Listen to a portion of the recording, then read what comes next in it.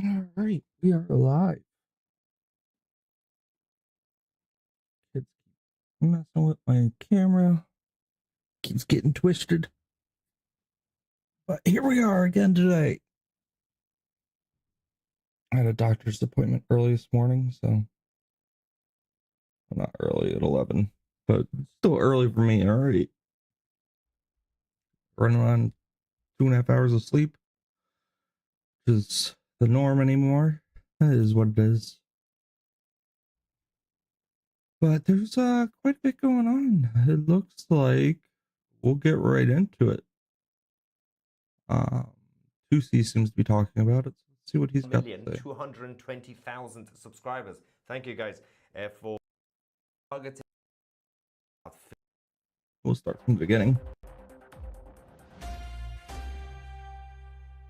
But it seems like Israel is starting to initiate attacks again We come to you guys with some more on breaking Gaza. news, this time coming from the Middle East, as the fighting resumes in Gaza despite the ceasefire. Why?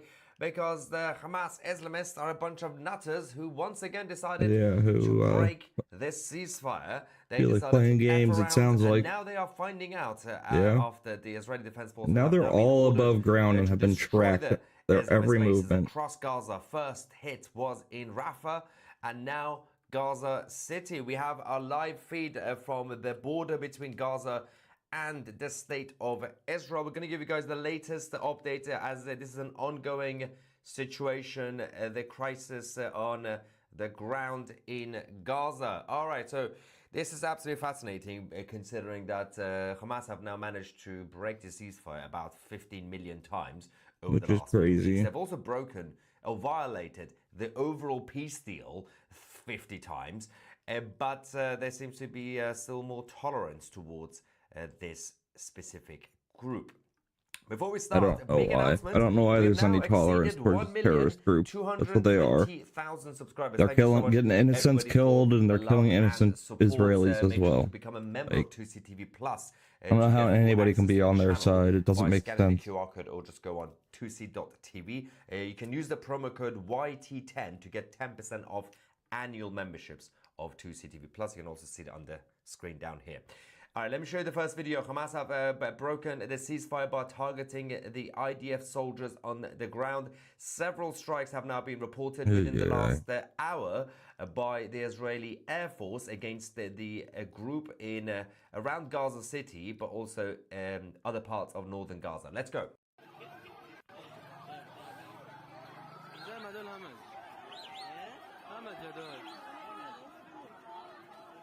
Once again.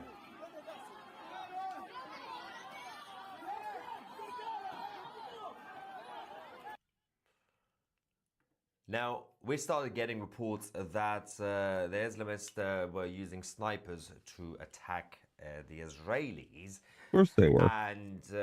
But this wasn't the only issue. The deal itself has been violated again because Hamas have orchestrated yet another publicity stunt, and they also thought that they could trick the Israelis by burying a body and then digging it out. I'm going to explain exactly what this means. It started with this. In Khan Yunis, yesterday and today, Hamas operatives were filmed entering a tunnel. Then they came out with a body, well, they claimed that they have a body of a hostage, okay? It started with this.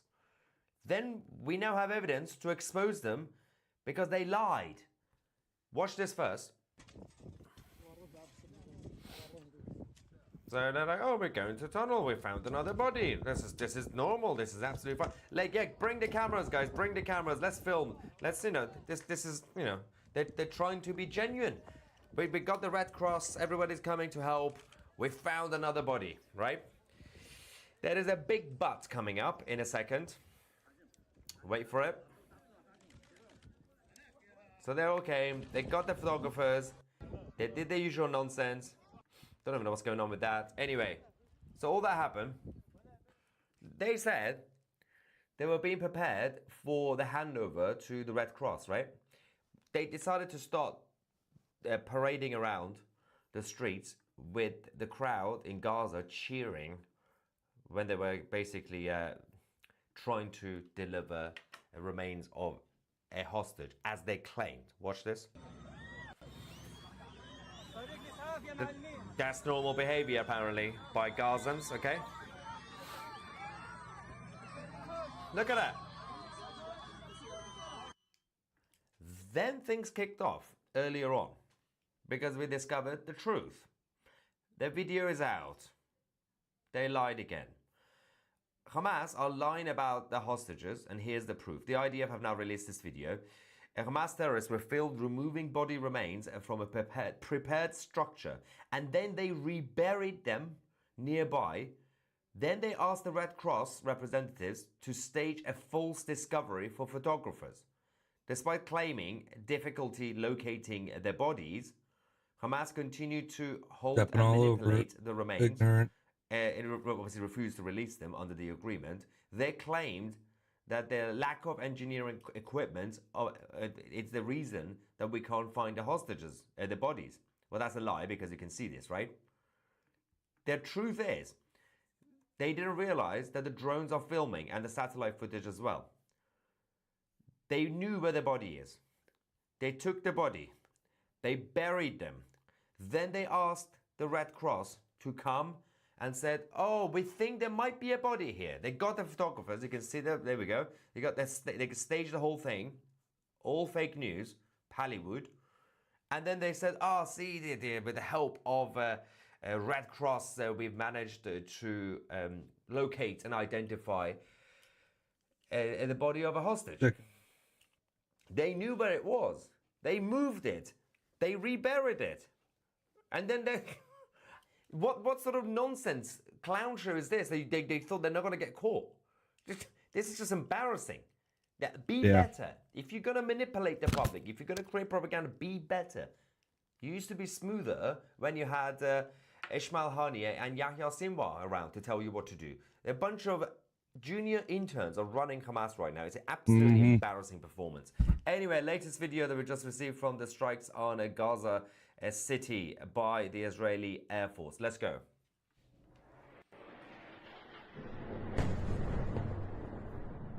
What's happening now?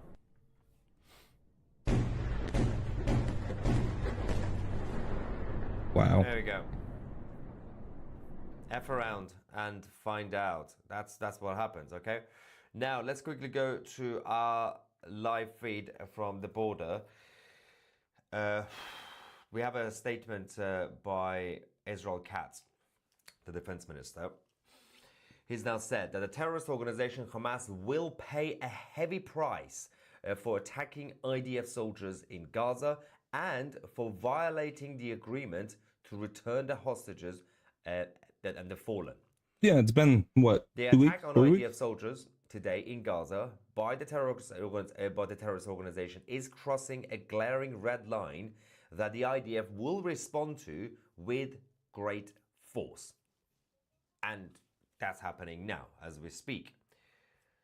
One thing is what they did again, and the Hamas side are saying that we don't know what you're talking about, everybody's happy, everybody's Playing fine, games. no IDF soldier has been attacked, basically gaslighting, right? That's not the biggest issue here. Now, first things first, actually we just received the latest video which shows the damages following the Israeli strikes on the courtyard of Al-Shifa Hospital. Remember Al-Shifa Hospital? Yeah, that's back. This is the same hospital that's apparently been destroyed about 15 times, and it's still standing.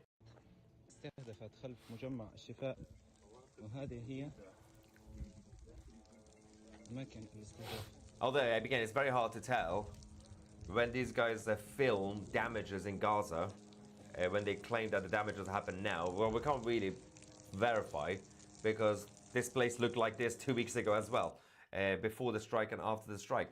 So, they say one thing, but, you can't really trust any of them. Now, let's talk about what Hamas are doing in retaliation. They have now announced that they are, in fact, postponing tonight's release of a hostage body that they claimed to have found earlier today. Remember the whole story, the fake story? It was in southern Gaza near Rafah. Yesterday, they knew where the body was. They moved it, they reburied it, then they got the Red Cross to come today to find it, and they said, "We found the body, guys. It wasn't easy, but Red Cross helped." Now they say we can't really return them. They knew what was going to happen. Welcome back. So Hamas have once again violated this. They are now blaming this on the Israeli Defense Forces for breaking the ceasefire. That's what Hamas are saying. What? The announcement came earlier by the Office of the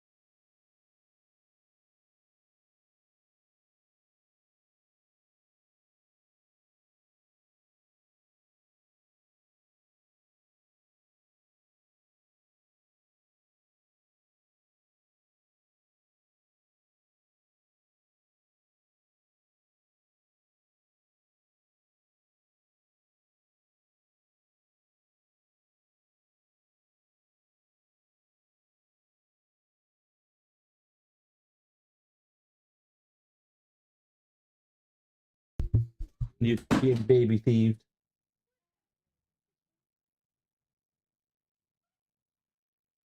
Out of her swing, buddy. Okay.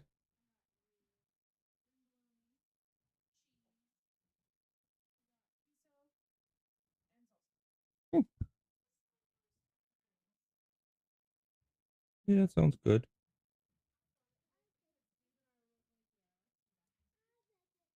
Hey, out of the swing. It's not made to hold you. You're too big. You gonna listen or are you making me count?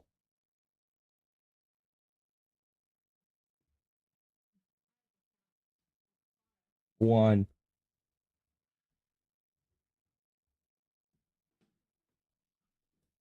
Your face okay? You got your teeth still.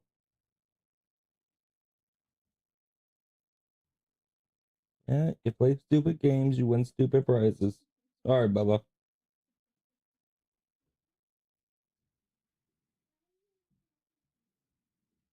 Because you whacked your face on the...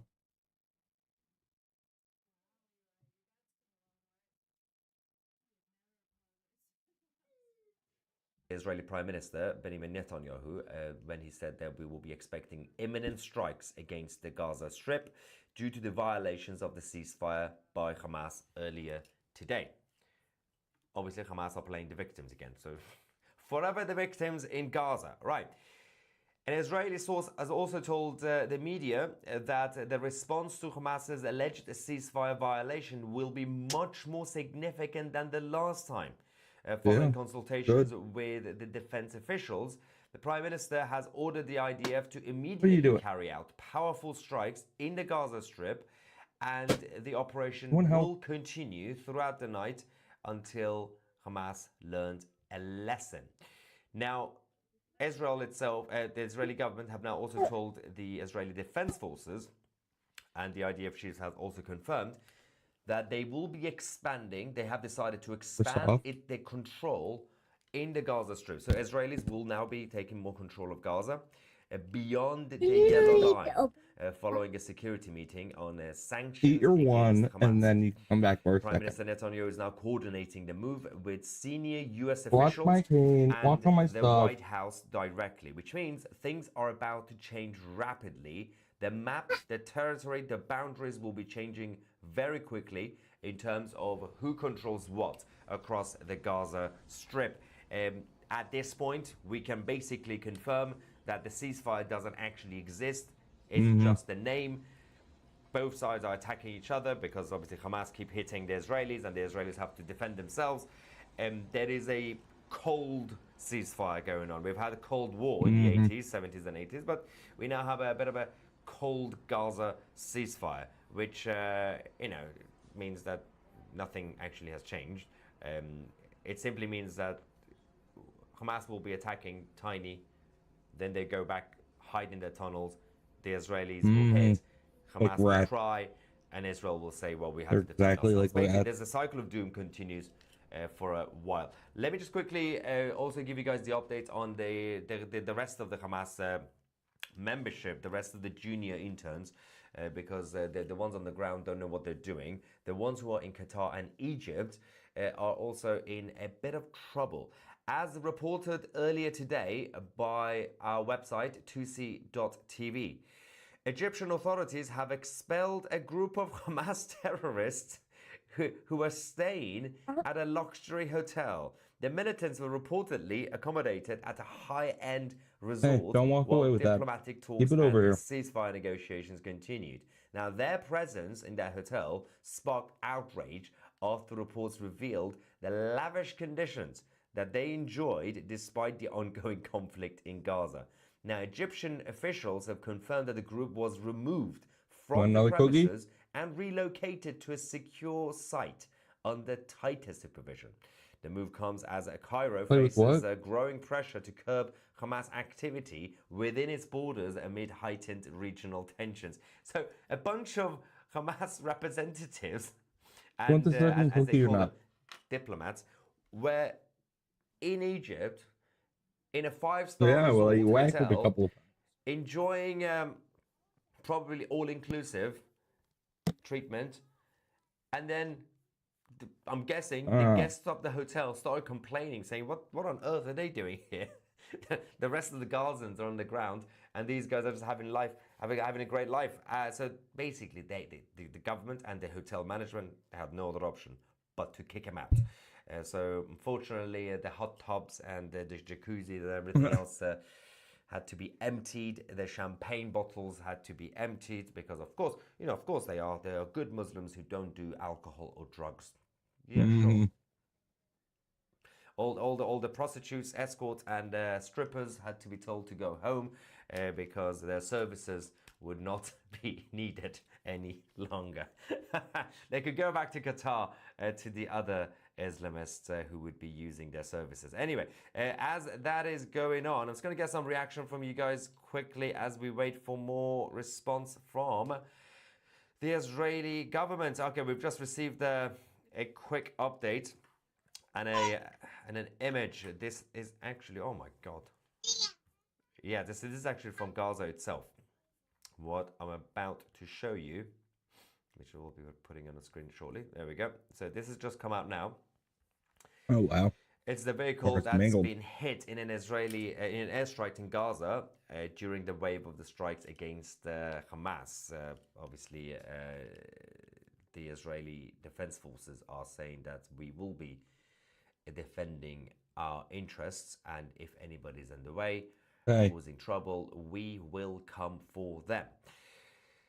Now, Eyal Zamir has also released a statement, the chief of staff to the Israeli Defense Forces. He has said Hamas committed to returning the remaining bodies of hostages, but it is breaking its commitment. We know well the nature of this organization, an organization built on terror, deception, and fraud. We will not remain silent about this. We will continue to act to return all are kidnapped for burial. This is our moral and ethical duty. If Hamas does not fulfill its commitment, it will bear responsibility and pay a heavy price. We will continue to act with strength, faith, and responsibility. Many challenges still await us. The war is not over yet. That's the confirmation from the head of the IDF. Hamas have also now denied any role in the Rafah shooting, stating that they have no connection. They don't know what anybody's talking about. Nobody was shot. Nobody attacked the Israeli soldiers. And I'm assuming that the IDF soldiers are just basically faking injury, according to the Hamas weirdos. All right, while we're here, let's get some reaction as well. Carter says, goodbye to Hamas. Not nice knowing you. Yep, I agree. And PC says, Maya, we are something back. We are AM back in woke UK from beautiful Texas. Oh, we're back in the UK, woke UK. And it's even more woke than we left it on the 9th of September. It gets worse every day, PC. Daniel says, at least I fit in a trip to Italy. Have you gone to Italy? All right. Well, Daniel has been serving in the IDF, and now he's taking a break. The moment he decided to go to Italy, things have been kicking off. So maybe your presence will help. Go back to Gaza, Daniel. All right. Let's get some non-super chats as well. We got some people cheering in on the IDF, saying IDF, IDF. Do we have anyone from the other side? Do we have any Palestinian supporters? That's going to be fun. Any trolls? No? Okay. Seems largely peaceful in the live chat tonight. We usually have a couple of trolls and SMS. Yeah, right. Anyway, what is it? Sadistic Atheist says, 2C2B, they all claim to be so devout, yet I grew up with many young Muslims that drank alcohol and dated outside of their faith. Yeah, but yeah, I mean, surprise, surprise. Considering that the Islamic ideology and the cult has been telling people to do this since the 7th century, and they still do that, it's because the order wasn't really for you to do good things. Because Islam teaches you that this world is bad. This is a terrible place. You basically wait for the next life, right? You can do bad things here, as long as you get to do the good things there. Just do jihad and you'll be fine, basically. Well, that's why a huge chunk of the young Muslims drink alcohol, they do drugs, they do prostitution, they groom girls, they do everything that they're not supposed to be doing. But they don't eat bacon. Bacon is the red line. I love how everything could happen, but bacon sandwich, that can't happen. Oh dear God. Anyway, let's get some here. Daniel is back. Trip is already over. Back to things on Sunday. Oh, you've been back since Sunday then. Brilliant. All right. Well, in that case, I'm going to blame you, Daniel, for the ceasefire being broken. Your presence there is causing chaos. BG says the government shutdown ends when Big Mama and the EBT Twinkie Brigade takes to the streets. That is a very niche reference to the situation in Washington, D.C. Okay. Vivian says Tommy. So basically, we have a bunch of people in the live chat. Half the people are talking about the government shutdown in the US. Half the people are talking about Tommy Robinson in the UK. And I'm still trying to focus on Gaza. Everything's going fine. Everything's going fine. Yeah, did they ever get a sentence for yeah, I mean, we just have a bunch of ADHD kids watching this live stream right now who can't focus. Stay on topic. It's very difficult, right? So much going on in the world. Someone says Israel is not defending itself. Rather, they are fighting back. And that's not a wrong description they should use. They need to change that narrative. And who knows? Maybe things will change too. Now, the thing is, those who are anti-Zionist and anti-Semitic, you can't really change their mind based on that. They're always going to be hating the Jews, regardless. But I still agree, obviously, in terms of the rephrasing it. The Israeli PR has been absolutely terrible, considering that the Jews are supposed to be controlling the media and the weather, and they've been very, very bad at actually controlling the media. They need to be slightly better at PR. Islam waits. Fine. What? That's not how you spell it. That's terrible. Anyways. What are you doing wrapped up in that blanket? I think it's some sort of joke I don't get. Anyway. Okay. Stay on topic, guys. Stay on topic. You can do. I have faith. Come on.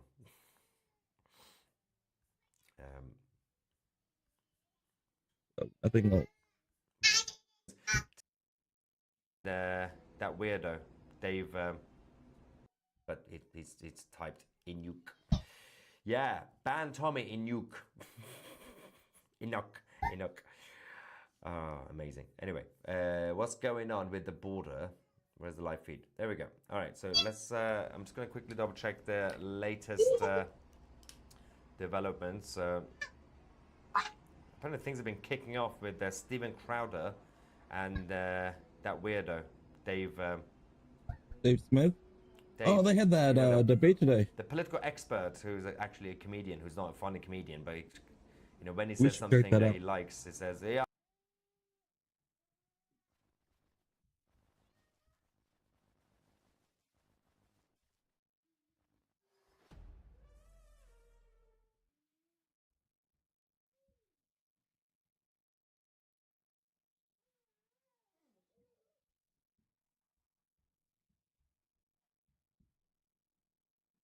Snake, snake, I hit no.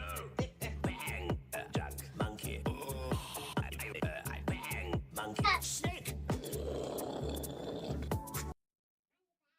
We've managed to finally get our schedules in line. Hopefully, it's an enjoyable and productive conversation. I actually agree with him on a whole lot more than I disagree. You've been asking for it. He'll be on in a little bit, and before that, we're introducing a segment that isn't. I guess it's unofficially titled "Try Not to Become Okay, Racist." buddy. Take it down to a two. Because we're going to get through Snap and the searches, the queries. They're in "Try Not to Become Racist." And I warn you, the intro today, it's kind of its own thing. It's a flyer. We can explain it later, but we don't necessarily have to. And on with the show.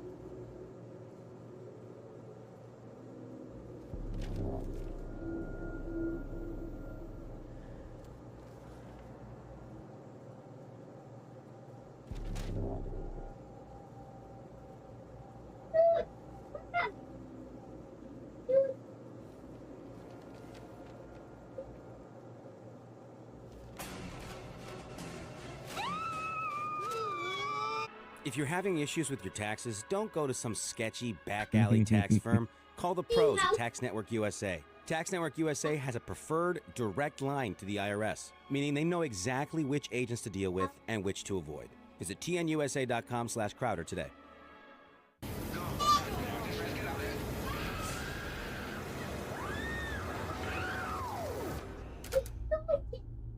I don't know what it is, but there is something strange going on in that house. There was something going on in that house that involved energies that I didn't understand. Yeah, well, I've been brought in on a few of these, was told it was your basic one of the mill hunting, poltergeist, spooky spectacle, yeah. But my experience was anything but common. It started with heard noises in the back, and then I was visited by a spirit, a forward spirit named Becky. I wouldn't say she was particularly attractive ghost, maybe like 5, maybe 6 on a good night, but she offered me a hand job. Of course I can't say no. If you were offered a proper hand job from a ghost, you'd say yeah too, wouldn't you? If only for the novelty of it. The worst part is when I did finish, she was surprisingly skilled. I did make a mess in the front of my pants. And after that, that was all I was known for. Like, I'd never done or accomplished anything else, I'd say, oh, hey, for the rest of the shoot, there goes Mr. Pants. Or, hey, Alan, you your pants recently. I'd already read up something about poltergeists, so I knew that this type of experience with similar things happening has been logged for hundreds of years. That's all I was known for. I have other facets to me. I like to have a bath. I like a good curry. Yeah, I'm a professor. I'm tenured. After that, it's like none of that even existed. And then we had questions at school. Some kids coming round the house shouting outside the window. Hey, stay away from Alan. His pants are filled with ectoplasm. Look, I'm not saying it's right or wrong. Until you've walked a mile in my pants, maybe don't pass judgment, because you've got to face yourself long and hard in that mirror every morning. And can you tell yourself in 100% honesty, yeah, I'm the guy who would say no to a job from a middling ghost. We're all humans. We're all people. Some of us are dead. But after all is said and done, I still do, you know, often sit and wonder about Becky. I told him my name was Becky.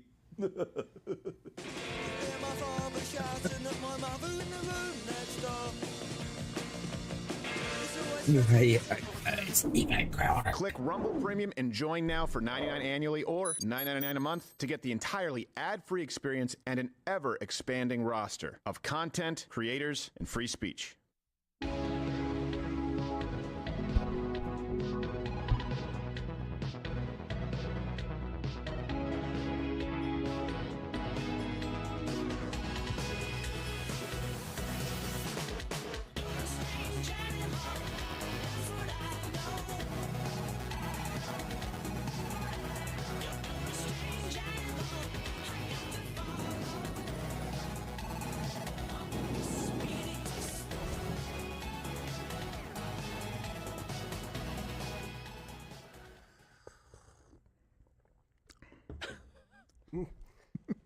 I apologize right off the bat.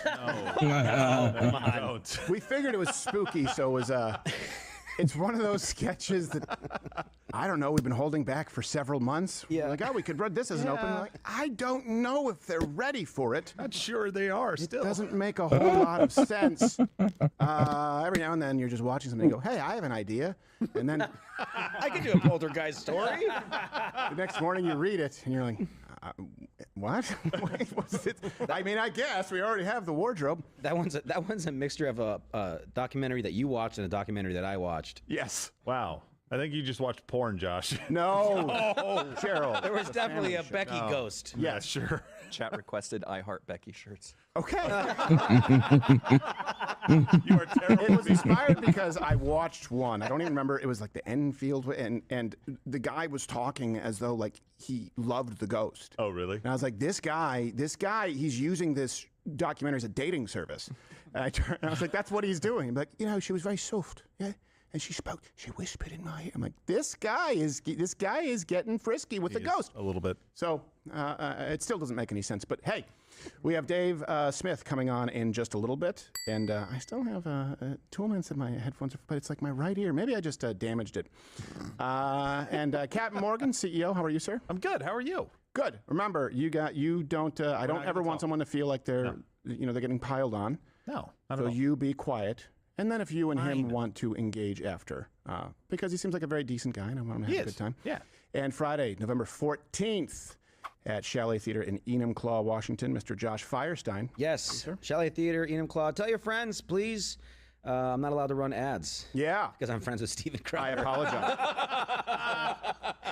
apologize. When people go cry censorship, like I only said that, Hitler only killed like 400 Jews, and they said that was shocking. I go, yeah, well, I literally can't run an ad for Change My Mind. It's true. Yes. They say that even the ones where they were friendly, that's considered shocking and offensive. So we are not allowed to run ads on Change My Mind. Tell me again that big tech is softening up. All right. have a little bit to get to, but first, Zoran Mamdani. Yeah, that guy. He released a new ad featuring, it's kind of like jumbo shrimp, forgive the comparison.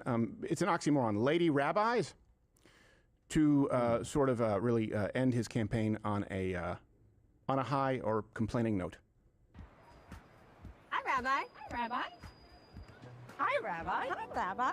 Hi, Rabbi. Hi. We're among the thousands of Jewish New Yorkers who've been out door knocking and phone banking to elect Zoran Mamdani. We're also rabbis. We know Zoran will fight to Now I see why I was instructed to not watch this. Because I already had enough of a problem with lady rabbis. Yeah, I mean, that's...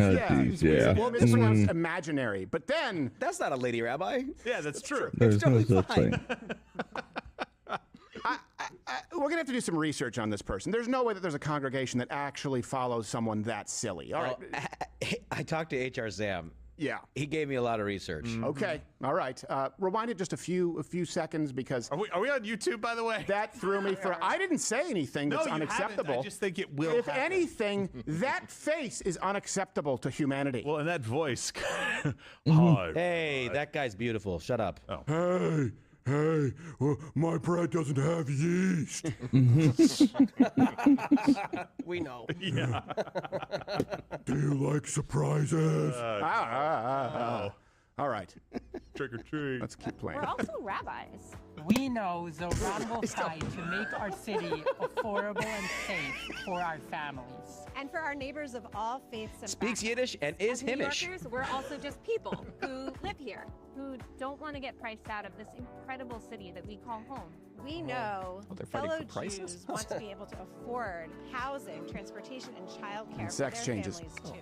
As Jews, as rabbis, as New Yorkers, we believe that all people deserve to Pause. Look. Okay, you're a guy who claims you're a woman, whatever. I don't agree with it, and I think it's silly that as a society we have to revolve around this. But like the balding and then the weird voice, it sounds like this person is, and I'm sure someone will call me on it if this person is mentally handicapped in some way. Maybe, it could be. Like, I think maybe because Jews want Already to. is. Well, then in that case, Now- don't make them a rabbi. we might be out of line here. Well, technically not a rabbi. Okay. Actually, HR Sam let me know. He was pretty He heated. did. Yeah. I hate all the things. Let's go. Zoran agrees. But let's get real. This isn't Is he only pregnant? about belief. It's about action. So let's build a flourishing city. Together, let's elect Zoran.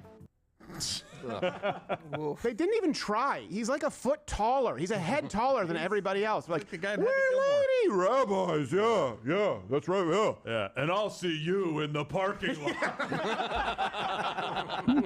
It's that guy. Oh, you can count. I'm gonna go to the holy whip. Oh my God! You think those campaign shirts are unisex? That's a good. They have to be. Come on. They I don't know. have to be. So long as it's the right dry blend. Oh wait, I don't know if they're allowed to wear those fabrics. I don't know. I'm not really up to date on the law. Can you guys see my nipples through this? Yeah. Perfect. Sorry. There's a bowl of manna with my name on it. It's funny that when you're doing this voice, you do a more manly voice than your normal voice. Yeah, well, that's not hard to do. Like a caricature of a. Well, this rabbi, this lady non-rabbi, has a more manly voice than I. It's just so obviously a dude that it's scaring the children.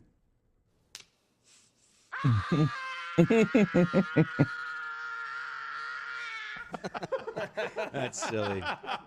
Would you like a little backstory from HR Sam? Yes. So apparently this guy is the son of a very renowned rabbi in charge of some Orthodox church. Oh, look, you guys got it. There you go. The son of a big rabbi of Orthodox church said that didn't believe in God, then said, okay, we'll deal with that. Then eventually said, I want to be a woman. Said, no, hung up the phone, never talk again. Not a rabbi anymore, not allowed to be one. Okay. And is just out here. Also, was married, had kids, gone, didn't care. Oh, yeah. The kids are still there. Wearing lipstick is, well, the kids are alive. Yeah. They're So not that with him. person in the ad is not still a rabbi. No. So it's kind of like a non-denominational church. We can just call yourself a pastor. That's Okay. the affiliation. Not Orthodox for sure. Right. So Yeah. Sam was very clear. So even the Jews have the same problem we do with like the mega churches. They have the mega synagogues. They basically do, and they just do. They have a Joel Osteen? This may be the closest. That might be it. Well, he was pretty close to them. He was hiding cash and gold in the walls, so he's halfway there. This is Jane Osteen. I don't know. All I know is he used to go by Saul. Now he goes by Paul. Okay. Oh, come on. It's Joel O. Silverstein. Did I get that right with Bird. Saul and Yeah, Paul? you did. Oh, okay, Yes. nice. I nailed it. Hey, you know how sometimes people send you send the shows money? Yeah. You know, like a lot of people do that. I love that. Yeah. Yeah. But we don't do that. Oh. Here's my QR code. We send you money. Time for reverse super chat. And the folks at Perplexity AI are giving back. So they just did reverse super chat. 50 free Rumble premium subscriptions were just gifted. Send us your post on X or Instagram if you just received them. You can go to pplx.ai/Crowder. It's a web browser. Uses, I think it's called Comet. Uses it. Well, we've been using it actually for research. It's incredibly effective. They just sent out 50 free subscriptions. Thank you, Perplexity AI, and you can thank them in the parking lot. This has been Reverse Super Chat. As you get your schnitzel cut. What? We moved on from the Jew. Well, Yeah, we moved on from that circumcision enthusiast. Yeah, come on, Gerald. Get with it. I am. I'm here. By the way, that rabbi, fully circumcised. I can imagine, yes. The whole thing. It was a 14-procedure operation. Oh, wow. Yeah. So, I guess, well, the first part of the circumcision, we have that in common. Oh. Yeah, and French Canadians don't get circumcised. Hey, question of the day. Are you circumcised? Discussion. You know what? No, question to the men. Are you circumcised? And question to the ladies, does one or the other weird you out? Nominate your favorite if you've got to pick, it's like the honeymoon, opening up what's under the tree, and like, it's a tree ring. Yeah, do you like the sleeve or no? Yeah. You like to go sleeveless? Yeah. Or sleeved? Ugh, this is a weird conversation. You want it to be in early Marine, early Navy, leather neck, where it's still going, or do you want it to? Dave's like, oh, my internet's out. I can't be on the show. Oh, come on. He's a comedian. He'll have fun with it. I bet you he's circumcised. All right. I hope. Yeah. I don't know. I'll ask him. All Jews, so, right? this next segment, I wanted to have a stinger, but we don't have one. So I'm going to unofficially title it, Try Not to Become Racist. The government is still shut down. By the way, question, does anyone care about that? I don't think people really It is? do. No. Few people care about that. I know some people are affected, but as a general rule, we were told it would be the apocalypse. It's not. SNAP is still out, and people are getting more and more angry. If lawmakers do not reach a deal to fund the government, SNAP cards may not get refilled on November 1st. Oh, wow. Yesterday, the USDA confirmed it will not tap into its contingency fund to cover benefits for next month. For the single mothers that got kids. Now, what can we Yo, do? We kids. can't to feed our kids. And who the they think celebrating these motherfucking holidays with no food stamps? Y'all better stay the out of my way in these stores. I'm walking out Okay. with carts and I'm not paying for shit. And to the girls that's excited that SNAP EBT food stamps What a is fake getting wig. cut, I guarantee you that one of your friends depends on that.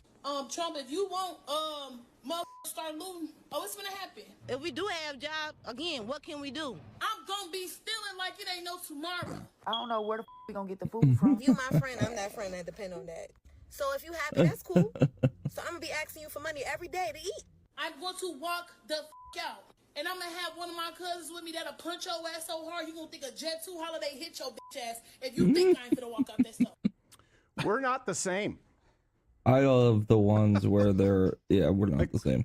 I love the ones where they're saying they're gonna come to your house and steal your food and rob your pantries, yada yada yada. And it just made me think, oh wow, Black Deaths are gonna get really high on November 1st, aren't they? There's a lot of people that have guns and will not put up with that crap. We live in two very different worlds. At no point would would the jumping off point for me be, clearly I shouldn't have to pay for my own food, and so the only solution to a temporary halt in said free food is to bring my criminal cousin to commit battery against you. Because you didn't get out of the way. Yeah. Right. This is what looks like a that was a decent wide load apartment, by the way. already. If you look behind her, she looks fine. My word. And the problem is, by the way, the left has been, they've been trying to curry favor with these people to buy their votes, right? The 40+% who pay nothing in federal income taxes. And then there are working class Americans who are now getting pissed. This is how the Democrat Party lost that segment of Americans, because they have no sympathy for people talking that way, even though they would be in the same class, more or less. You want to pay for that? And if through no fault of your own, the government shuts down and they don't continue to receive your taxpayer-funded benefits, they may assault you? Well, today marks the 28th day of this government shutdown, and things are starting to get scary out there. There you go.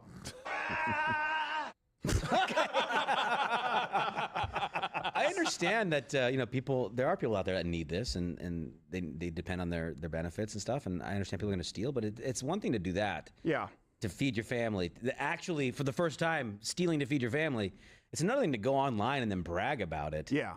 And make a threat, like a violent threat, like you better get out of my way, or my cousin. Which, by the way, did you even ask your cousin yet? Did he agree to this? Yeah, exactly. Who is his cousin? Why don't you have a boyfriend? It sounds like a woman getting a guy into a fight that he didn't choose again. You said I do what? Shit. That never happened. This is just, look, and yeah, some people do, but I'll be honest, very, very few. Very, very few. I was talking about with Johnny Boy. I was like, yeah, dude, if I was one of these people that was disabled and couldn't work, yeah, I get it. I'd be out there Wait a second. If I can't walk, I'm probably not gonna be stealing shit. That's right. No. Yeah. If I'm disabled, yeah, I probably wouldn't be that good of a cat burglar. No. Quite the quandary. Maybe Don't I walk should stop around very lying. quietly. Maybe I should become a productive, functioning member of society. You know, like everyone in every society up until now. But I know people say, hey, that's racist. So here's a question. Who's really most mad about this? Download the Rumble app, by the way. Follow me there. That's the best way to stay in touch, because we can't actually make our notifications work on YouTube. Change My Mind is shocking and violent. But on Rumble, you get notified when we are live. Who is upset? Well, certainly non-citizens. 1.5 million non-citizens collected about $4.2 billion worth of SNAP benefits. That's unreal. And then an additional 2.2 million anchor babies collect SNAP. So those people are pretty mad. There you go. And then a next group of people. Oh, boy. I'm just going to say, I don't even want to say uneducated. I'll say people, I don't even want to say they type shorthand. Stuff? People who use improper grammar in search engines. Is that okay? Is that okay? Is that okay? Try not to think I'm racist. So search results, and you just start it.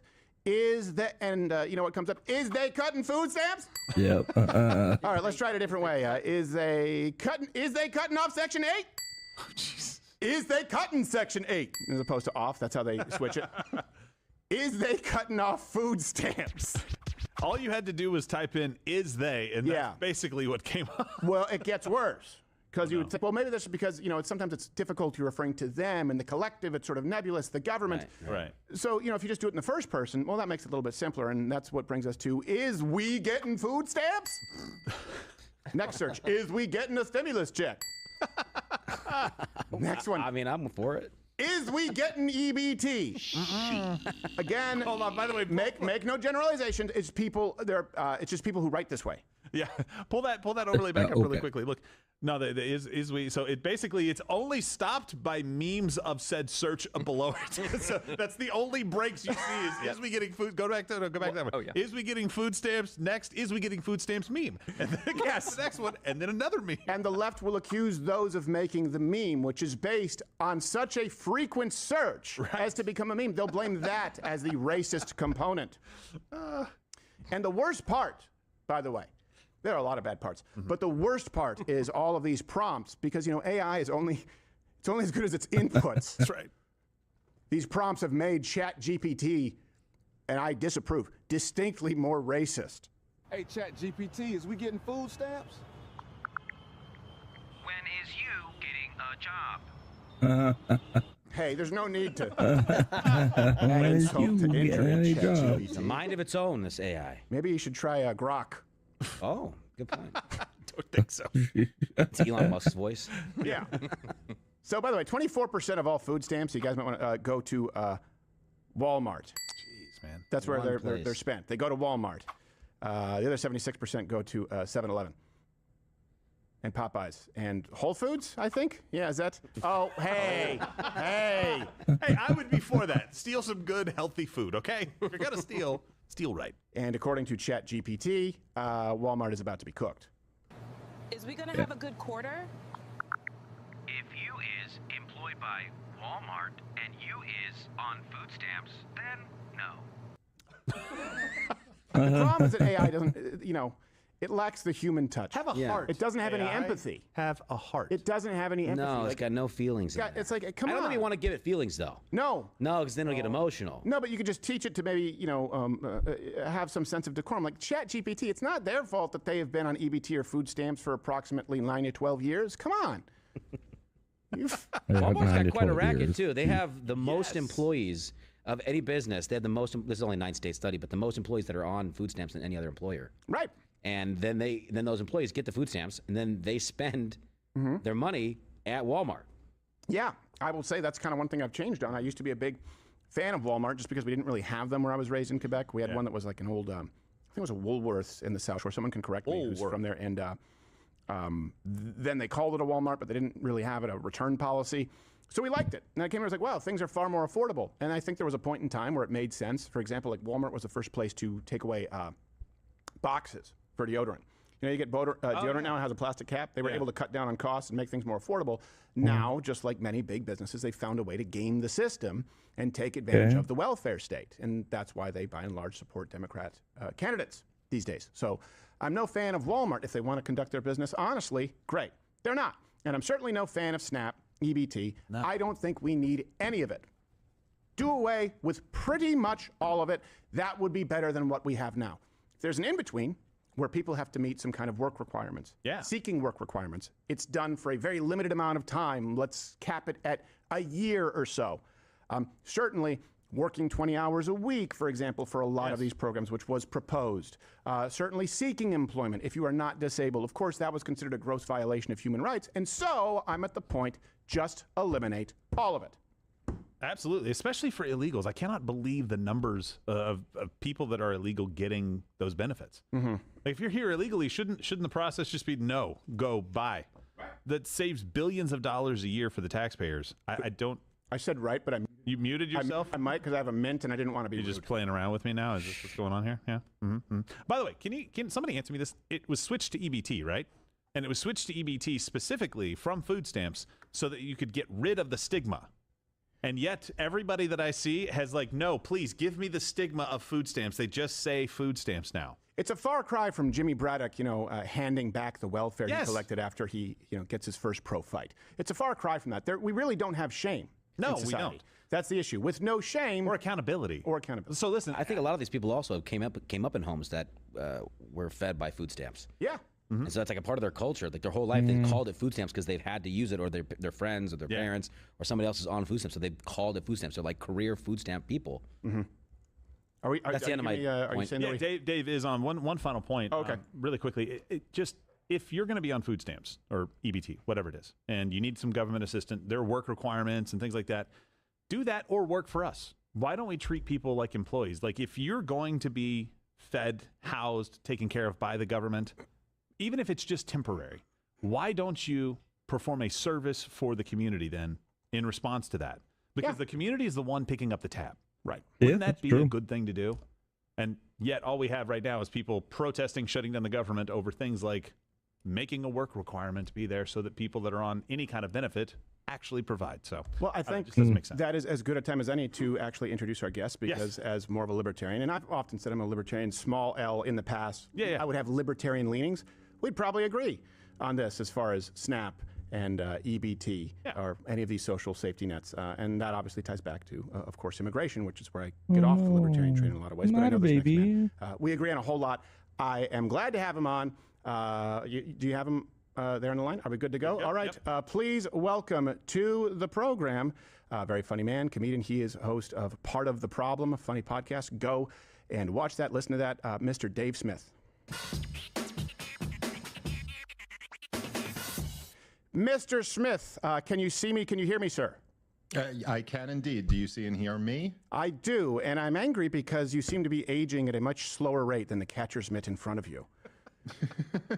Is that true? Yeah, it is. You got that thick head of black hair, and it's like every day I wake up and I have a new wrinkle. So you and John Stossel, adrenochrome, we don't need to talk about it.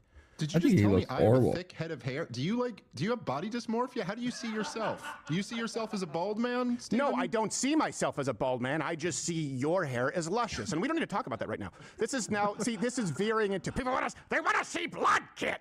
But look, Dave, did I miss anything as far as like plugs or their upcoming shows? I know your podcast, your X. What's the best place for people to go find you? No, all that stuff's good. ComicDaveSmith.com is my website if people want to go check that out. But all that was good. Okay, well, and I'm very glad that we've had you on the show. I know you had some scheduling issues, and I just want to set the stage here for a little bit, and then I want to give you the floor. Look, I think here's the reason that you're on the show. For people who don't know, this goes back several months. I think that you and I agree on a whole lot more than we disagree, which is why I was surprised at some of your takes. For example, like I think on foreign aid, and you can correct me if I'm wrong on any of this or you disagree, I don't think we should be providing foreign aid to anybody, Israel included, as well as all the surrounding nations. I think we fund all sides of this war. I think we do that a whole lot. Stop all of it. Let the chips fall where they may. I agree with you that no one should have secret nukes. I think that Israel's nukes are so secret that Dave Smith and Stephen Crowder can talk about it on a podcast, but I don't think that anyone should be able to have some kind of a different protocol on nukes. AIPAC, I've said they should go screw themselves with a wire brush. I don't like any lobbying group that acts outside of America's interests. I think we would agree on most of that. And as I understand it, you're pro-life. You've talked about that. I know when we test called, you have a cute little guy about the same age as mine, and I think that fundamentally changes you. All of these things, we'd be aligned. This is why I'm such a universe apart, where when I invited you on the show, where you called for impeaching President Trump. That's definitely a divergence, and I don't see how that's better for America or the movement if we agree on so much. Could you, the floor is yours, sir. Okay, well, yeah, I think I certainly would agree with you on all the things that you outlined there. But I think I would go a bit further and say that not only am I very critical of the foreign aid to Israel or critical of AIPAC, but I'm also very critical of the neoconservatives who are essentially, a core constituency in the Israel lobby. I'm very critical of the Republican Party that essentially allowed the neocons to become the drivers of U.S. foreign policy in the George W. Bush administration, and many people who still have those same tendencies. I mean, the Mark Levins and Ted Cruzes and people like that, well, maybe not officially, technically neocons, certainly are in effect no different from them. And so in terms of, one of the things in terms of me calling for Trump's impeachment, one of the things that's interesting to me is that I got so many people as a response to that who essentially, were saying Ben Shapiro and Josh Hammer and all these guys criticizing me. Look at him. He's betrayed Donald Trump. All the neocons, Mark Levin, the never Trumpers. The original 2016 Never Trumpers. Like, I still remember that copy of National Review. I'm sure you do too. They all said, but no, look, to me, I don't have any loyalty to any politician because I'm a free man in the United States of America. Sure. Donald Trump launched a war of choice, a war of aggression on behalf of a foreign country while we were in the middle of negotiations with said country. I thought it was an unbelievably reckless decision. Thankfully, you know what I mean? Yeah, at least for they weren't now, negotiating in good faith, you idiot. It didn't turn into a catastrophe like many of the other conflicts have. And Trump deserves certainly a good portion of the credit for that. But no, I don't take that back at all. I am not. I believe that America should only fight wars when America is threatened, and I don't believe in this adventurism, which I think is absolutely crazy. Which continues under the Trump administration, continued under the Biden, and obviously the Obama and Bush administrations. I'm against all of this stuff. So yeah, I was loudly in opposition to the Iran war. Okay.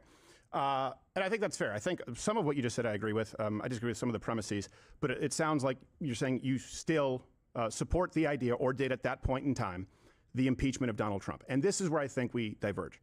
And I know that you've also pointed this out. And by the way, I think rightfully so. You're a libertarian, but you are not an open borders libertarian. You've talked about the need for borders, correct? Yes. Yeah. Because I always said, small L libertarianish, but I've always labeled myself conservative. I've never agreed with him on that. Were you ever at any point, like the Reason magazine sort of open borders approach to libertarianism?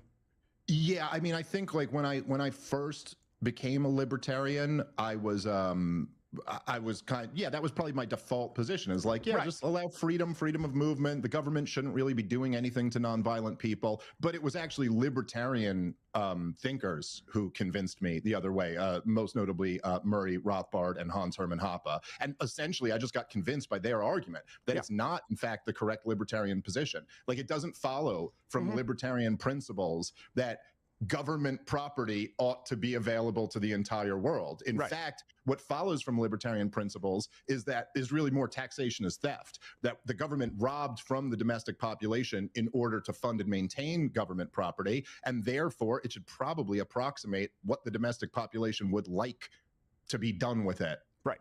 If that makes sense. I don't know that that's mainstream libertarianism, but I think that your view is the correct one, and I agree with you, to be clear. Listen, but I do want to... Can I just very quick just say that it is true that there are organizations like Cato and Reason and stuff like that that are more open borders. Yeah. But it's also true that Ron Paul, I think, is probably the most mainstream libertarian ever, and he completely agrees with border restrictions. So it's debatable what the mainstream libertarian position is. Okay, but I think yours is correct in that, because a lot of people see libertarians, and of course they see the foolishness that they see on a national voting with the Dems to keep the government shut down on top of it all. I also want to be clear too, to be as charitable as possible. I hate the word, but just to be as sincere as possible. There are people out there, and I know that you've appeared at TPUSA, and Charlie Kirk talked about this.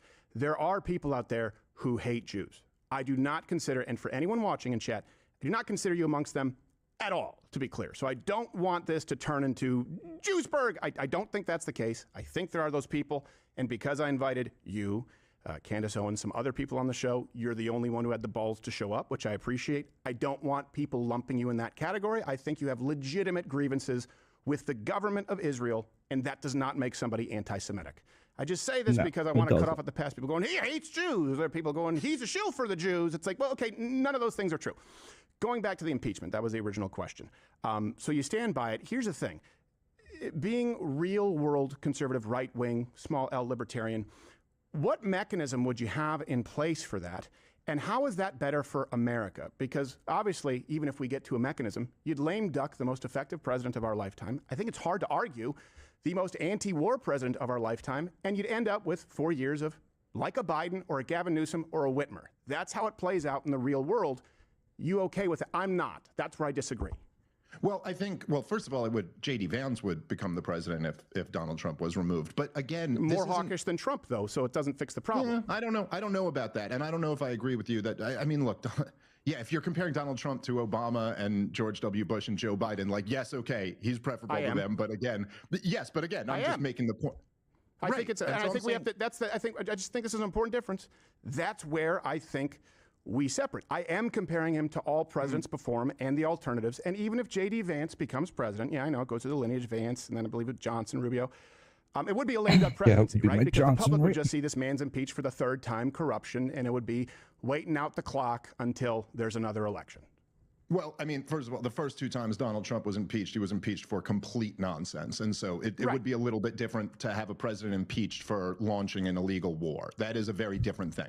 But I think the more important point here is that, look, obviously there's no mechanism for valid targets to have Donald Trump impeached. I'm not a member of Congress who's introducing articles of impeachment. I'm a commentator who was on record supporting Donald Trump in 2024. And so when the war first broke out, what I was doing was saying in the loudest possible way that there's a huge group of people here who supported you, who are not only upset about this, but are repudiating everything about you, are criticizing you in the strongest possible language. Now, I am one of, in terms of like the Trump base of influential support, I'm one of the smaller members who was criticizing him. I mean, he had Steve Bannon and Tucker Carlson and Candace Owens and even Charlie Kirk, who didn't exactly criticize him, but certainly was critical of the idea of getting into a regime change war with Iran. And I felt like at the time, like, but did they call for impeachment and execution?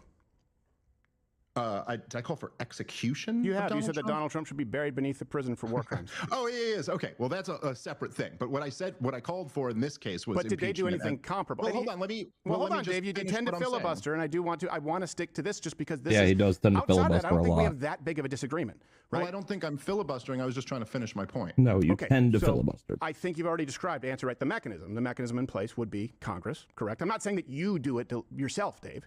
But like you said, you were using an influential platform. There were some other people, and largely the left, who were calling for impeachment. I like so that Steve's keeping it in line. by it. And look, But the Dave's getting real pissed that he's not allowed to just fallout go of on that and on and on. It's far worse for the Great. United States and for the Keep America, Make America Great, America First movement.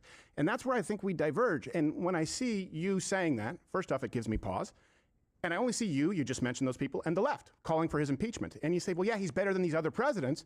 Okay, so what would be better if you're calling for the impeachment?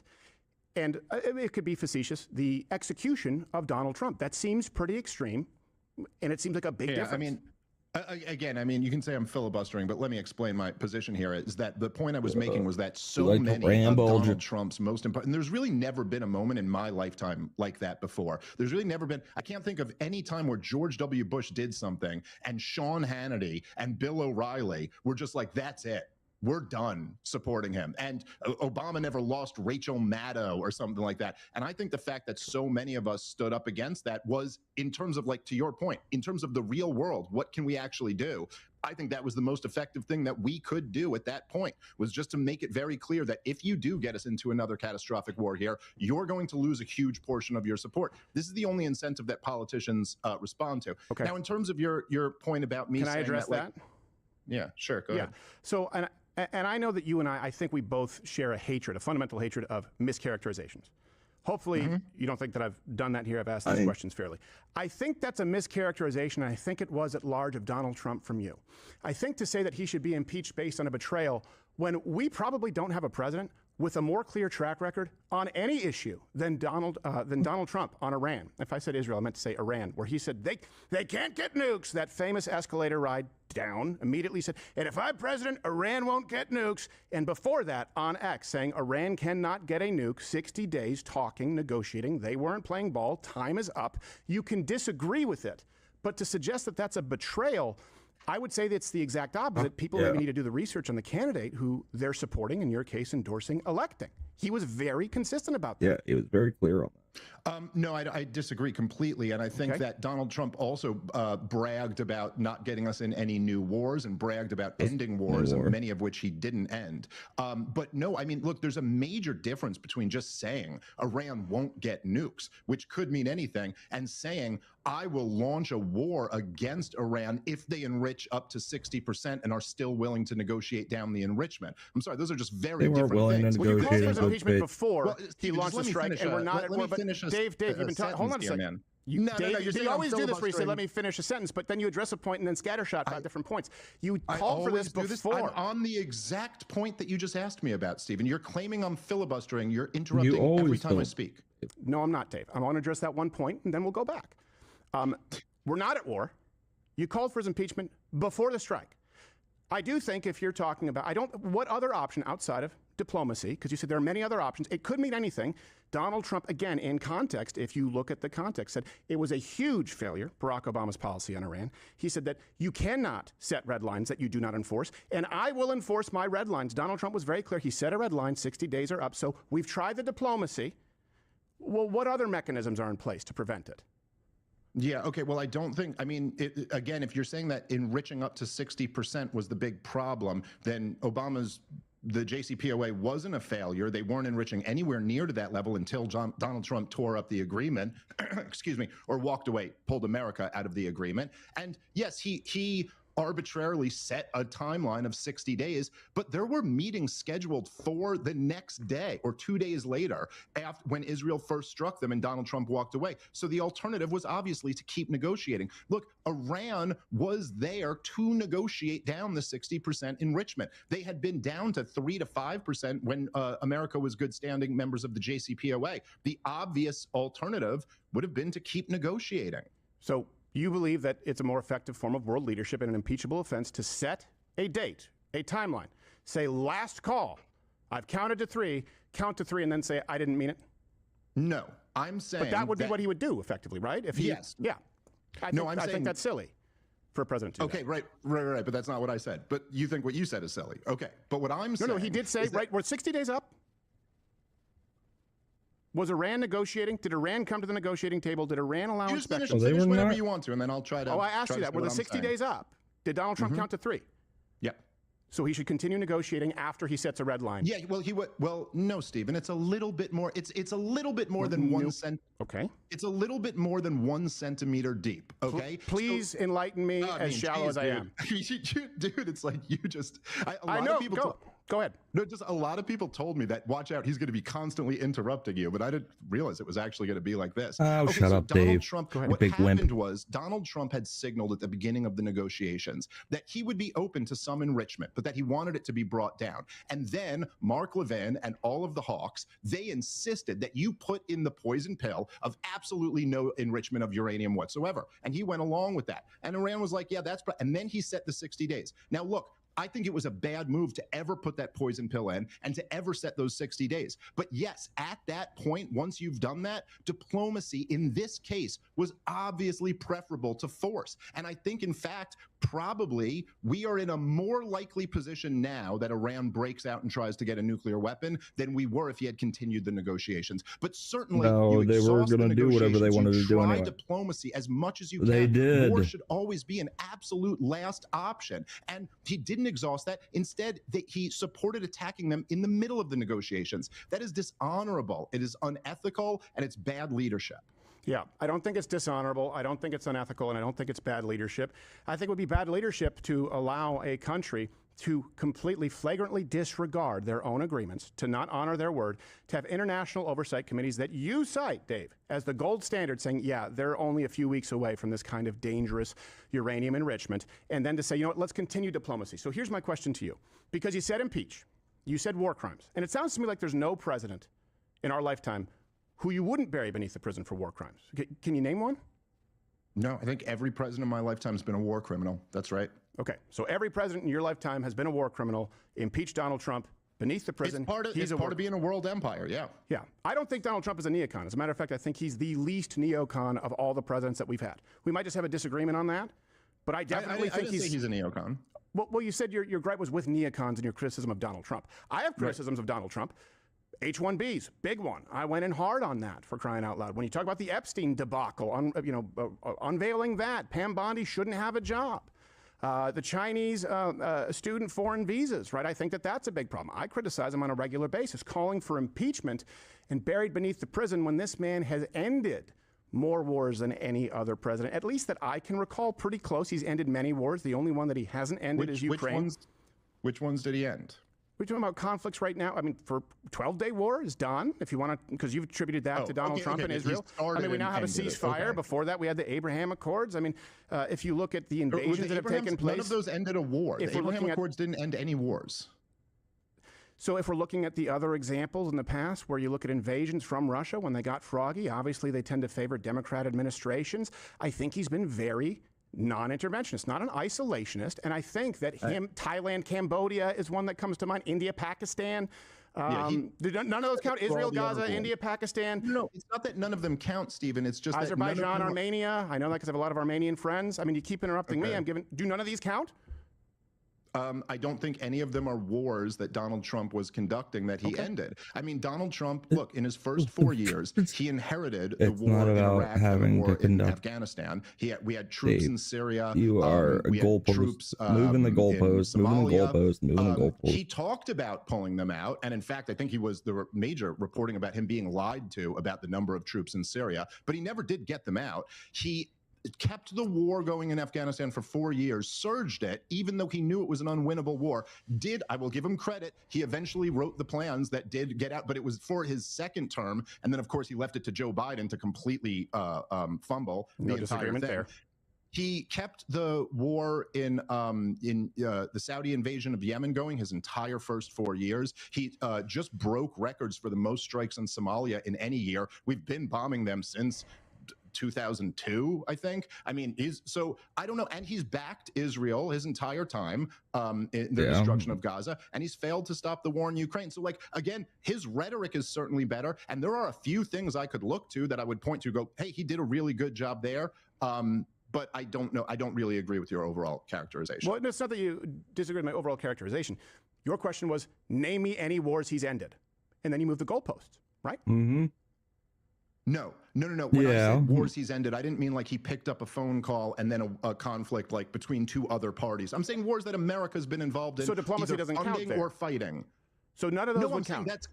No, I'm not saying it doesn't count. I'm saying it's not exactly a war he ended. Well, I want to have this conversation in good faith. And if you say, name me any wars he's ended, and I go, okay, Thailand, Cambodia, Israel, Gaza, ceasefire, Armenia, Azerbaijan, you could argue, hold on a second. You could argue that Yemen, really a proxy war with Iran, which kind of brings us back to the initial point. It's certainly more than other presidents. So picking up the phone and engaging in diplomacy, which I thought you would be supportive of, he's done it more than other presidents. And I would say he's set apart pretty significantly, which is why I don't want to impeach him. I don't think that would make America stronger, more effective. I think it would make us weaker. That's really the crux of this. I think he's better than other presidents. I think he's the most effective president of our lifetime. And I don't think it's an impeachable offense. He asked me which wars did he end. And he's willing to talk with people, which is great. Well, it's again not okay. Look, if you're talking about the war between Israel, if you can call it a war, Israel's destruction of Gaza, yes, after funding and facilitating the whole thing for his entire second term of his presidency, he's gotten a very don't start a war then if you don't want to get your place turned to rubble. Right now. How about that? Yes, as I've said on my show and said publicly, I give him credit for that. That part was better. The funding it for the his entire presidency, which you seem to agree with, that part was wrong. I agree with the funding of it, you're saying? No, I said which you already said. Oh, yeah, I agree with you. Yes, sorry. You agree with me. No, on Dave, that. I'm just making. Yeah, I agree with you. Yeah. So okay. You and I share that same common ground, but I just think it's important. Okay. Dave, you said interrupting. I've got a timer clock going. I don't think you're going to like the way it looks. Okay. All right, so I was listing the other examples of Donald Trump being a non-interventionist in comparison to Biden, for example. Even just using your example there, talk about funding the war, Israel, Gaza. Ceasefire's pretty damn quick into Donald Trump's presidency. And I'm not saying it's perfect. I think it's better than no ceasefire. I think picking up the phone and ending conflicts is better than not, but we still find ourselves at the intersect of impeachment. And so, let's move on, you stand by it. I believe that the impeachment, which you called for before the surgical strike on Iranian enrichment facilities, was based on him starting another illegal baseless war, right? That would be the reason for it? Yeah, sure. A war of choice, a war of aggression, an illegal war. The Constitution is very clear. You need Congress to declare a war. Every single war since World War II has been illegal. We weren't declaring a war. We're committing a strikes. They pose no threat to us. Yes, they do. So now they have an ICBM. But I also understand that you're consistent, and I do appreciate it. You think that every war since World War II is illegal, every military strike, and every president is a war criminal who should be executed. I don't think that's realistic. And if you look at the War Powers Act, it delegates the authority exclusively to the president to make that kind of a call, and they have the right to withdraw. Yeah, well, I mean, look, again, to be clear, I'm not arguing that that's realistic, but in the same sense that, like, you might say there should be no abortions. And I could respond to you and say, hey, that's not realistic. And that is true. It's not realistic that at any point soon in the United States of America, there'll be no abortions. But that's what's right. And so I'm just staking out my claim of what I believe is right. Right. I don't believe so your claim is morally, you would like to see him impeached? I mean, morally, I think it's immoral to launch wars of aggression and choice, is what I mean. Number one, it wasn't a war; it was a tactical But then you strike. think that would be unconstitutional whatever. in an illegal war. Obviously, the Supreme Court disagrees. Obviously, every other president who was far more hawkish disagrees. And obviously, even right now, when you're talking about Democrats who love, I wish you and I, come on, you got to agree with this. I wish you and I had a passion for anything as much as these people have a passion for trying to impeach your political theater against Donald Trump. And that didn't really even gain any steam.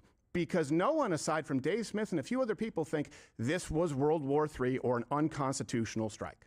When did I say it was World War III, Stephen? You talked about escalating this again back on social media, saying this could lead us into World War III. That's why you wanted to impeach When did I say? Please show my specific quote about World War III and what I said. I will find it and I can provide it publicly. No, because I hear a lot of people saying this to me, but I don't remember saying it. So Okay. what did I? When did I say You didn't think it was going to escalate global conflict?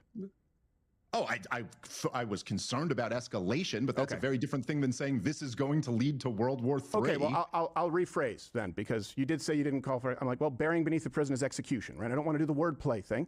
If you didn't say World War III, I apologize. It would be other people. I'll clarify that. No. I'm not listen. I'm not saying you are lying. I'm just pointing out I don't think I said that. Well, can we agree that was a tenor and tone for a lot of people let's calling find for it. impeaching Donald Trump? Escalation, global conflict, right? Yeah, there were a lot of people concerned about that. Yes, sure. exactly. Is that where we are?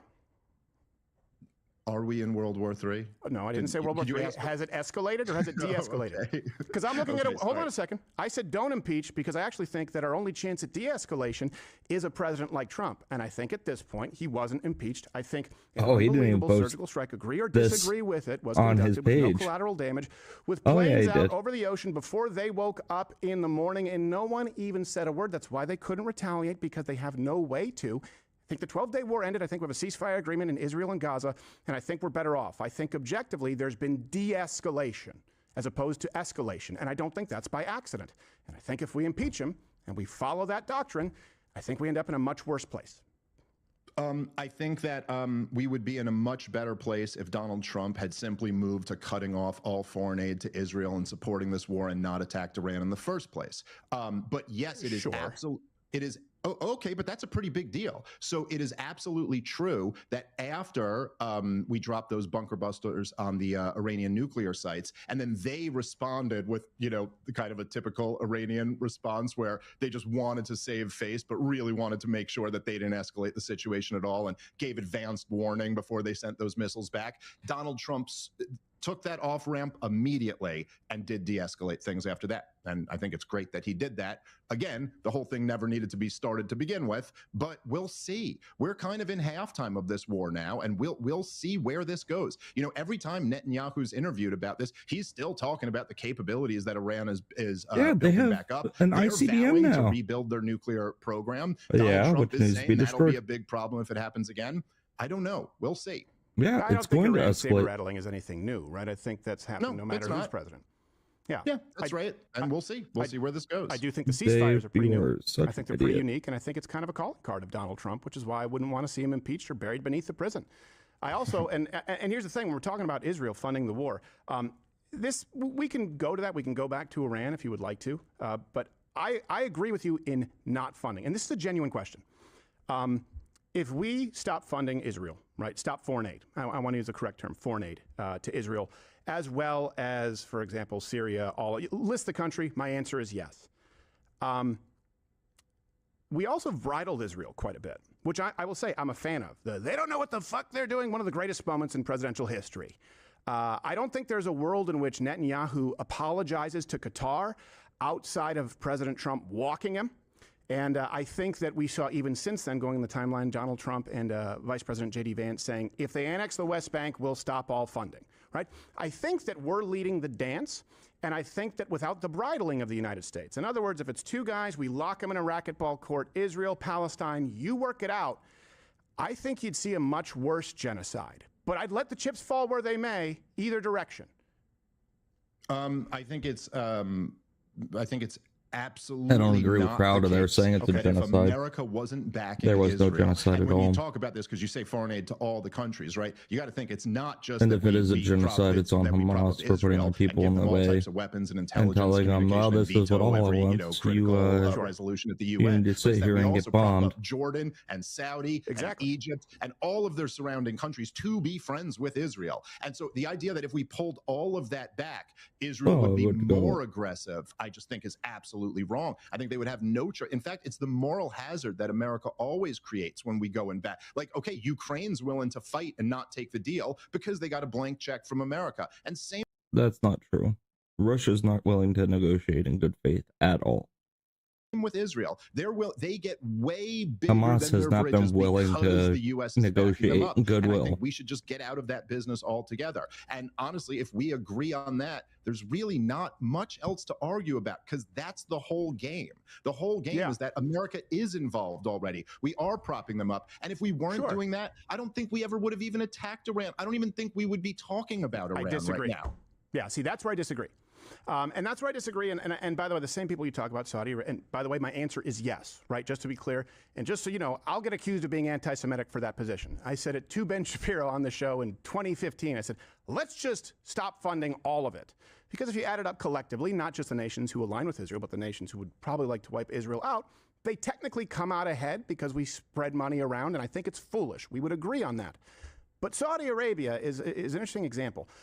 Because when we're talking about Iran, I don't care if Israel sees Iran as a threat. I care if Iran is a potential threat to the United States. Obviously, the fact that they're run by a death cult who chant death to America isn't enough to go on. I'm not saying that.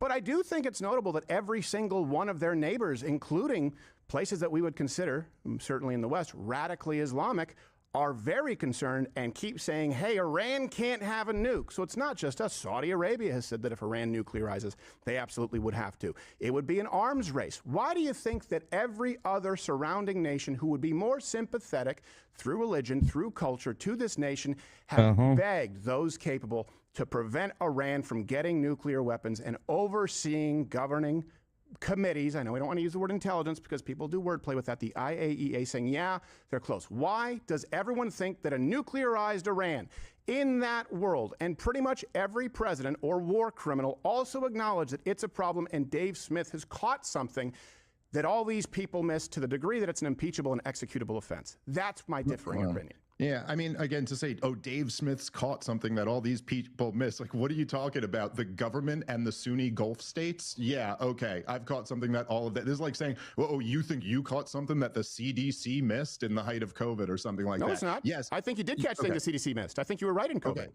Okay, I think I'm right on this too. I think that obviously the radical Sunni states hate the radical Shiite state because they are regional rivals. And, you know, by the way, it was a bunch of Egyptians and Saudis and Al-Qaeda who was backed by Saudi Arabia who came and knocked our towers down. It wasn't any radical Shiites. That's our beef. That's the reason we supposedly launched this whole war on terrorism, was to get the radical Sunnis. Now, of course, our priority has to be getting the radical Shiites. And your buddy Ben Shapiro actually kind of admitted why on his show when why do you mischaracterize Dave? Why do you do that? He's not my buddy. I said I talked to him about that, and I presented. I guess that's true. You guys, well, I didn't mean to mischaracterize. You were talking about having talked to him. Yeah, I forgot you guys you're falling out. But regardless, he was celebrating when Al Qaeda took over Syria because, hey, we broke up the Shiite crescent, and now Iran can't move weapons into Lebanon, and isn't that great for Israel? Well, I have a different perspective. Well, yeah, of that is as good. an American, and so look, I'll say it like this, okay? Nobody wants Iran to have a nuclear weapon. In the wake of 9/11, the George W. Bush administration, led by the neocons in all of their wisdom, decided to put Iraq, Iran, and North Korea on the axis of evil. 3 countries who weren't friends, and the only thing they had in common was that they had nothing to do with 9/11. Now, in this paradigm, North Korea decided to go nuclear. Yeah, but they had everything to do with the bombings and selling weapons to those that did. Nuclear weapons, and we've really never bothered them since. Gaddafi tried to denuclearize and de-weaponize and got rid of his chemical weapons program. We went and overthrew him and let him get sodomized to death. Iran tried to play in the middle, and they went, hey, we're letting you know that we've mastered the fuel cycle. We're enriching uranium, but we're only going to do it up to the level that we're legally allowed to. It was a standoff. And then going over don't it. attack us, and we won't make nukes. But if you attack us, we could make nukes. Right. That was always the whole game. And I understand that you're saying it's posturing. Yeah, always. Okay. Of course. How many nations have gotten to the point of 60% enriched uranium and not built a nuclear bomb? Okay, maybe that's. How many have done that? I don't think any, but there's a lot 0. of nuclear threshold states. Okay, well, Stephen, let me ask you a question. Well, hold on. Doesn't that matter, though? And then the same gold standard. Hold on. The same gold standard that you cite, the IAEA, who, by the way, were correct in saying that Iraq did not have nuclear weapons, say, yeah, they're about 3 weeks away, which may sound extreme, but call it 3 months away. So 0 nations have done that. That doesn't sound like posturing to me. Okay, so let me ask you a question, Stephen. Why didn't they just make a nuke? Why didn't they go to 90%? They could have. Everyone knows they could have. Why didn't they? Does everyone know they could have? Yes. Does everyone know that they were on the path to doing so, and so it's better to cut it off at the pass now than once they have the deliverables? Hanging out hold on, but you're not answering my question. Yeah. Why are they hanging out at 60%? Why aren't they just making a nuke? They've mastered the fuel cycle. They have the enrichment. They could do it. Yeah. Why are they not? Well, they're not just hanging out at 60%, and they're also looking into delivery mechanisms, which I know you've also talked about and said they don't have the capability to do, right? Not Now they do. What would be necessary. So this There brings was us a to the month fundamental after. question. When would it be acceptable to intervene? A month Assuming that you- after they tested their ICBM and it worked. They can launch warheads now. And now the threat is extremely real to Europe and America. I think to the East Coast. agree with me that a nuclear Iran is not a good thing for the same reason that Israel shouldn't have secret nukes. Yeah. You set a timeline. The rest of the world saying this is dangerous. The same gold standards you cite say they're past it. Iran not allowing you into the military bases. We're at this point. You've now counted to 3. What should be done? Well, what point is it appropriate to step in and say, no, you're too close to nukes? Yeah, I don't think really it's ever appropriate to launch a war of aggression because a country developed nuclear weapons. I mean, look, the Soviet Union under Joseph Stalin developed nuclear weapons. We didn't launch a war over it. Yes, we did. We did the Cold War. You dumb dumb. Developed nuclear weapons. We didn't launch a war over it. These are the worst men who have ever existed in the history of the world. And so, like, no, I don't think that's something you launch. I don't necessarily know that they're the worst men in the history of the world. Number one, Hitler. And then now you're getting into these Muslim, Middle Eastern groups that are just crazed, religious fanatics. Launch a war over. I do think you do whatever it is, whatever is in your power diplomatically to try to prevent that. Because sure, the nuclear weapons in general are horrible, you know, and we don't want more people getting them. Right. But I don't believe in launching wars of aggression, and I also think it's completely incompatible with Christianity. Right, yeah, and that also sounds like a liberal argument where people say, you know, hey, you can't be pro-life and also be pro-death penalty. I'm pro-life, I'm pro-death penalty, and I do think that a surgical strike in which no collateral damage, I do think is appropriate. As to the degree as to when the intervention is appropriate, but I'm not a complete isolationist, so we do have a disagreement there, and I think that Donald Trump has been very good for America, and I want him to continue being there, and hopefully the lineage continue, whether it's Vance or whoever else. I think we're better off than having a Gavin Newsom. But you mentioned something that I do find interesting. I agree. You mentioned something that, yes, and to go to your point, how has a nuclear China, nuclear Russia, benefited anything? And wouldn't we want to avoid Iran getting to that point? Because you said diplomacy doesn't work. Do you agree that diplomacy doesn't work with some of these nations? And yeah, well, again, okay, so let me just say a couple things real quick to what you just said. Number one, the liberal thing of like, oh, you're pro-life, but you're for the death penalty, that's really dumb.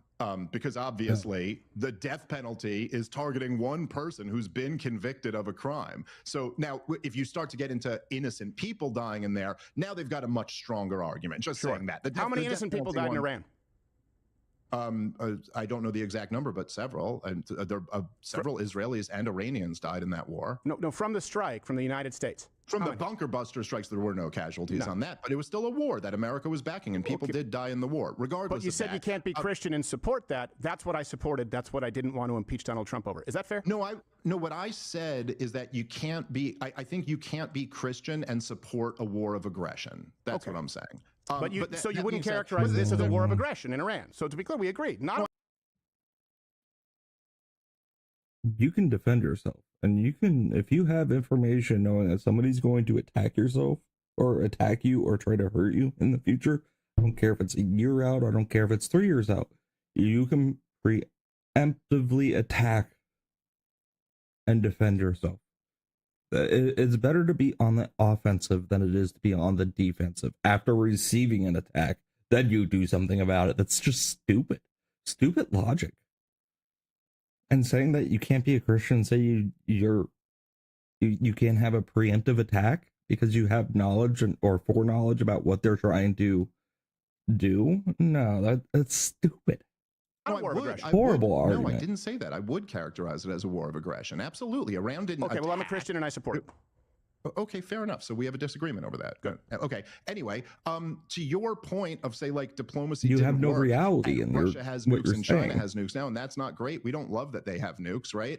But you're missing my point. My point is yes, but launching a war of aggression over them would have been worse. So yes, that diplomacy doesn't always work, but that doesn't mean anytime it fails, you just launch a war. A war is something you should only launch when it is absolutely necessary. You have no other option. It should be a last resort. And I think it's absolutely just morally criminal that we have these young boys' lives, and over the last, say, just say the last 25 years, we've just thrown them into war of choice after war of choice. It's horrible.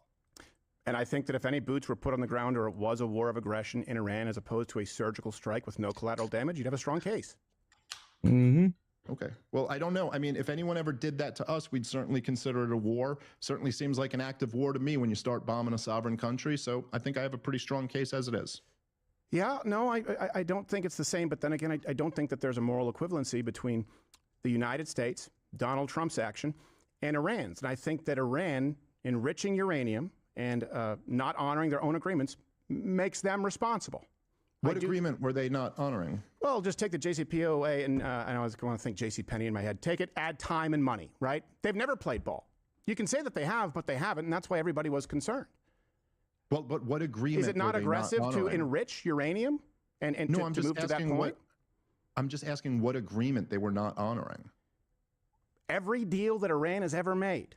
No, they were members of the Non-Proliferation Treaty in good standing, and in fact, the Not JCPOA staying allowed for for- them to, if America left, to up enrichment. They were only bound in the deal if America was still part of it to not raise their enrichment, and so that's what they did when we got out of it. I think honestly, the JCPOA had a lot of flaws, mostly the sunset provisions, and I think it would have been totally reasonable and That's good a for Donald Trump to Obama get in thing. there and even say we're tearing this up and or making a new deal or we're fixing these sunset provisions. he tried But to the do truth that. is They didn't want to you guys negotiate. were, find it so aggressive that Iran was enriching up to 60%. They weren't until we pulled out of the JCPOA. That's a fact. Yeah, they've been consistently enriching. But I do think, look, I don't want to go around in circles on this, is you agree with Barack Obama's approach to Iran. I agree with Donald Trump's. Maybe that explains why you would want to impeach Trump. Yeah, I just find that to be like, yes, okay. I But know. that was All his the people approach. Who'd you support in 2016, Steve, in the primary? Who were you for? Rubio? Actually, in the primary, to egg on my face, I was pro Carly Fiorina just because I loved watching her sandbag debates. No, I just love how everyone. And Donald Trump, hold on a second, Donald Trump was a Democrat, and then I supported him in the general election. I've supported him since. But I'm saying you right now are supporting, correct me if I'm wrong, Barack Obama's approach to Iran, which Donald Trump opposed in his campaign.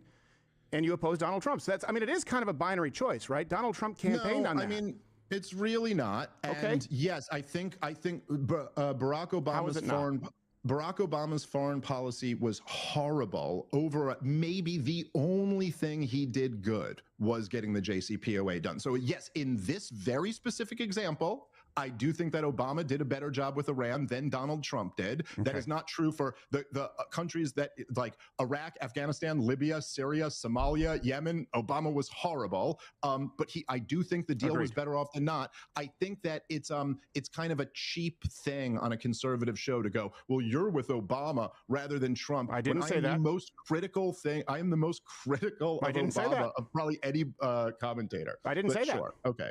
Yeah, I don't. You might be critical. You kind of framed it that way. Okay. Barack Obama's approach, JCPOA working well. What Donald Trump said, the Iran nuclear deal is a disaster, one of the worst ever, and I would pull out, and he did. By the way, Iran didn't enrich past 20% until Biden, right?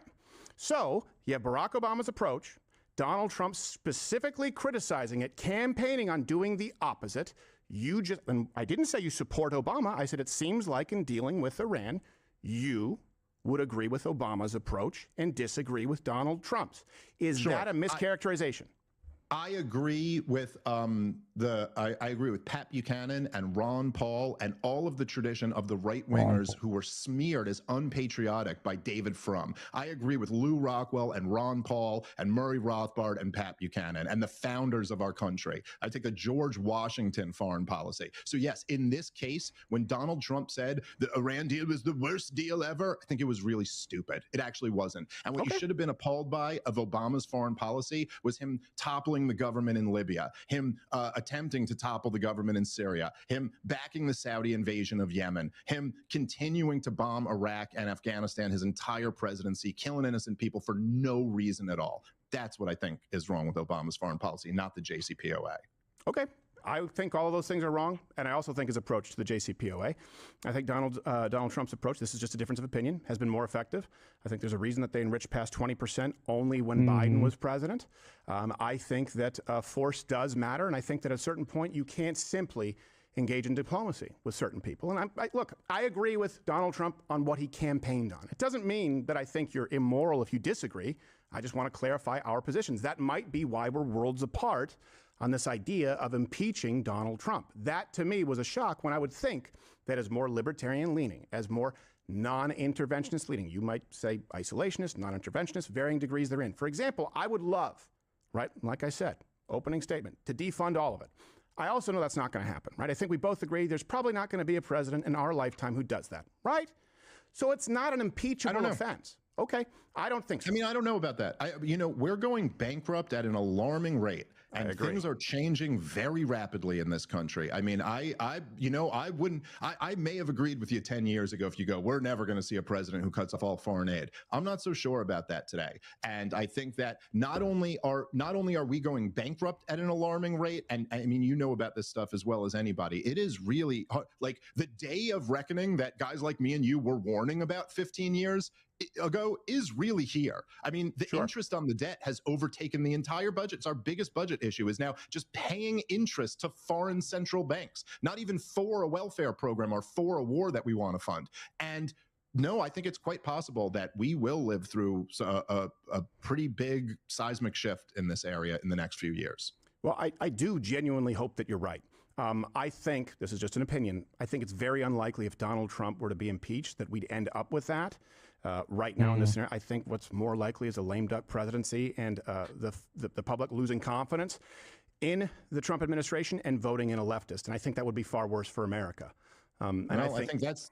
I see. I guess I look at it a little bit differently. Okay. Whereas I think that, and this is kind of always the dynamic with two-party politics, right? But I actually think that Donald Trump launching wars of aggression, wars of choice, Donald Trump backing Israel at every stop, Donald Trump continuing to spend us into debt, burying the Epstein files. I think all of these things are what make it very likely that we might be looking at a president, AOC or something like that, which we all should really be concerned about because they tried last time they were in there and they're going to be coming back with a vengeance if they get back. And so I think essentially by Donald Trump not draining the swamp in any meaningful way, I think he is leaving J.D. Vance with nothing to run on to continue his legacy. So I think that's actually where our ire should be directed. Yeah. I don't agree with that necessarily. I think right now the Epstein files will get released eventually once these judges are done strong-arming everything. But I think Trump has left already in 8 months.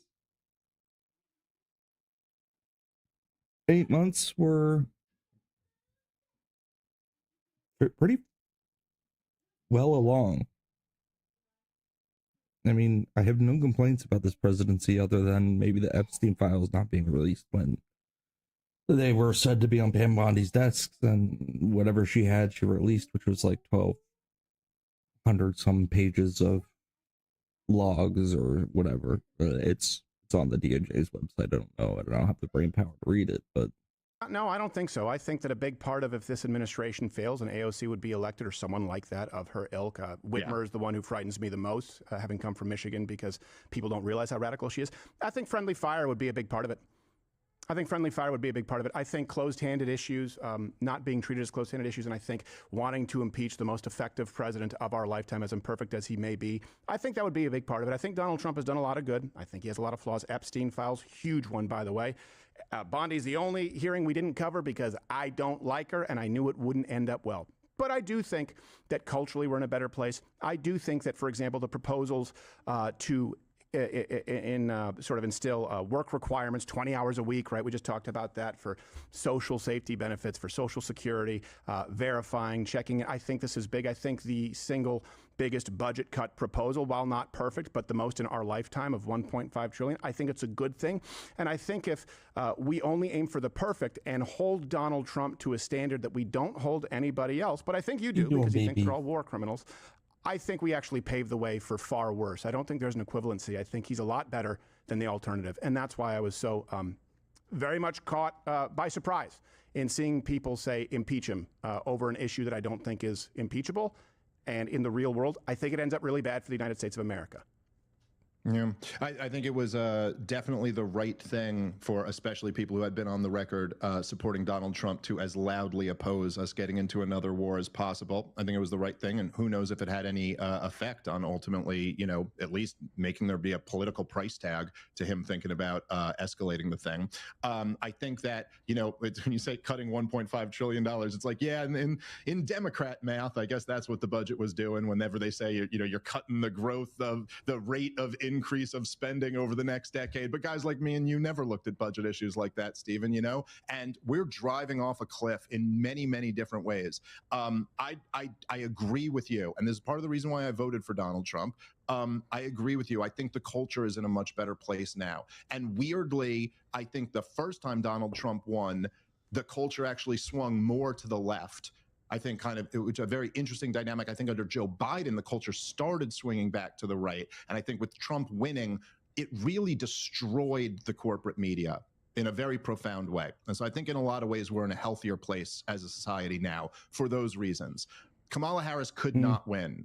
That was, and not just for policy reasons, but just because Kamala Harris being the president of the United States is a humiliation that could not be survived. Yeah, you know, like you just can't have that woman be well, president. we had Biden. So yeah, I agree. I think there's an area we can all agree on. Yes, I think we all agree that Kamala Harris would be an embarrassing drunken bitch leading this country, and it probably wouldn't.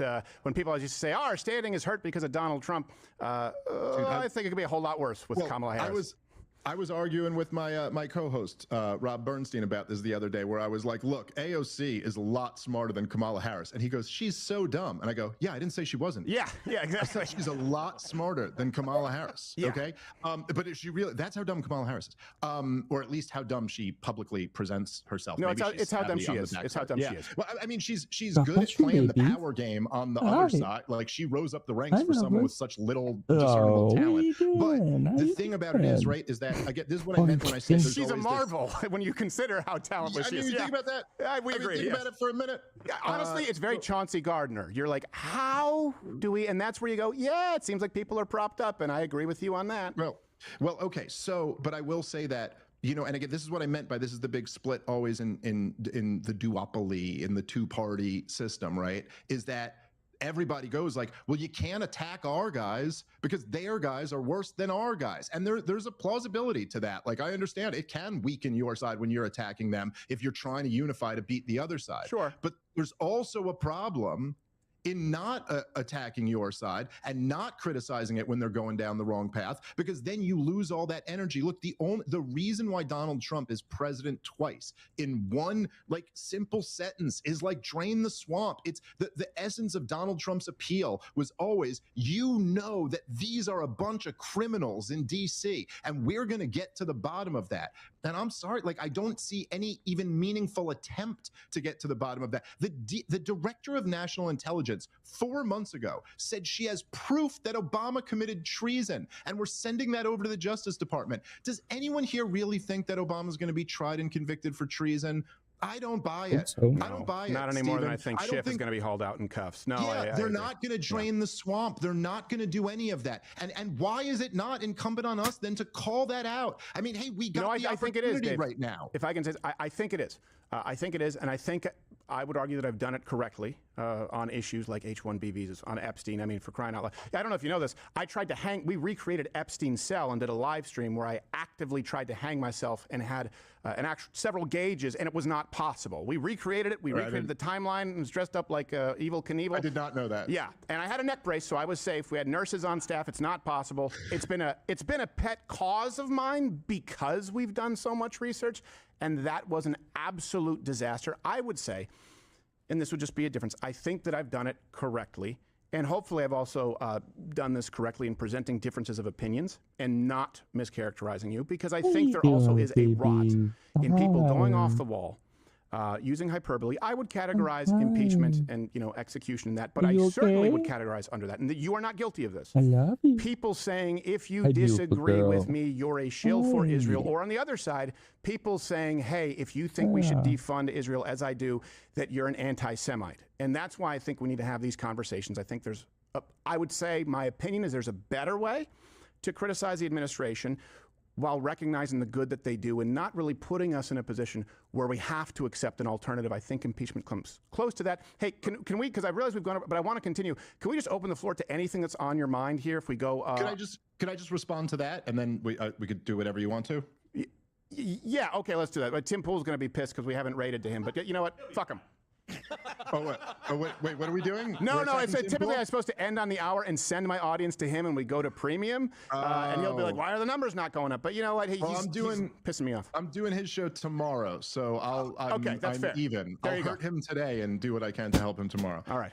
Well, I just think that I mean, look, I think I'm doing it the right way. Dave Smith going all over the place. Me and you would disagree on he that hasn't been because getting that's why enough you're doing it the attention way you're lately. doing it, I and that's feel why like I'm doing it the way I'm doing. But I would say, like, look, where I will really agree with you is that there's no question, right, that there is this knee-jerk reaction to, like, if anybody's supporting Israel now, to say $7,000, you're a shill, and this is all kind of like low IQ stuff. I don't know. And then obviously there's the reaction to call everyone like a Jew hater or whatever, which is not true, especially for me.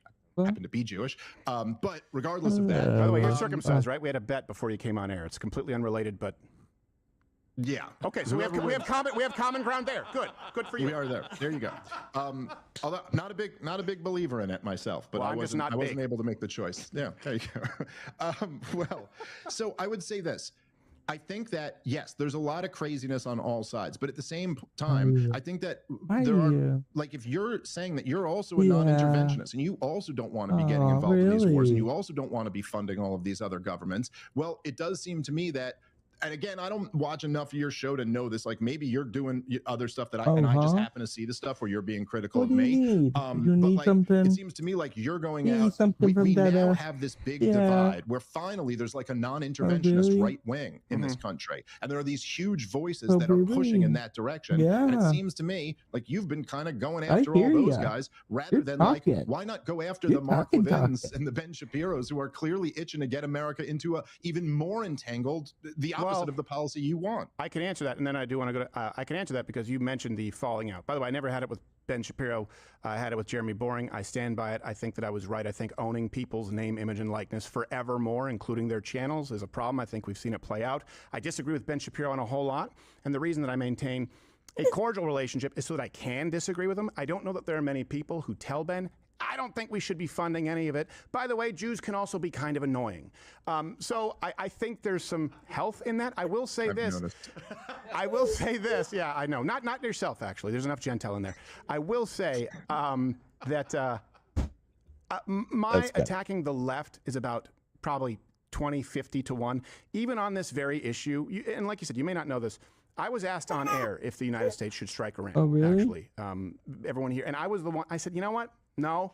I said, and the reason is not that they're not a threat. I said, I know it comes to that at some point if they continue down this path. I said, but I know that if it's done now, the optics will seem like we did it for Israel, which I don't believe, this is where we disagree, I don't believe is true, but I would rather it not happen now. I just think that it's played out pretty well. I'm glad that it's de-escalated, which I think we can agree on.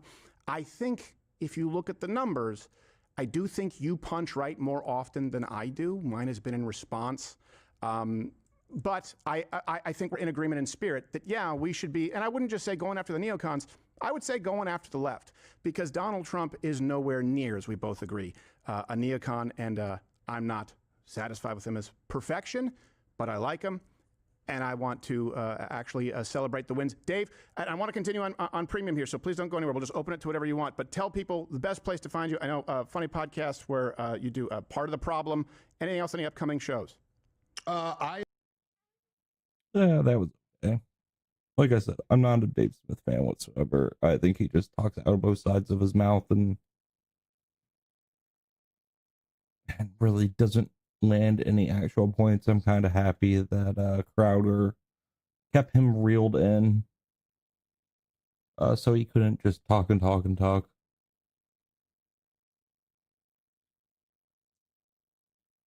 We need Gus Cam during these breaks. I got this. Little baby, you want to be held all the time. What are you doing, You lover? want to be held all the time. You're such a little baby. You're such a little baby. He's such a spoiled I kid. love me Yeah. some You plats. get to sleep all day. You get so many treats from chat. You get fed nice dinner and break. We go outside. We go off. Well, not right now, but like we do. We went out earlier. Then you get nappies. You get cuddle time. You get to sleep in the bed. You basically sleep up my butt. You do this thing every night when we go to bed. You start laying next to me, and then as the night goes on, you fucking push yourself further into me as hard as you can because like you're only 90% touching me instead of 100% touching me. You know, there's like a small gap between your fucking tail and your back, so you're like, oh, I gotta press even harder. Yeah, don't put your head down. Tell the chatters what you do at night. Jeff ban, Jeff save. So where you go from there? Venom ban back? DPS ban of some sort, maybe? Star-Lord? Bucky? Oh, Bucky. And then... What do Why you is it save being here? Cap? Wow, you actually saved Loki. Didn't see that one coming. I was thinking a support save. I was not thinking Loki, though. Another DPS ban? Or is it an Emma ban? Oh, it's an Adam ban. Well, I guess it's a DPS. I don't know why the Emma saved, though, if there was no Emma ban coming out.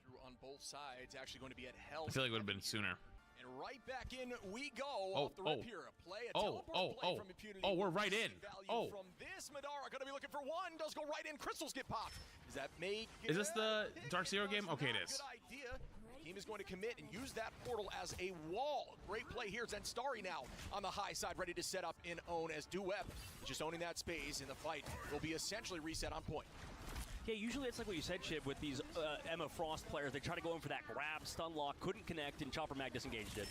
Yeah, great crystals too as we start off now. Smash. Dude, the Groot's walls on this are so strong. Remember, Smash on controller as you look at the bottom right there and you see this. Oh, true. Smash is a controller player.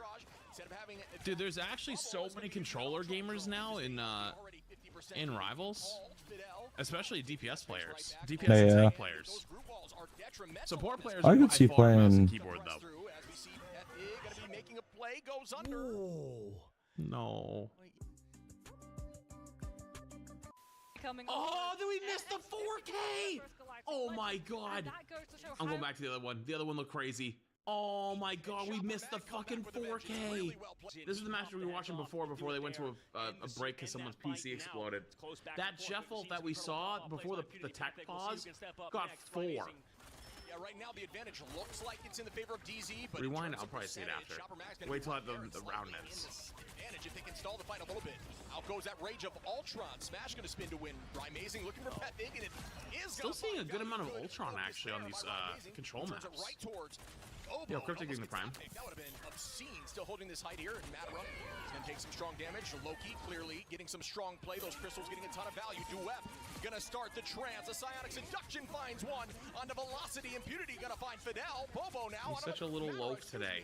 And it's a trade fest, but Chopper Mag does come out on top, and they are stepping up. They took yeah, the YouTube and the Twitch both going. And they are angry about coming back Cryptic taking the prime. With a nice pick there to even the numbers a little bit, but it's not going to matter as the point is still in Chopper Mag's favor. Only the Stratus Ultimates to sustain and able to find picks even through DZ on their side, who do have Stratus Ults in this upcoming fight, but that was still an incredible fight from Chopper Mag. Kurova ready with all impunity, velocity, a lot of answers here, but the combo wombo from Zenstari and Pepig is right here. Will it happen again? That is going to be the win condition on this fight, and it is going to be necessary. Oh, what did he eat? Into the sky. Oh really my, well holy shit! To read that with a huge meteor M, and still dude, eating the Groodle from looking the other way, crazy. Make that too. And he get off the map? Yes, he does, and that is value. And he got both tanks. On a Chopper Mag who is dude, the Jeffels have been diabolical. The advantage has been too much, Shib, and at the point, I mean, they don't even have anybody to teleport just yet on DZ's side. It's impunity, but he still has a respawn timer. Really well played there. Duep gonna find Korova. Duep on a smash now, and that is it for point one. Chopper Mag showing Chopper up after Mag that looking initial pretty fight damn loss good. and Jeff's still a menace, huh? Yeah, a lot of commitment there from DZ, and it's just buying you time. Granted, Oh, taking he's the using point this here, as an opportunity to go on my arm. you don't want it to hit Oh, that I'm not 70 gonna be able to mark, move making again. it a one-fight Oh, well. game, but as well as Zen Starry, and we've seen What's up, how Leviathan? impactful those Rudolphs have been, but smashes damage is obscene now. Spin to win, and out goes that invisible boundary, which is matched back. Huge Grudal. Well, they have the Loki lamps. Oh, they're not getting nothing out of that. Damn, the Loki Mantis team up going crazy this match. Who are winning this fight even through the double commitment of ultimates. Matara here, gonna start up the Psionic in a moment. I believe there it is. Looking right again towards the backline, gonna walk them, is going to pull one, but great wall placement there from Zen Starry. And the macro play from Chopper Mag been too good, right? Disengage that fight. Now they come back into it. Zen Story just trying to show some presence. Foreshadow another Grudal coming out from DZ in a They have Phoenix already. The backside keeps everybody healthy. Bobo as well. The damage to the backside is here, but still sustaining. Doing negative damage. Comes out from Velocity in the sky. Big Grudal. Extra trailing prison on the downside. Can they find damage with Velocity? Who, by the way, got a mission Star-Lord. Got a trade. And it's resulting in his team going down. It looks like also They got the Star-Lord, but he's gonna get the kill on the counters it. They finally deal with the Jeff on the backside. Damn, Dark Zero making a good comeback right here. Nearly 90% of the board. They still have control of that point. Then sorry, commits trailing prison, but it might not be for anything, Shib, because he goes down. Velocity gonna find one, and again DZ coming through and showing up in this moment, even being down in ultimates, and that is why winning that He's a good fight boy. when they were He's a down very all good to boy. come back into, you know, not necessarily overcommitting, He's a spoiled boy, though. I don't even know if they're gonna be up. You're so spoiled. Oh, you're so spoiled. The team is going to reset. Alt advantage going to be slightly in the favor of Chopper, who's They're forced to TP back. as well. And if the side of DZ, they just have this. Oh, This isn't looking very good for Chopper MG, although that might have been a little bit of an early M ult right there. Very close to walking, but not quite there. Great movement and positioning by Chopper Mag now. And out goes this again. An invisible boundary Velocity. Oh. Almost not able to get through with an He gets insane around, wall though. there from the side of Groot with that iron wall. Is going to hold on here and still going to get out there with the Big window. damage boost goes out. The blind is there. Smash ready with the spin to win. And ult is very close, and it is going to be launched any moment here. Everybody playing a little bit on their heels. Dude, there's so much happening. They want to save this Grudal, because if they can win this fight without the Grudal, then they save that for the next fight. They use it. Smart call not using. Chopper Mag up another, make that two smash. Can only force that back to one. So Chopper Mag has Grudal. Or actually, no, they don't. Wait. He used it. Wait, what? Where'd it go? Wow, what a battle. Wait, when did they use it? That was insane. I mean, that was, first of all, Velocity's uncontested on the high ground the entire time. Wait, I didn't even hear the old line go On off. top of the fact that in the low ground, Impunity portals back, then blocks off where everybody on the side of Chopper Mag was, and that fight still ends up in the favor of Chopper Mag. However, in this comeback, it looks like Majora and Smash combined for two. Also, Avongo's here. Check out my page or my inspiration. I make top tier memes. I mean, I believe you, but I'm a little busy right now. I kind of got my hands full with a potato, and we're watching these matches. And that OT is ticking down. No portal available. That should be it. We have a 1-1 series on our hands here on Domination. Hey, go to map 3. I'm not gonna lie, DZ did not look good the first map, but they looked much better on that one. Who's chat favored to win? I couldn't tell you. I can't check right now. I'll tell you at the end though when I pay it out. Or do you stay on Strange? And this is a huge Smart. They changed locations so they don't get hit by the Sonic Arrow. I mean, they go for it early. Or not Sonic Arrow, the Ice Arrow. Or Madara. We'll see if he can connect on it. They also go with the Terra Cape for the dodge from Chopper Mag. Good rotation from them, avoiding a potential cheese play. Also, it's committed. A last stand from Bobo to counter it. They get velocities. Ooh, that's a huge eye. I just know he has the worst farts. He has only farted in my presence once, and it was horrendous. Or the double thumbsticks if you're on the sticks. Bobo holding on a point, and this is great positioning. The retake comes through, but the point is Chopper Mags. And seeing some Wolverine here, actually, really interesting. Gonna start off. Out goes that invisible. Oh, excuse me, the strangling prison. It's matched right back here. Madara. Chopper MG gets point early, but they don't get any kills on their ults. So now Dark Zero can just run at them in a straight line with Mantis ult. Oh my god, fat Emma ult. Oh my fat Emma ult. And that puts them up. Velocity on a duet. Will it's Jeff get big value? Looking for nice job. Dark Zero survived all the ults. Is gonna. Oh. What a fade. We hear that all the time, man. Like, people not using fade at the right time, and now we see. Nice turnaround by Dark Zero there. Do you think Drew's somehow OP? No. And then the OP tank got banned this game. It's Venom. So the way all these matches go is you have 4 bans per team. So teams can kind of figure out and play like what they want to not play against. And so nobody wants to play against Venom right now because of how good it is. So Groot looking really strong here is like, if you didn't have those bans there, you probably wouldn't be getting picked, you know?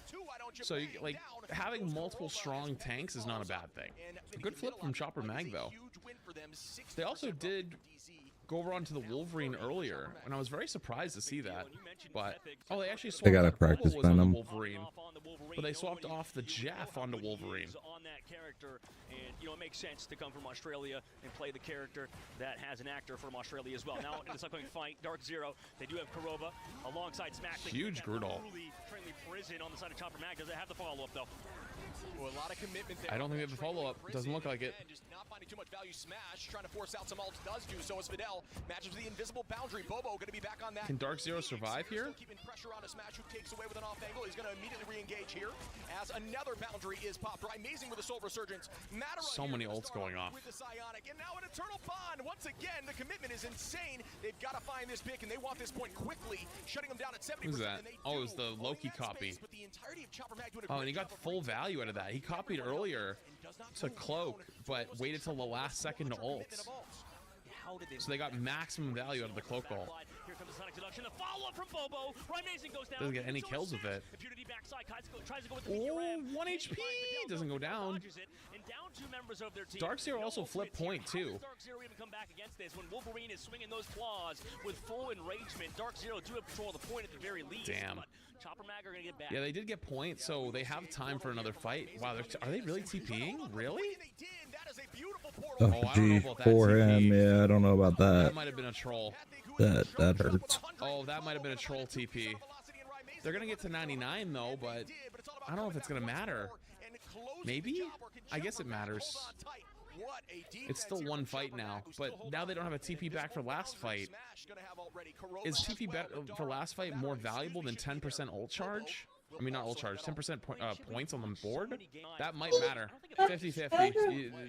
You could argue both ways, I think, for that one. Doesn't get the grab. He's going to have ult here in a second. Are they going to ult the Cloak out of it? Oh my god. If he hits it.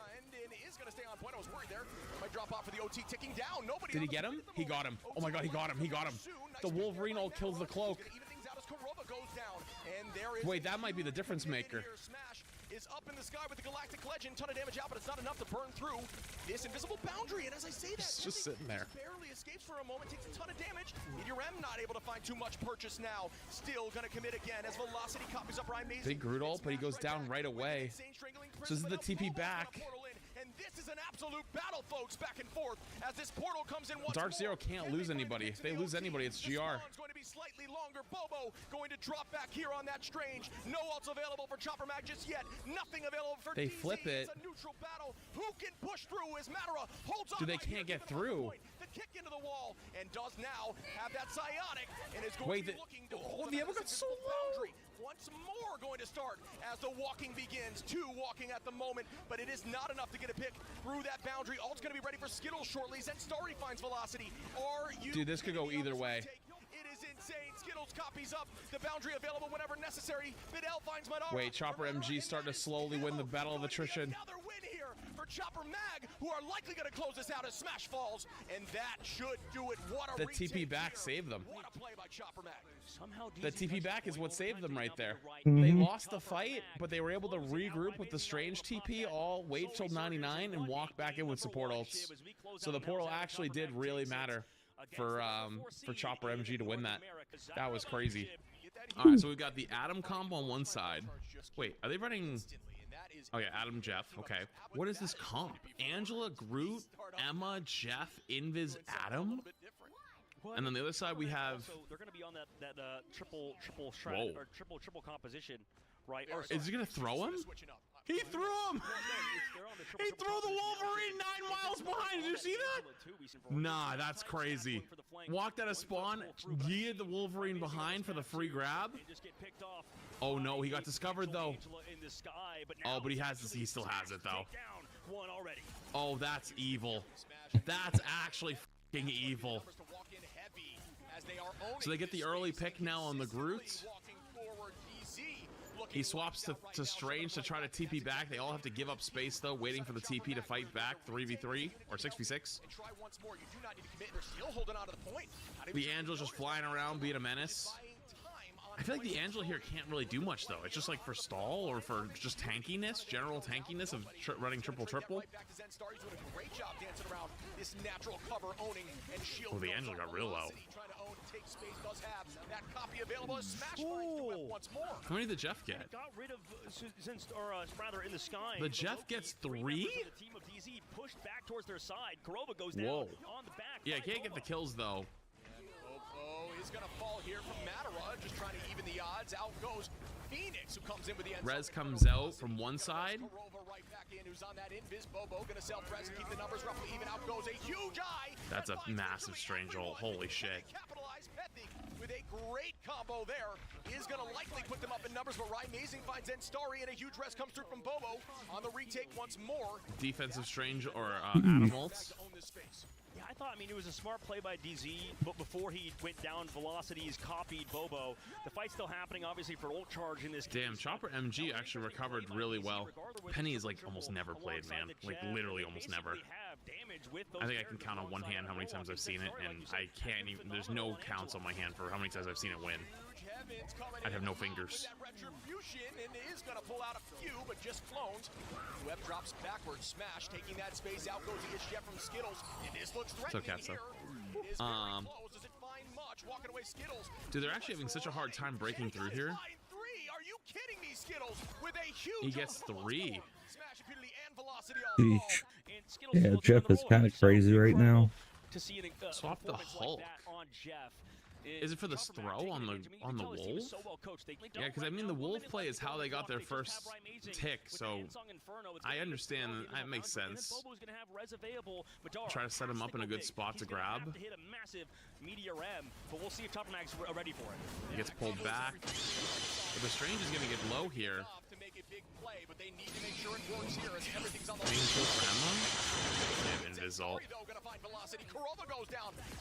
Damn, this comp is actually holding really hard. They can't break through even with Wolverine. Well, I think the Hulk is getting played for the Wolverine setup. Yeah, and then they swap off. That's it. Let's see. What will happen?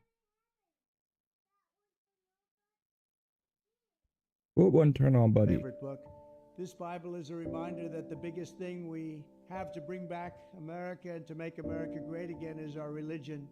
Religion is so important. It's so missing, but it's going to come back, and it's going to come back strong, just like our country is going to come back strong. In the end, we do not answer to bureaucrats in Washington. We answer to God in heaven. Christians are under siege. We must protect content that is pro-God. We love God, and we have to protect anything that is pro-God. We must defend God in the public square and not allow the media or the left-wing groups to silence, censor, or discriminate against us. We have to bring Christianity back into our lives and back into what will be again a great nation. What can we do? Stand up, speak out, and pray that God will bless America again.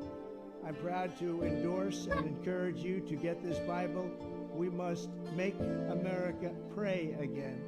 This man is saying to make America great again is to bring God back in the picture. I mean, how many videos do you have to see with him talking about Jesus before you actually start to think that God changed his heart? Here's my question to everybody who just hates Trump and to those who are Christians who hate Trump. Here's the question you really need to ask yourself. Can God change Trump's heart? And if the answer is yes, you need to ask yourself, has he? This man's life was almost taken. Can somebody come into a dramatic change after that? Can somebody repent after that? The answer is yes. And if somebody comes into repentance and you are a Christian, you are nobody to bring up their past. There is no condemnation in Christ. So if you have come into repentance and God has forgiven you, if anyone else comes into repentance, you must forgive them. No matter your emotions. That's why God wants us to die to the flesh. because many times our emotions are wicked and wrong. This man just said we need America to pray again. This man just said we need God back in the world. This man just told the world to buy the Bible. What else? What else do you want to see? If you still hate this man, you really have to look in the mirror and understand that your heart may just be closed. And that is a scary, scary place to be. Forgive so that you may be forgiven. If God chooses to use this man, who are you to say he can't? Who are you to get in the way and say that he's not? I'm telling you, my brothers and sisters, do not be that person. The way Trump is talking about Jesus, you have never, and I mean never, I have never seen heard so any many president politicians talk talking about about Jesus. Jesus. At first it was, oh, he's only saying God. He's not Until saying that's Jesus' true. name. Now he's saying Jesus' name. And it's always not serious yet.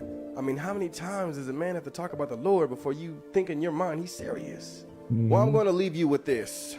Philippians 1:18. But what does it matter? The important thing is that in every way, whether from false motives or true, Christ is preached. And because of this, I rejoice. So my brothers and sisters, whether you think it's false or right, the fact is Jesus is being talked about. Rejoice. That's Bible. That's cool.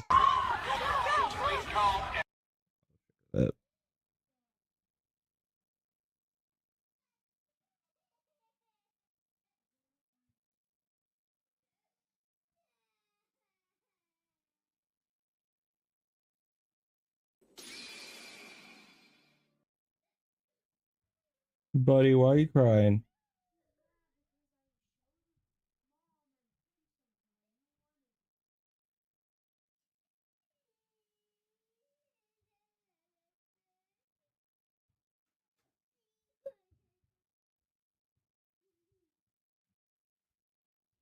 He'll get over it. The only thing it was useful for is trying to get the Wolverine in to actually get a pick, but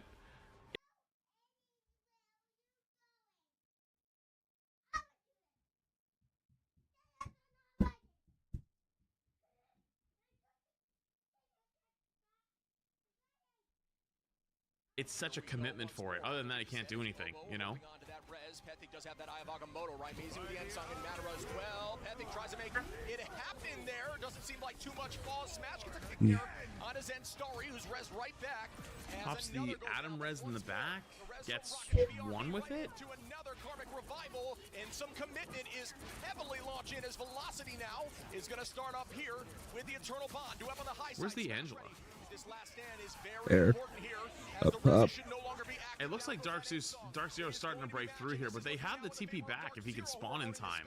OT is up. The third point is ticking. Will they get it right? Amazing find Skittle, and that should be enough as they do push through point one.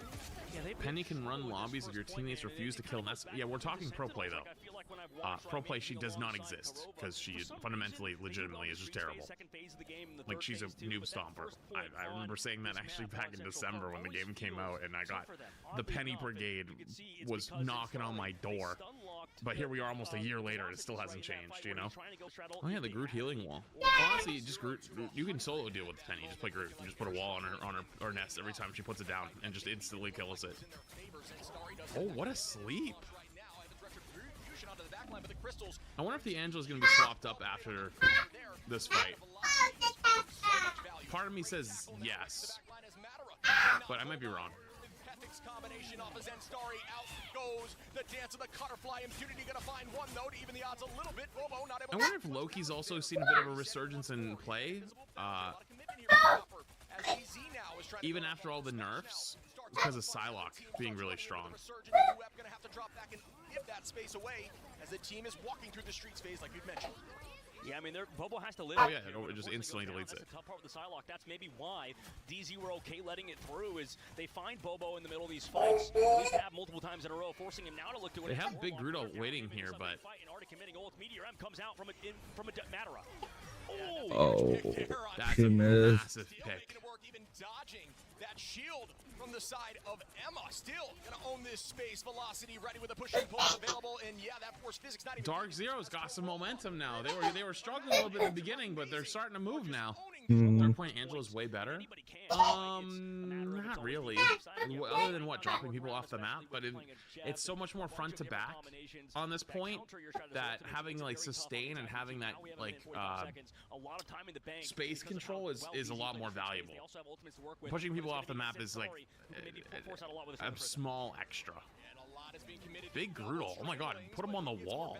Bobo gonna find Amazing early on in that fight, and once again, Nell gonna commit Kurova as well. The Venn diagram is out. Bobo again with this ultimate is available, and it's right on the back line. Will this one work? And they are gonna patty cake for days playing around that shield. Beautiful play, but it doesn't matter as the front line gets neglected as Matara goes down, and they are Call Mantis ult, so they're just gonna start running forward with Mantis ult while they have time. Yeah, I mean, they get a walk. Yeah, they get a kick. They get a kill off of it too. Also, Amazing is going to be back in the fight at the very least, but at the moment you're trying to commit more ultimates on the opposite side of Chopper Mag. So both teams obviously where they can win it, trying to play for the fade, but they can't. They get pulled in. Oh, but it doesn't matter because Amazing saves them. Are you kidding? It was played off the wall, enough damage to burn through it. A huge ultimate there from Skittles that just gets countered completely. Dark Zero are lights out right now. Walking this thing towards with 40 seconds on. Can they jump through the entire 3 points and make this series dicey for the side of Chopper Mag? Coming back with Pethig's ultimate. That is a scary one. Velocity gonna engage here early. Matara in the sky lands it, and it does find enough value. He just gets solo nukes the Groot. That's up. Poor Groot. On virtually everyone. Can they get the pick? Amazing in the sky, though. Pethig does get the reset on Smash. Bang, Amazing comes down, but it will not be enough to find too much value. Duep gonna start here. Both supports are just sitting in the corner there. Oh, one of them goes main and gets caught. Almost, and that is massive. Wait, they didn't get the cloak kill though. She's still out there. Yeah, good job not panicking there from Chopper Mag. Portal now comes through from the side of DZ, but counter portal maybe off the map. Could he fall? Impunity goes off the map because of the push, and with that, they're going to be lacking him and Matara in this upcoming fight. You're also against so many members of Chopper Mag. Hello? Who's been popping up? Bobo, who's been going insane. How did he not fall? Both fall. Bro, was just walking on air. Negligible as they close it out. That was an awesome counter portal that maybe didn't get the value off the rip, but that push through portal to fall right through off map was an insane combination. The eat comes through from Skittles to end it. What a hold there by Chopper Mag, but that is a very big push. That's actually a huge hold right at the end. Dude, that portal play was crazy. You know, for the flank Wolverine again? Oh, go hide in the corner. They're looking for him. Oh, he doesn't get the grab though. Oh, now you have your 15-second cooldown. You gotta sit here and wait and do nothing. 100 charge though. That's exactly what you're looking for as a Wolverine player, especially going into. Just want the grab. That's honestly all you need. Just grab the Groot. The Groot is the target. They want the Groot more than anything else, and they all know it. They have the bubble saved for them. They peel for it right away. But Duep gonna find Smash early on, puts them up a number, and that should be huge. That's a big kill, though. That's very interesting because they commit that see you later, too, for that damage boost, too.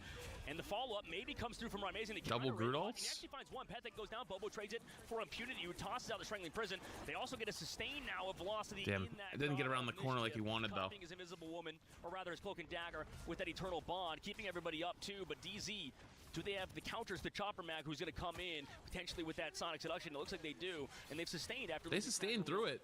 Even though they lost one early. Team that's very confident, right? If you're able to drop back into that doorway and play slow, and this could be a huge meteor ram up in the sky, Eternal Bond is committed at the end there. I don't know what he was aiming for there. Do you think maybe the cloak ult was the enemy cloak ult, so he flicked towards it? Maybe? Gonna take out Duep to turn that right back and still owning this space. Again, shout out to them retaking on that backside, still holding on to Amazing with an ultimate in this moment. Bobo, though, going to commit.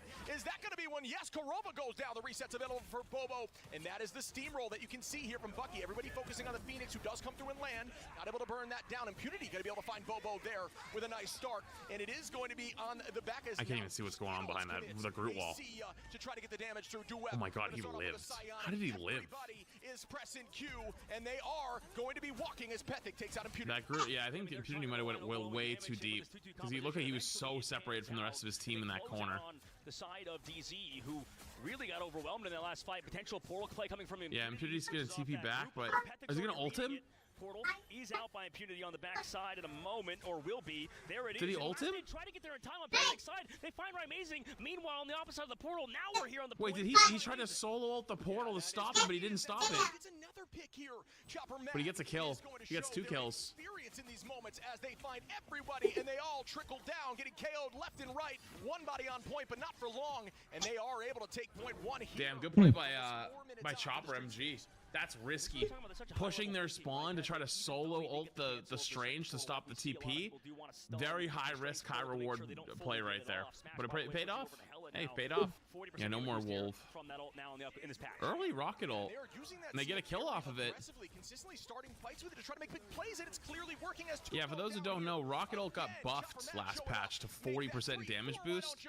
So they're popping Groot or popping rocket ult early, and then running at the enemy team with 40% damage boost, and someone just falls over every time. They also get too much damage. Hell is hit scan. While you're shooting to see you later, you're gonna go down if you have nothing in that fight. Now we at least have more ults on DZ's side, but this contest is always really hard for teams. Well, in a lot of these games, Cap and Venom both been banned, so like a lot of the dive tanks are gone. So Groot ends up being pretty strong for the space control. Putting them up 2 numbers for the moment. No ults available here for Chopper Mag, but once again, that was a lot of commitment for DZ on the retake, and I believe it was necessary, as that is a very tough retake. Good retake though. Well done by DZ, but DZ stabilizes. coming out on top in ult advantage. I think DZ really needs to win this map. Well, I mean, I guess they literally do have to win this map. It's best of 3. What am I saying? Convergence specifically have very short second phases and can result in snowballs very quickly, but for Dark Zero's side, Invisible Boundary up, you call that not a lot of ults. Chopper Mag now having a lot of ults. DZ, can they take advantage of the situation they're in with this defensive high ground or something? What are they looking for? Yeah, and we will begin again. This Emma ult's probably the big thing. Emma ult with the... Again, Chopper Mag going to be up. Korova, though, with a huge pick in the neutral prior is massive for the side of DZ. Korova still holding on to that boundary. They commit Emma ult, but they're already down 1. Is this really the time? I guess. They get Invis ult out? Maybe that's what they wanted? They have Bucky ult. Are they going to go for the combo? Oh wait, no, they already Bucky ulted. I'm still here, don't worry. Don't worry, I'm still here. Okay? You okay, baby? Up goes Amazing with the end song. Will He this just fell asleep for a little bit, and you're fine. Damn, they shot it. Destroyed out of the sky, not able to make that land happen. Great focus once more by Chopper Mag, as Fidel still has that ult, and DZ are looking in a dangerous position as 2 more go down, and that should be point 2, even though Amazing is able to get a pick. I mean, this Meteor M could be big. They also certainly imprisoned. They want to close it out on him, and they do. Goodbye, Chopper Mag, but Popo, he's here with the dance of the Cutterflies, but it doesn't matter because we have the regen domain from Velocities to keep everybody healthy. Shib, incredible by them. They had Invisol. They chose to keep it. Did you guys see that? Did they make a play on the call on the fly that they were going to die to that mag or the Groot ult no matter what? I think they did. That's either going to be a really smart play or a really stupid one. We're going to have to see. Smart because they probably would have died, but I mean, you never know. They might have lived. So now they walk into this fight having Invis ults. They could have made a call halfway through. They do have the ult advantage, but they lose. Oh, actually, no. Dark Zero loses. Mom's gonna get you out. Don't worry. Do I see 3? Yes, I do. A quadra as Pethic is wow. Gonna get a reset off Clone. Make it 5. Do I see a full team wipe? Beautiful play here. So by saving their Invis ult, they were able to match the enemy's Invis ult, go ult for ult, get a pick on the Loki early, and then they combo Groot ult with Bucky ult, and they capped the point from it. Incredible. It turned out it was smart. Cinema. Giant brain. Yeah, I love this play because it's a dangerous position to be in to try to make a play happen there on the stairs when you see a Jeff. Big Groot ult. He fell asleep. That's a fat Groot ult. Huh? Oh my Christ. Alright, that's a really good fight for DZ because they win that using... Actually, did these 3 or use these 4? No, they used 3. Right, that is. Because they swapped to Cloak. But they're still so far ahead that even if they lose this upcoming fight, they should have a retake fight. Huge Jeff ult. Does Matara read the Jeff ult with his Meteor M? Does he want to KO him knowing Amazing doesn't have his ult to combo? We'll have to find out in this fight. Yeah, we'll have to see. There is no answer with a bubble or something to keep up the Jeff, so it could be huge here. Wow, they're actually backing away. Does have copy available. Fidel, Skittles, and Pethic all ready as well. Bobo almost has that last stand. This is going to be an no hook. Battle as the commitment gets bubbled. So they missed the Bucky ult. Going to use that Q for virtually nothing in the moment, just to cool down as velocity. Early Cloakle to go aggressive. Forces out Invis ults. Impunity goes down. Oh. Oh, okay. Make it two, why don't you? As a Chopper, they Velocity gets one. So Dark Zero goes down, but they should have a retake. Defense has to win this fight. If they don't win this fight, it's GR. From Narnia! He misses the right click! Oh, he missed. Oh no. Wait, that might be it. To stay on point, but they need to make something happen now. Jeff what the high side and not get Meteor. Great play. No! Oh my goodness, Matara still gonna find one. So he goes up on the wall to not get hit. But so they just solo ult the Groot. The Groot will be able to TP back though on Strange, but they get pushed off. They pushed off. They got pushed off. What a map. What a freaking map, Shib. Dark Zero, they win. Dude, DZ holds. Third round in the We're going on map 3. Is it our first Daredevil time? Oh. Is it time? Is it time to let the devil out? It's time. Seen here, at least on this stream, and granted, folks, there is 2 streams going on here for this tournament. Make sure you're checking both out to see which games are going on. And we'll start off now. Daredevil does a great job of steamrolling. Once he finds one, he can keep it moving. The lawyer with the most, if you will, going to engage and see how they're constantly using that throw just to deal consistent damage and not have to worry too much about focus on the aim and just keep the combos just kind of keep pressing all your buttons. But they're still holding pretty well. They're trying to kill their backline first, it looks like. Frost, who is known as the best hero against counter dive in the Vanguard line. And now, besides the Thing, I suppose, but they walk on Skittles. Skittles gets poked out, diving around the corner. No, definitely better than Thing. Come on now, Dogman. Appeal is still here for Dark Zero, who is still healthy. And Matara owning again, just staying on point, biding time. That's all they need to do. How come teams aren't playing goats on convoy defense anymore? Are we looking at the same thing right now? Playing around walls that are indestructible, make it so you do not have to burn cooldowns at an Your plate, right? Are we looking at the same screen? I don't want to. Wait. Even here on DZ. Because I think I'm looking at 3-3 right now. Gonna get that pick onto Pethic on a Chopper Mag, who is then Starry going on. They're still holding too. Which does not get too much value. They do not Use break. your hand, little boy. Yeah, I mean, Pethic swapping over to Iron Fist. We know he's gotten buffed in the previous patch to deal with tanks a little bit more, and now early rocket ult. What? So he has to. God of Mischief eventually runs out anyways. Oh, it's a Loki copy. Okay, my bad. Switching it up, right? They keep Fidel on that Ultron, making sure that they just still want to go full aggression. Wait, now off the Daredevil onto Iron Fist. Combinations with Duet. Yeah, and in some of these interviews, I've always said I think Iron Fist is the new Wolverine. As we see the switch coming in here from Pethigs, and Starry going to find impunity in that moment, and it's Jeff going. What happened in the Iron Fist? I didn't see what happened. Did he die? Goes out the bubble as well. Kurova trying to escape is going to fall. He doesn't get away. Damage from the side of Bobo with follow-up from Duet. Pethic going to find impunity again. Very difficult. So they rocket ults. Off the front line, who can just deal so doesn't hit the damage. ground before the amp dies, so he doesn't get the damage amp. And they're going in aggressive again. The Iron Fist swap's actually working quite DZ's well. TPing back currently. So does Amazing. And shit, I mean, that was just beautiful by Chopper Mag. Peel off that strangling prison from the Dark Zero's side. I think they're probably waiting for their team to finish respawning, though. He's probably sitting in the portal right now. So on this corner, maybe? Jeff players say it's very hard to play against Daredevil. Very hard still to play against Iron Fist, who can just pummel you into the ground constantly. And they actually commit Soul Resurgence now on the portal play from Dark Zero. Yeah, the recent changes to Fist make him more valuable as a Vanguard buster than a backline dive, and that's what we're seeing here. It's so difficult to push him away from. Are they using the symbols wrong? Yes, the symbols are flipped. You're right. Because Chopper is on attack. You're right. The broadcasting is flipped. DZ is on defense. The Town Hall is looking cheaper. On from Pethic, and he gets away. How is he alive too? Are you kidding me? No mistakes right now. They're still holding Mommy is tagging my does get healed by the Jeff with that team up eventually to get impunity in Yeah, but who's tagging my Wait, he just ran it Oh, down, very good. Food? Right, though. Venom. Just going to die and stall. Smart. Yeah, Venom. I was They're waiting for playing once. Venom. Oh, I think they're going to be late. I think the Mag and Jeff might be Yeah, late. put it But I guess off of me. still the speed boost back with the bubbles, so No, oh, I don't know. Yeah, they'll make it, but it's going to be a little close for those two. It's going to be a bit of a staggered fight. And DZ looked really improved on their triple composition. Now they come in. The Venom's got to go first. But on the backside, Chopper Mag disengage it, play it slow, want to set up. Damn it, they didn't even like do any damage. Starry gonna walk backwards. Out goes that rage. Big eat.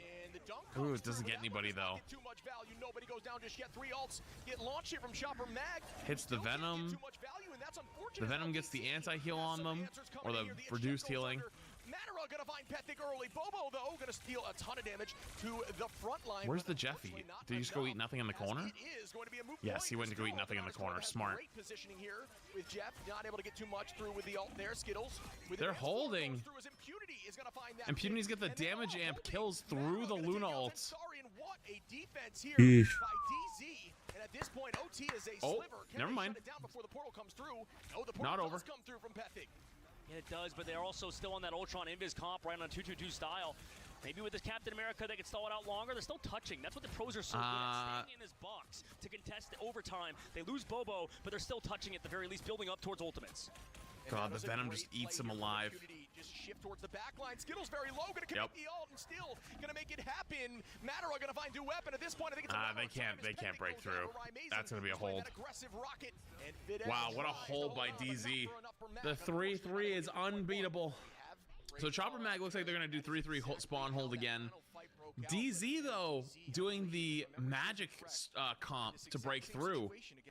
Yeah, luckily for the side of Dark Zero, I'm assuming that Matara has eyes on the objective, right? We know where it is at all times now. He's been coached many a time since that pretty bad Dark Zero in that fight. Amazing early pick on his Skittles, dude. Yeah, Amazing just so strong on these more off-meta or more unique picks, and we've seen magic out of Amazing before the buff even came through or the team up came in through with Strange Smash. Gonna find Pethic though, 2 numbers up. Amazing committing heavy with a dive. Gonna get a second on a Bobo with impunity and great coordination. Disgusting. Deletes their backline. Like, there's no team up between Magic and Venom, but you wouldn't know it with how that worked out with the symbiotic-like connection that Amazing and Impunity have. They also get Kurova though, and they find Amazing. They got a couple actually, but they still won this first fight. So yeah, that's a good retake. they're down 1 fight now, which is good. That's kind of what you want. Because as long as you win 3 fights, you win this whole point. So they've won 1 out of 3 so far.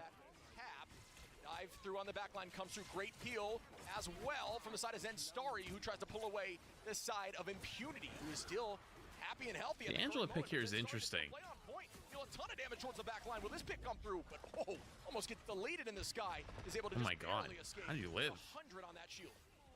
And they find Kurova again. Oh no, that's the 2nd time in a row. Kurova goes down again. So much on the Venom switch up. Usually you don't see these duelists play these heroes. Smash also falls. I have Okamoto from Matara, but Probably been playing tons of Venom because ranked. could get a massive piece of the miss along Amazing.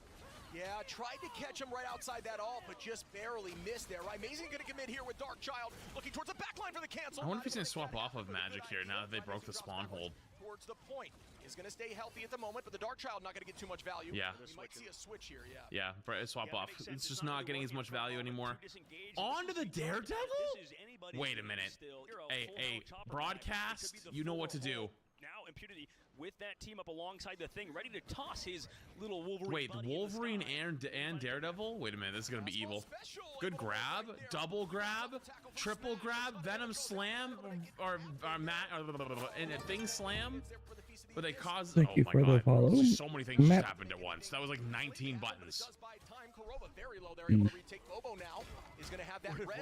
Kind of sick. The only thing with playing Thing here, though, they double grab him again. Is like Thing's only value here is trying to kill the Venom with the rest of the team. Like you just throw the Wolverine. Wolverine grabs him twice, and then you sit there and just spam your right click until you have a shift opportunity. So it's kind of risky in my opinion. On these tackles, looking to the high side, gonna have another throw with a fastball, and does land once Double more. grab. The E gets burned here. The Yeah. Smash gets a two-piece with a follow-up from Velocity. Born again. There's that res from Bobo. He gets res right away, though. Will they be able to keep the momentum, or is that res going to stop it? As When I go Hulk, well, I mean, the thing, at least you can slam, though. You can slam one time and stop the Venom from jumping out. It's like, there's one extra button that would be useful. Hulk can't do that. You'd have to exile him, but then that stops your team from doing damage, so it's not really that useful. Yeah, they wanted that Venom fucking dead. Triple seems to be Chopper Max home. Put the devil out. Daredevil going to start up right now, blinding everybody in the backline. Bobo trying to escape. Daredevil is not able to do so, but does have that res still available. He's letting his devil out. Again towards that Loki and Invis, but will they have the follow? They're letting the devil out. He's gonna die. Is the devil going down? No, he lives. Bobo going to self-res now in a high side position, and it is anyone's game with 19 seconds on the clock. Huge pick up on his Instari with that Loki on velocities. Maybe not letting that damage impact him now. Trying to stay at 100 charge. Play slow for some. Maybe let Instari stall, but it's going to be really close against Corolla. Good grab. They slam him immediately with the thing. That's the combo. That's why they're playing the thing over Hulk. It's because, like, the Wolverine's trying to grab him to the thing, or the thing walks over to the Wolverine, wherever he is, and then he hits his shift, and then he can't escape for a couple seconds. That stops a lot of the dive tanks. But other than that, though, like, that's the only difference between playing Thing over Hulk here. But otherwise, Thing kind of can't do a whole lot. But it ends up being super valuable for those little bursts. What a map, and what a series between Dark Zero and Chopper.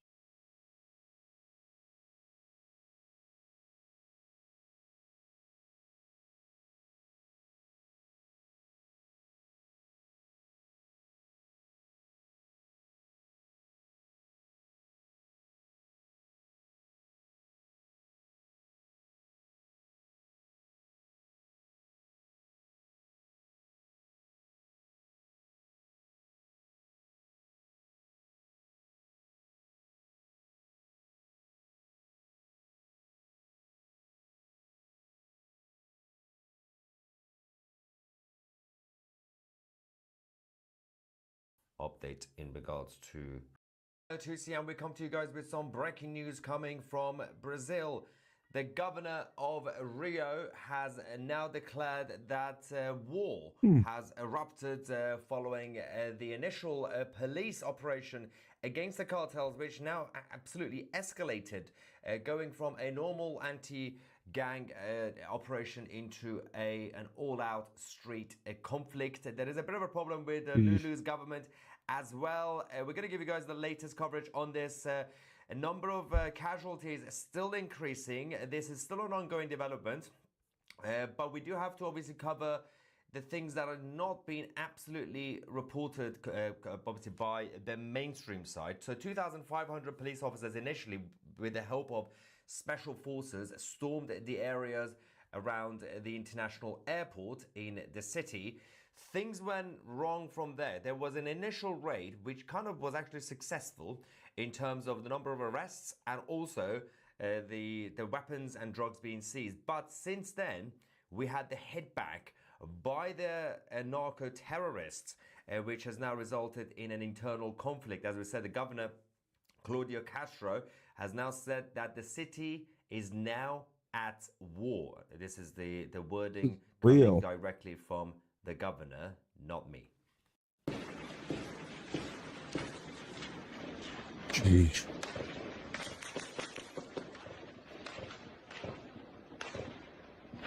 Sounds like a war zone. So yes, a lot going on. I'm gonna go through the details of the operation and how the reaction is ongoing. Now,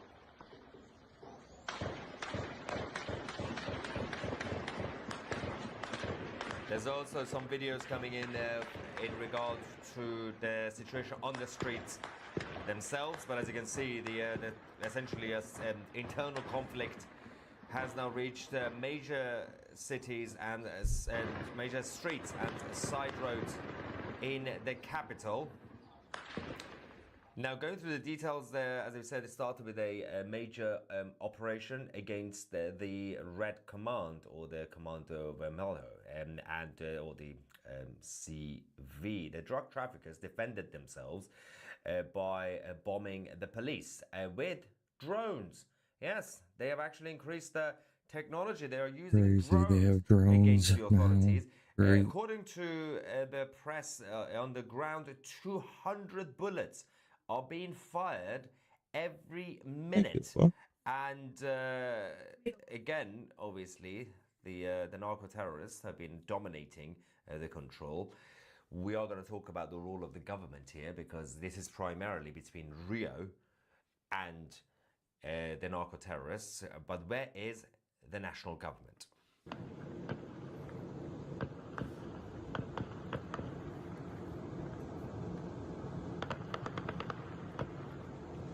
Chuva de tiro, hein?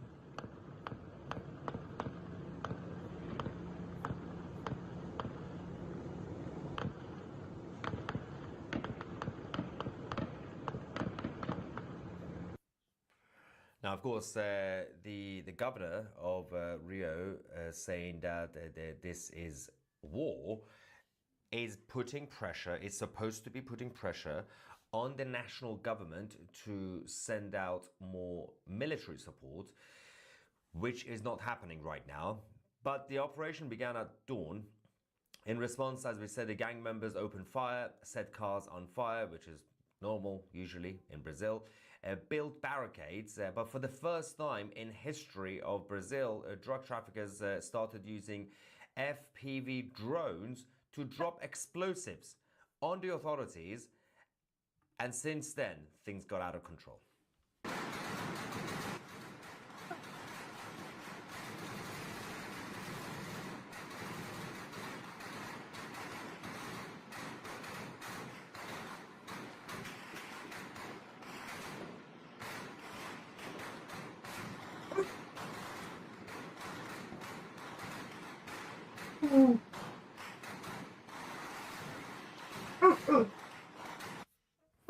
Now, obviously, the war on drugs in South America overall has been escalating over the last few weeks and a few months. A lot of these governments are under more pressure because they know that the US government is keeping an eye on every single region, because the Americans don't want anything that affects their own interest and the safety of the American people. This is one of the reasons that these governments are, at least on a local level, You can have some, just don't take it away from my desk. to step up Get their there. game when it comes to the It's war full. on drugs. Now, Lula continues to refuse to confront these guys with military support, Good. which is a Go get little your food. embarrassing, but of course, Yeah. Lula has other priorities, which is to basically do a crackdown on innocent citizens of Brazil.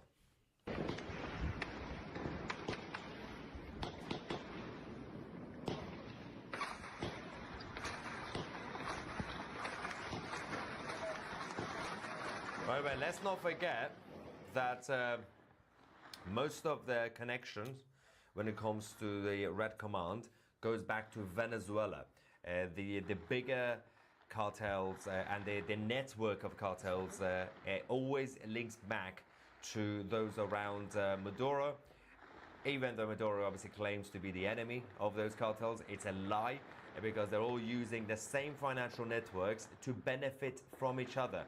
The left-wing government in Brazil and Lula themselves are extremely corrupt. We know that Lula, with the help of the IRGC in Iran, they have connections to money laundering. They have connections to the financial networks of the same drug traffickers and same cartels, same organized criminals that they claim to be against. This is a norm when it comes to certain left-wing countries in South America.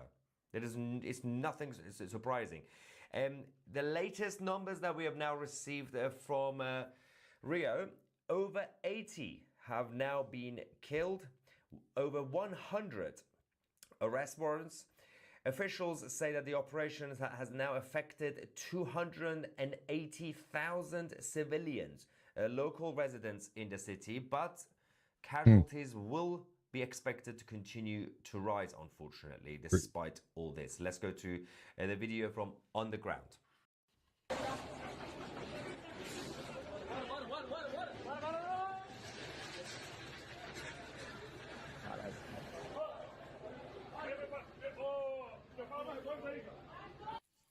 tranquilidade, mano, ó. A tia tá filmando aí, nós vai descer. Qual é, rapaziada? Ó, um atrás do outro. Ninguém com nada. Ninguém com No nada. idea what they're saying. Tá geral sem camisa, pegou a visão? See a body there on the floor. Camisa, nós vai descer aqui devagar, hein? Filma, tia. Eu não tô conseguindo. Filma, tia. Tenta pra filmar, já tá filmando. Já tá filmando.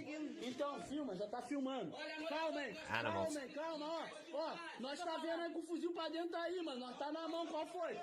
Nós tá na mão, tranquilidade, mano. Ô, moço, calma aí. Calma. Absolute mess. A arma tá lá em cima, calma. Calma, nós tá na mão, sem esculacho. Sem esculacho, sem esculacho. Sem esculacho, calma. Vai sair geral, bagulho é tranquilidade. Bagulho é tranquilidade, mano. Sem esculacho. Sem esculacho. Vai, vai um, vai. Vai outro. Vai outro. Vai, vai.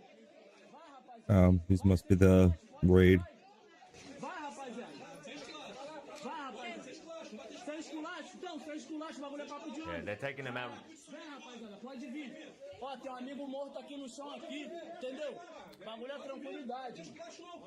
Bagulho é tranquilidade. Tem um amigo morto aqui, sem esculacho. Vem, vem. But there's still a lot more to arrest. A lot Mm-hmm. more. Again, Sheesh. as a reminder, the authorities on the ground are not getting support from Lula's central government. Nope. Nothing from the military. As we said, one of the biggest connections is that the Red Command is directly connected to the Venezuelan cartels and the network in Venezuela, which is again the dirty relationship with the Maduro's minions in Venezuela, because they're not directly connected to the government. It's okay because they go through the Islamic Republic and their drug traffickers, because they have their so-called accountants to do money laundering, which the money goes back to Maduro, the money goes back to Lula's friends in Brazil, both Venezuela and Brazil, with corrupt socialist governments. This is also a real threat to the United States. That's why the White House are keeping an eye on the situation right now on the ground in Brazil, because again, the effects of it will be seen in Venezuela.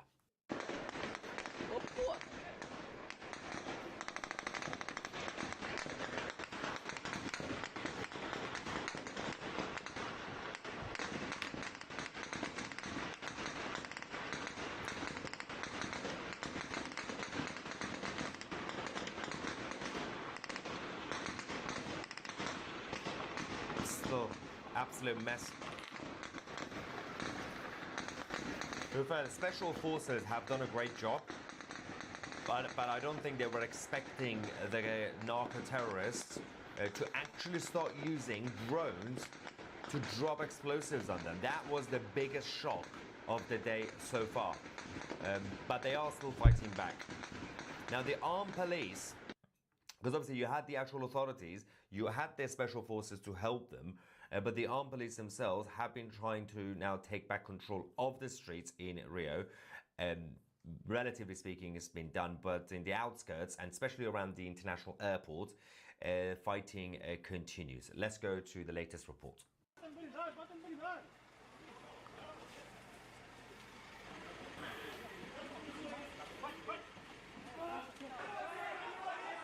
They have to send them all to El Salvador. That's the only way. It's literally the only way. Look at that mess. What? That guy's fat. Go to the bathroom anyway. I'll be right back. Probably.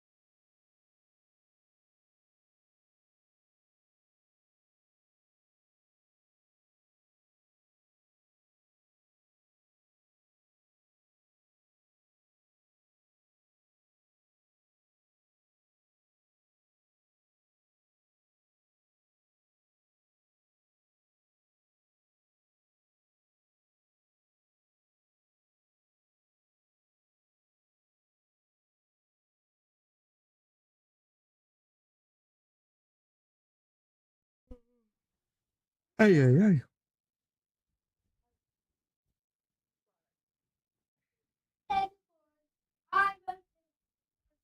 You love kettle corn.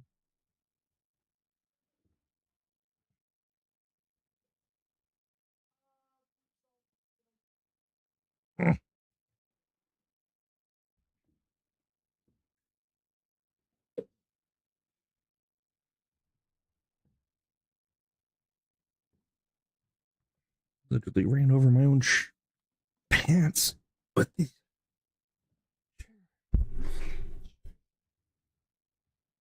For me to get back into position. It takes so much work.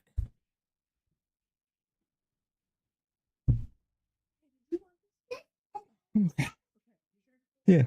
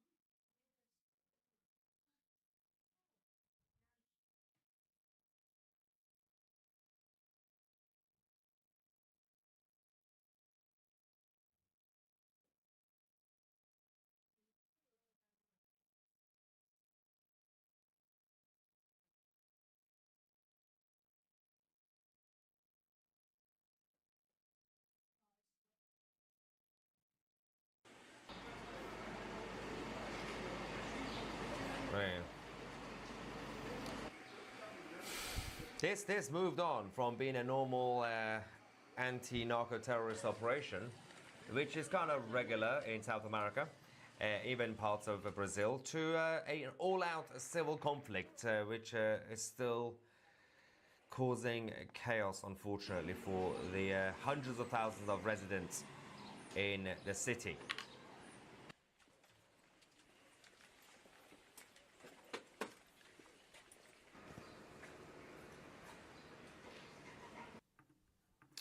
We just saw someone in the live chat. I'm gonna get your reaction in the live chat shortly, but James Smith, and I'm gonna guess his real name is not James Smith, has been spamming, copy and pasting, saying Islam will take over, inshallah, which has nothing to do with narco-terrorism right now. But we have retarded people everywhere, which is obviously normal, unfortunately. Now, the things that continue to escalate. Oh yeah, my point is that we've blocked him now because obviously spamming and copy and pasting the same comment in the live chat gets you banned. The rest of it, we have free speech. We don't have moderators in the live chat. You can say whatever you want to say, including if you want to say something about my hair. But it's getting big now. But if you copy and paste and spam, you will be banned and you will be deported to a jail in El Salvador. Let's go to the latest footage.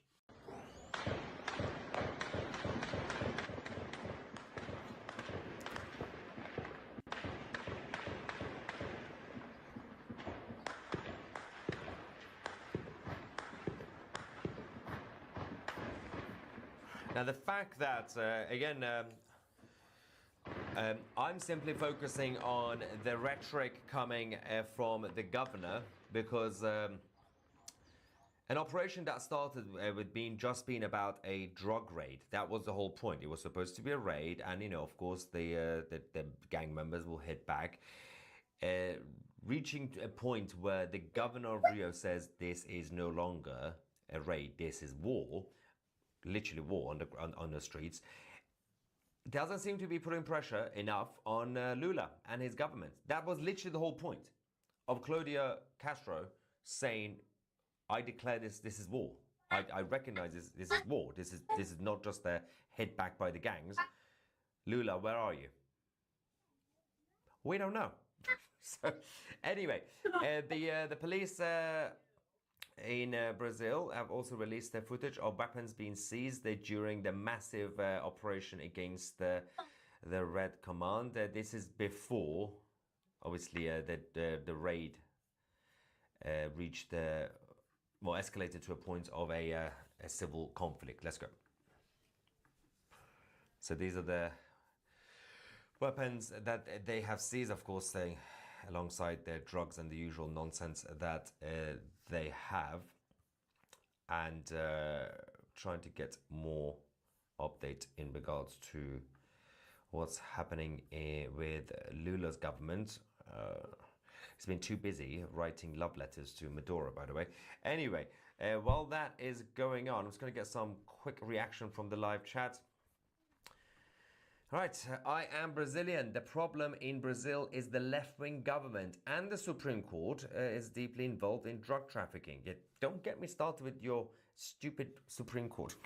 we have big problems with the Supreme Court in the UK, but in Brazil, your Supreme Court and Voldemort in charge doesn't really help. Basic sanity and the rule of law in the country. But yes, absolutely, I agree. But I'm still confident. I am still optimistic. After what happened in El Salvador, in Argentina, I do believe that the lovely Catholic Brazilians will take back control.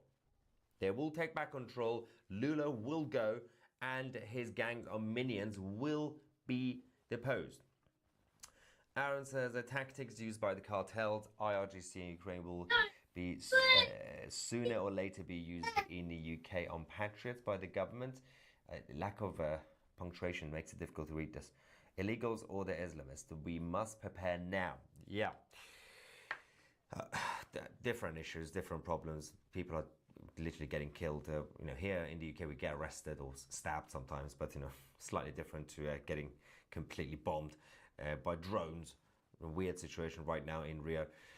Alright, who's fighting? What's going on? You joined a little bit late.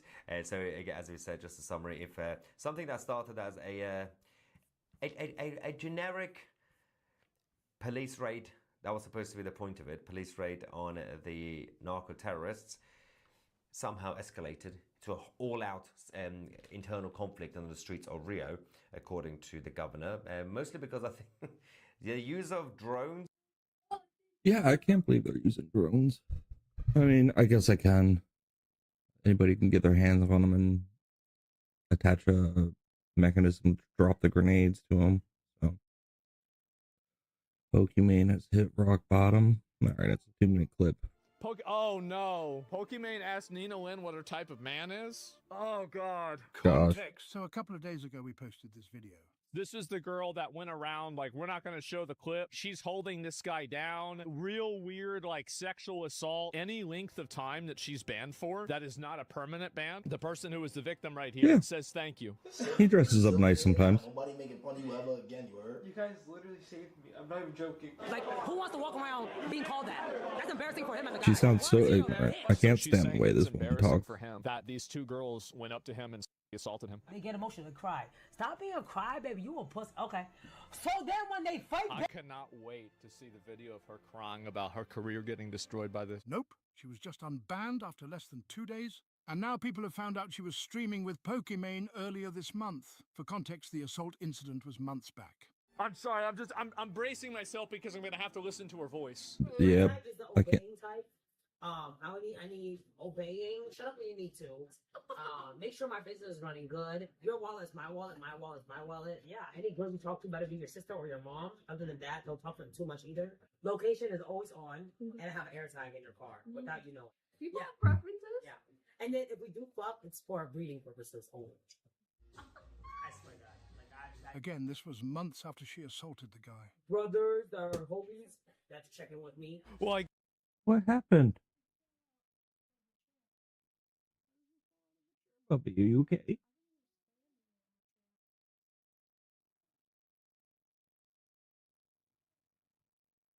Guess ever since she wasn't able to beat her brother, she needs a replacement. Yeah. Wait, what? No, My okay. brother, he was like 6. So I beat him until he was like 15 or 13. Child protective Horrible services person. came. We had to fly to China to evade the police. On top of a horrible voice.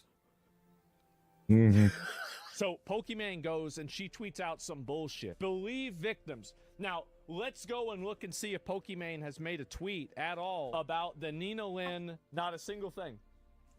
So she ain't seen it. She ain't said a single fucking thing about this. Meanwhile, she talking about believe victims. You say shit like this, but you don't really believe it. And you use these different social issues as advertising. Really it is fake as stand fuck her for you either. to tweet out, but not go out and call out these 2 girls that are doing it. And do you want to know the reason why? I think the reason why is that these girls are afraid to do it because they're afraid they might get canceled. See this shit. It's so fucking annoying, right? It's so absolutely fucking annoying. And I am so glad to see that it is finally Ouroborosing itself. I have been waiting. I used to pray for times like this.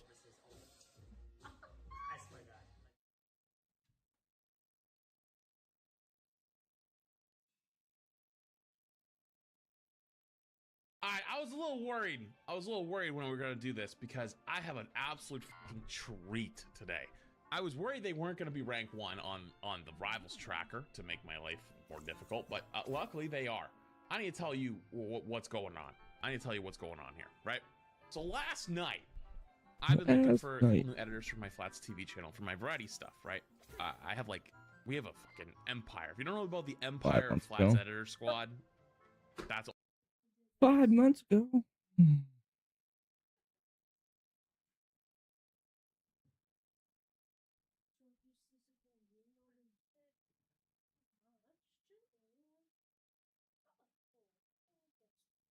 Yeah, I've seen this one. That's me.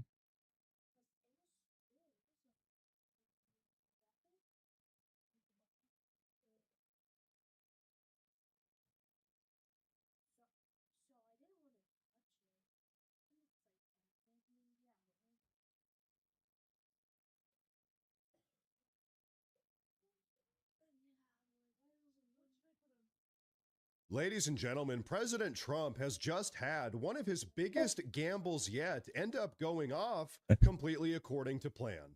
And so right this very moment, not only are the Democrats completely melting down, but also President Trump has been vindicated yet again. Now, as I'm sure you've all noticed, for the last several weeks, the Democrats have been absolutely screeching and raging over President Trump's $20 billion bailout of Argentina. Yep. They have well, as it would turn out, this $20 billion deal with Argentina was actually a little bit more of an investment and a little bit less of a bailout. And I'll tell you what, that investment is already paying dividends. You see, it was 8 days ago now, on October 20th, when President Trump finalized his $20 billion deal with Argentina, in which the Trump administration invested into the Argentinian peso. Then, on October 26th, just 2 days ago now, Argentinian President Javier Milei's political coalition went on to win their midterm elections in a colossal landslide victory. And so it's because of this series of events that now the Argentinian peso's value is absolutely skyrocketing, increasing in value by 10% in just the last 2 days, generating $2 billion for the USA as a direct result of President Trump's $20 billion investment. So yeah, ladies and gentlemen, like I said, President Trump has just done it again. But you know what? For a little bit more information here, take a listen to what Treasury Secretary Scott Bessent had to say about all of this. So you dispute the idea that America hurt itself by giving this $20 billion lifeline to Argentina. Can you guarantee Americans they'll be made whole on that? Margaret, I can tell you that the Exchange Stabilization Fund has never lost money. It will not lose money this time. And we are not giving money to Argentina. It is a swap line, which the U.S. has done many times in the past, and we've never lost money. And so, folks, like I said, not only have we not ended up losing money with this Argentina deal, but we actually ended up making money. But now, as Secretary Bessent mentioned, the Trump administration didn't just give $20 billion to Argentina. They used a program called the Exchange Stabilization Fund, which has been used over 100 times in the last 90 years to stabilize various foreign economies. And as a fun history fact here, every single time the United States has made use of this fund, we've actually ended up making money in the form of loan repayments with annualized interest rates. So, ladies and gentlemen, here's the reality. This immediate success of President Trump's currency swap with Argentina, which is really more of a long-term investment than anything, has just completely shattered all of the progressive left's ongoing fear-mongering. As we all just witnessed, they spent weeks complaining about President Trump's deal with Argentina, which has already proven to be absolutely genius, where the Democrats were all more than happy to rob this country blind during the Biden era. The reality is, they just spent 4 years handing out tens of billions of dollars each and every year, no strings attached, to foreign countries around the world through programs like USAID, and that's not even factoring in all of the money that they spent on their beloved illegal aliens. Whereas now, the Trump administration is actively pursuing an approach to foreign aid that not only makes sense, but it also actually makes money. But folks, like I said earlier, right this very moment, the Democrats are absolutely melting down over this entire situation. One such Democrat is actually Senator Elizabeth Warren, aka Pocahontas. So I want you all to take a look at that situation, but first, I do want to say real quick that if you folks enjoy the daily news updates, please make sure to subscribe to the channel because it really does help a lot. But okay, check this out. Warren sent you a letter asking about the Argentina bailout, why this is happening during the government shutdown. You said it's justified as an essential purpose. Can you explain your thinking on that? Well, here we are today. I'm at work. The government is shut down. The Democrats, well, let's look at the numbers. It's 52 senators have voted, Republican senators have voted to reopen the government. 3 Democrats have, 52 to 3. Senator Warren isn't one of them. So Senator Warren is welcome to come to the Treasury's economic literacy classes to understand what we're doing, and she can follow that. That I will tell you, the Argentinian government is open and they are running, so we were able to negotiate with them. There are many things we wanted to do. We want to get money out to our farmers, especially our soy farmers, but the government has been shut down. So I think the Democratic senators, I'd say to the moderate Democratic senators, you can be heroes, reopen the government. And so, folks, this right here is one of the things that I actually love the most about President Trump's administration right now. They're not just sitting idly by and taking all of the lies and abuse from the Democrats. They're actually flipping things back on them, setting the record straight, and making all of them look like the hypocritical idiots that they really are. But now, Secretary Bessent also tied all of this into the ongoing government shutdown, of which today is day number 28. So on that note, let's see how this shutdown is really going right now. Take a look. Yeah, you might think, given that the Republicans are in charge of both the House and the Senate, that a government shutdown might actually hurt the Republican brand. But in fact, it hasn't. If anything, it's been helped a little bit. Take a look here, the shift in net popularity versus pre-shutdown. Among when we're looking at the Republican Party overall, that brand actually up 2 points. That's within the margin of error, but clearly it hasn't dropped. Come over to this side of the screen. Look at the net approval ratings for Republicans in Congress. It's actually up 5 points since pre-shutdown. So what we're seeing here is the Republican brand in Congress has actually improved somewhat compared to where we were pre-shutdown, despite the fact that Republicans control. And that's the math that John Thune and Mike Johnson are looking at is, well, hey, why should we give, and electorally speaking, when our brand has actually improved a little bit? Now, we say their position is getting better. With whom? Yeah, okay, with whom? So I think it's 2 groups that it's so... What, she's just talking to you? Oh.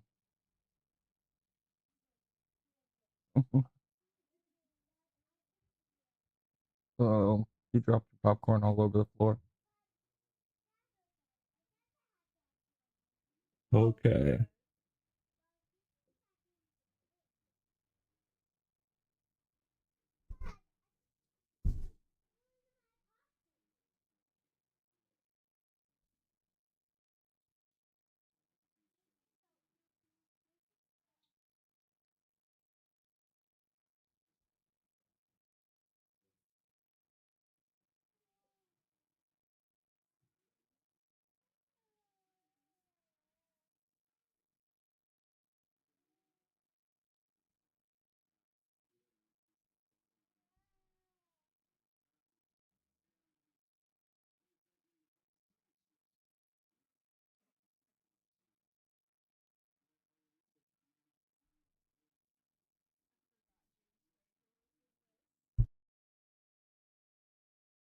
Oh, from Spider-Man.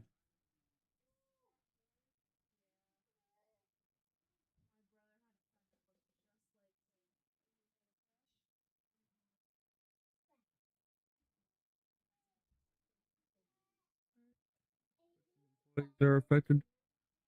Twitch employees are reportedly being affected by the Amazon layoffs. I was the person who built the entire fraud program. The one keeping bad actors off Twitch who steal and abuse revenue. Horrible timing. Since my motorcycle accident was a month ago. Getting married in less than a month.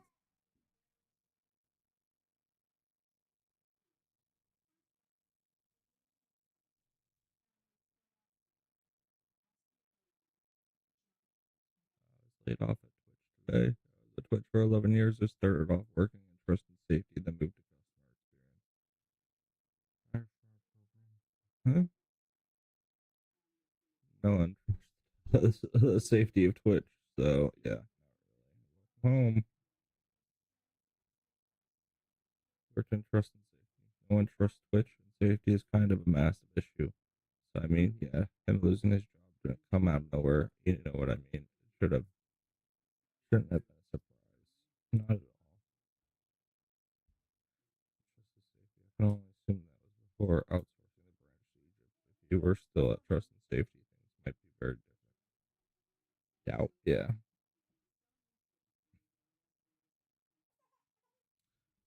Won't be satisfied until I see Clancy gaped and emotionally bored. Yeah.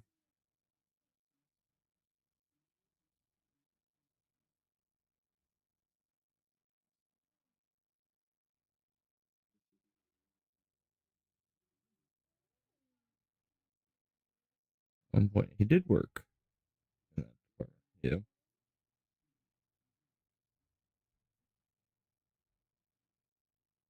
Yeah, I hope they get rid of him. I said right there is my I did my job too well. That's the issue. I've never stopped punishing people who did their job well. Shuffled around over the years. The drama about the creative section. Partner manager is punished. No, I don't think he did his job well, but why is important when talking about Twitch? Screw trust and safety. It's just a farce. Yeah. So I really have to wonder how well this was being done. Yeah. Keeping bad actors off Twitch. I'm looking at who is still out on the platform. You sucked at your job, and I'm surprised Twitch is based enough to fire you. Yeah.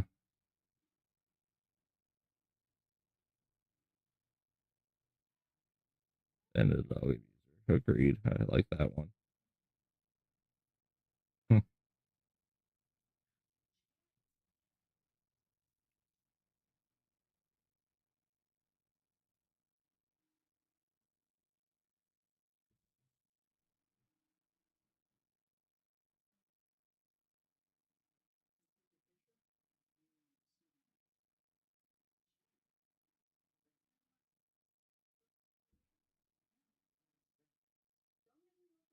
Important to keep an eye on. All right, change in the Republican Congress's net approval rating versus pre-shutdown. It's rallying the base for sure. Look at this. The net approval rating up 12 points versus pre-shutdown. But it's not just with the base. It's also with the middle of the electorate. Look at this. Among independents, it's up 8 points as well. So we've got a situation here where Republicans with the shutdown are actually rallying their base, but it's also something that's not hurting them with the folks in the middle. If anything, it's helping them with folks in the middle. Yeah, and this good. is the type of That is good news. Republicans you like to see, right? Because something could rally the base but alienate those in the middle, or something could rally those in the middle but alienate the base. But the truth is, we're not seeing that. What we're seeing is the Republican brand has actually gotten better among independents, and it's also gotten better among Republicans as well, that Republican brand when it comes to those in Congress. So again, what's the electoral reason that Republicans would give in at this point? And so, ladies and gentlemen, there you have it. Even CNN, with all of their biased polls, can't deny the truth that across this country, Americans are blaming the Democrats for the ongoing shutdown. And of course, the reason why is because Americans not only understand that the Democrats have manufactured this entire situation, but also, in spite of this situation, President Trump is still making massive moves, just like he did with Argentina. But now, while we're speaking about President Trump's deal with Argentina, there's actually another huge aspect to this entire situation that I personally haven't seen anyone else really talking about. You see, as many of you might know, perhaps the single most important and single oldest piece of American foreign policy is called the Monroe Doctrine, which effectively states that the entire Western Hemisphere, from the South Pole all the way up to the North Pole, must be maintained in accordance with the national security interests of the United States of America. And as many of you might have noticed, Argentina pretty much reaches all the way down to the South Pole. So considering that we live in a time when China and various other nations are actively trying to aggressively push out their sphere of influence directly into our hemisphere, the Western Hemisphere, maintaining a relationship with Argentina is actually incredibly important. So folks, here's really the massive point that I'm trying to make here. The degree to which President Trump is able to, time and time again, consistently take out two birds with one stone is actually astounding. And he's always able to do it when confronted with a never-ending series of attacks from the radical left. So you know what? As I like to say, this is just yet another example of why we voted for President Trump, because this is what it looks like to finally put America first.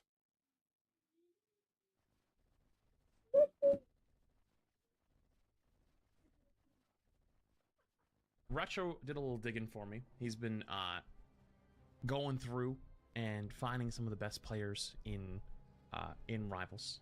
And for today, we found potentially the not potentially. This is actually the first person who has been #1 on this ranking leaderboard. We've typically had to do a little analyzing of the data because like the win rates and MVPs and SVPs and like what ranks they're actually in. But this one is the first by and far undisputed #1 so far Scarlet Witch player, and their name is Borderline.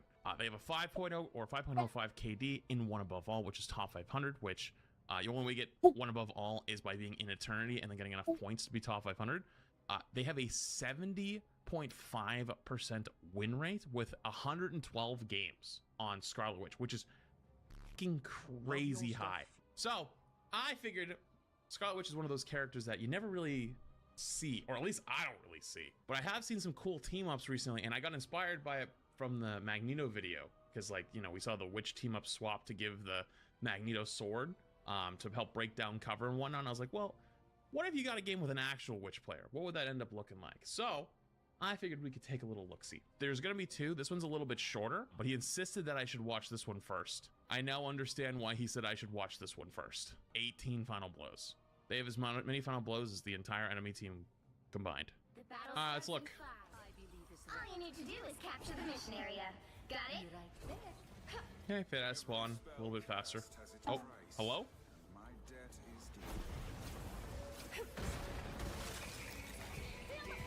Enemy in front of us. Anyone willing to help? I'm surprised they didn't throw their thing at the choke there. Okay, they do in the end. So this is gonna be kind of embarrassing, but I'm not even that familiar with all of Witch's abilities. I haven't even used them that much.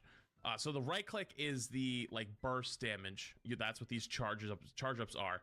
And then the E is like the stun version, where it's like the orb that if you walk into it, you get stunned for a second. Feeling stronger already. So she throws the stun at the choke, throws a couple of the right clicks at the choke. All well and good, makes sense, because they're all walking through it anyways.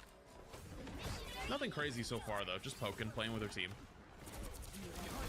Takes the 1v1 with the cloak and, or the, yeah, the cloak. What's the cloak actually? Wait a minute, or is it Invisible Woman?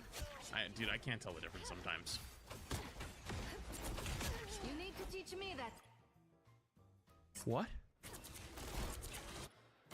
No, it's the Invisible Woman. Because she goes invisible right here.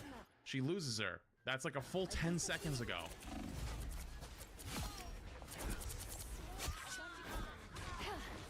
So, they're probably still down here if the stairs aren't broken, which they aren't, because they went the middle way. Takes a guess, because the right clicks explode, their AoE, finds her and kills her. But also the Magneto was going that way too, so it's a little bit of both. Goodbye. Damn. Wait, she showed again? Did she show again? Oh, she did show right there. I missed that. Okay, so she did see her. Wow, that was quick. You need to teach me that spell, Steven. Good catch, Chef. That's better. Good catch. Goodbye.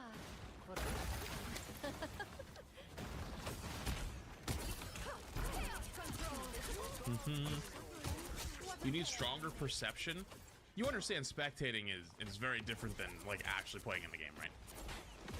Like when I'm spectating, I'm looking for other like little niche things they're doing to point out, because I don't even play this character like at all. So like I'm wondering how the hell does somebody make this work?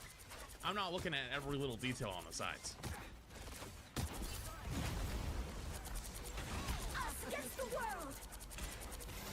But either way. What is this from?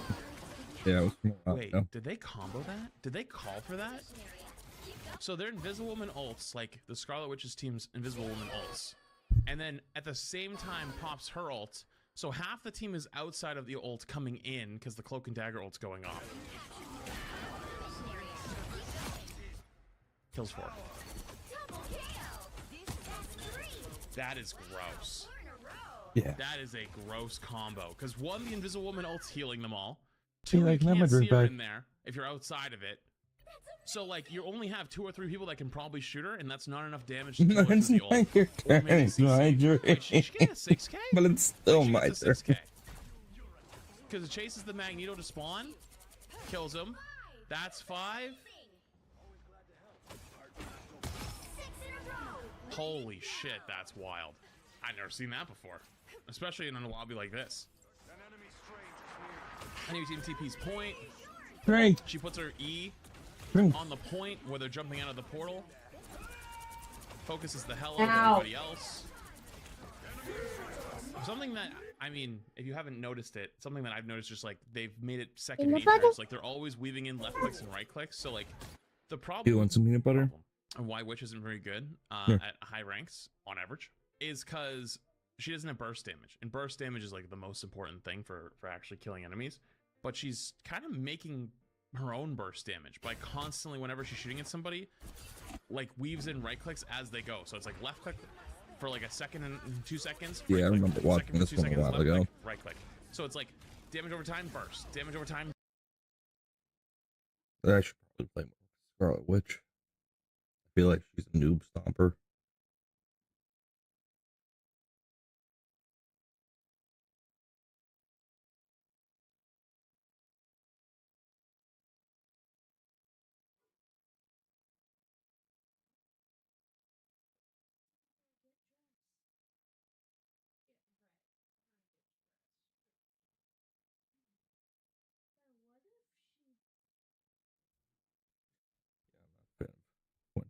That might be. No, here. Not your whole hand. One finger.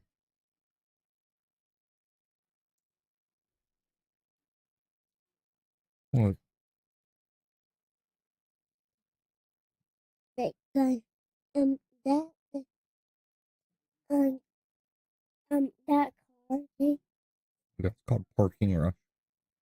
on the pumpkin. Yeah, I'm not gonna play that yet. Oh, Spider-Man! I'm gonna watch that, I think. Yeah. Do you want some or no?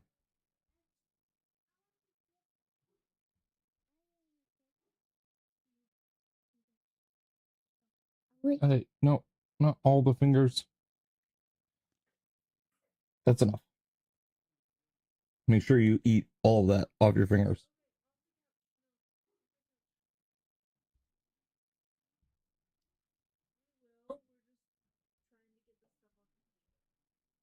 Really? Well, I was,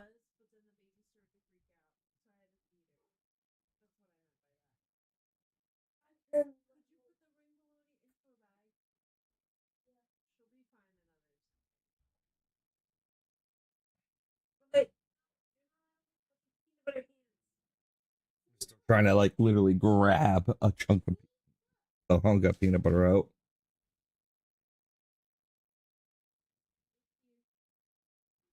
Don't put it on the couch.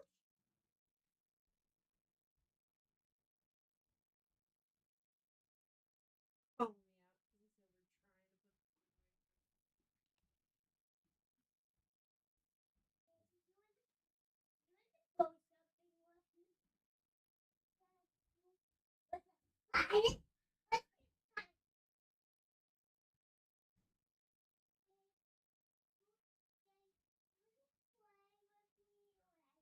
We watched the Crowder and Dave Smith debate. Crowder did a great job.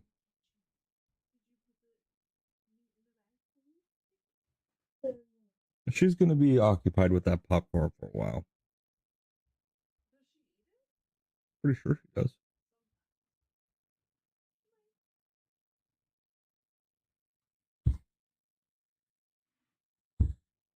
Yo, what's going on, guys? DeWobs here. Welcome back to a brand new video here on the channel. Today we have an exciting new update because some skins are coming to Marvel Rivals early this week, which should hopefully then make room for next week to include some skins that people have been wanting for a pretty long time. So, what is this new update? Well, this week we're actually going to be getting 3 skins in the store on October 30th instead of just 2. Originally, we were supposed to get the Scarlet Witch Queen of the Dead skin and the Spider-Man Man-Spider skin for Halloween, and then we were supposed to get the Iron Man Big Shot skin on November 7th according to the Season 4.5 roadmap. Well, it turns out all 3 of these skins are hitting the store this week. Now, we'll talk about the potential other skins coming next week to replace the Iron Man skin after we take a look at the gameplay of these upcoming skins. Let's start with the brand new Iron Man Big Shot skin. It's a legendary skin, and it's the first Iron Man skin that has him in his kind of human form fully revealed. We've had the symbiote skin where you can see half his face, but this, we can see his full face. He has these cool orange shades and this dapper blue suit. Very, very cool. It's a Marvel Rivals original design, but people have already said that it would be awesome if this skin got a red recolor so that it looks a little bit more like this skin from the comics during Iron Man and Emma Frost's wedding, and that would be cool for next season as Season 5 is supposed to be love-themed. Anyway, we're getting a little off track because here we have the legendary intro animation. As you can see, he's getting out at this kind of premiere. Everybody's taking photos of him. And then he just saves everyone real quick from this killer robot. You know, pretty standard stuff for Iron Man. And we can see his pulse cannons are kind of this holographic version, which is a pretty cool way to make this skin actually work in-game. Now, next up, we have the emote. It's pretty standard emote. You can hear people cheering in the background, and he's just there looking cool. But because this is a legendary skin, we have the gameplay that has special sound effects, and the visual effects of how he uses his abilities are also pretty cool as well. So I'm just going to let this play through so that you can hear all the sound effects. I don't think that's the welcoming committee. Bombs away.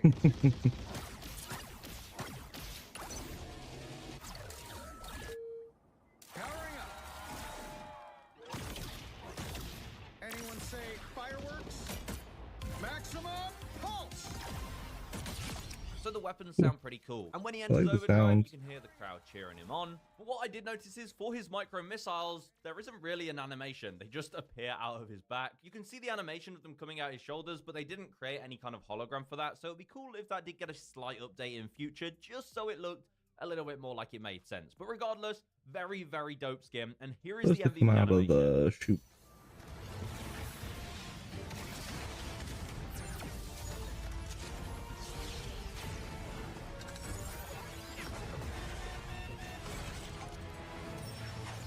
So I think this is a very awesome and unique Iron Man skin. Definitely stands out from the rest. And I do think they will eventually add a recolor because it's such an easy kind of skin to give a new suit color that would still make it pop a lot. And because it's legendary, it'll cost 2,200 units for the bundle in the store. Now, also in the store, we have the Spider-Man Man-Spider skin and the trailer for this skin. Now, the Man-Spider skin is only going to be epic, which I think is fine. Spider-Man has so many skins in this game. I think an epic one is perfectly fine. Regardless, it's still a very, very awesome skin. So here is the MVP animation for the skin.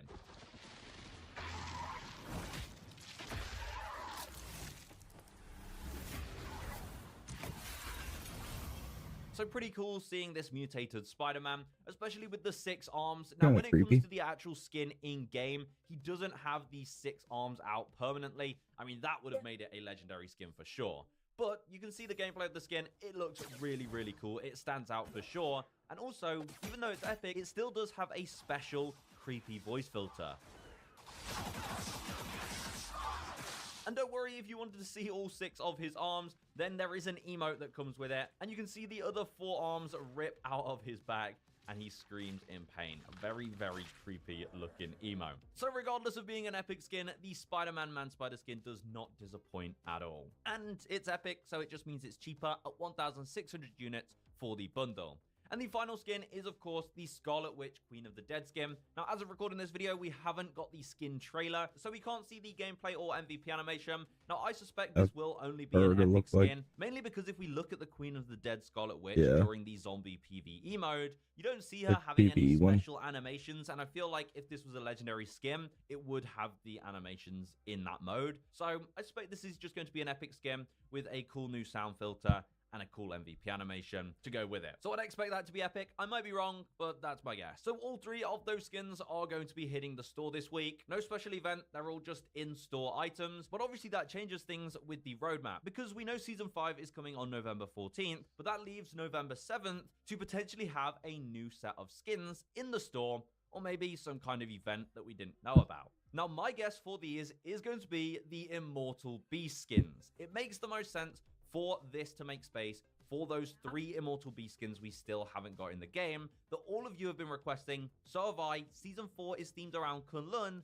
We should really be getting these Immortal Beast Kunlun themed skins for Iron Fist, Angela, and Wolverine. And for those of you who may not know, these are the skins. We have the Iron Fist skin, which looks really awesome. He's the chosen warrior for Shou Lao, and he has this awesome Iron Fist design. I mean, it's Iron Fist season. We need his skin in the game. Then for Angela, I think this would be such an awesome skin for her to have in the game. Obviously, a very new character in the game. I think the green and white design is dope, and she's the chosen warrior for the White Tiger. So it's a really awesome themed skin anyway. And then for the Wolverine skin, it has that iconic red hair and flaming claws. And he is the chosen warrior of Hordal, who's this kind of like black flaming dog. It's very, very awesome. So if those 3 skins all came to the game on November 7th, that would be awesome. Maybe a mini event pass and just throw those 3 skins in there. I'd personally get it. Or maybe at least one of those skins should be coming to the store on November 7th. That's my guess. It makes sense that they freed up the space for these skins that everybody has been asking for since they teased them. As we've also already got the Storm skin, it would make sense. The other case is potentially a skin to tease next season. Season 5 is closer than ever, and we believe it's a love-themed season based on the leaks that should give us Rogue and Gambit. So maybe a teaser for a skin for that. A love-themed skin would be cool. We mentioned earlier the Emma Frost and Iron Man wedding skins.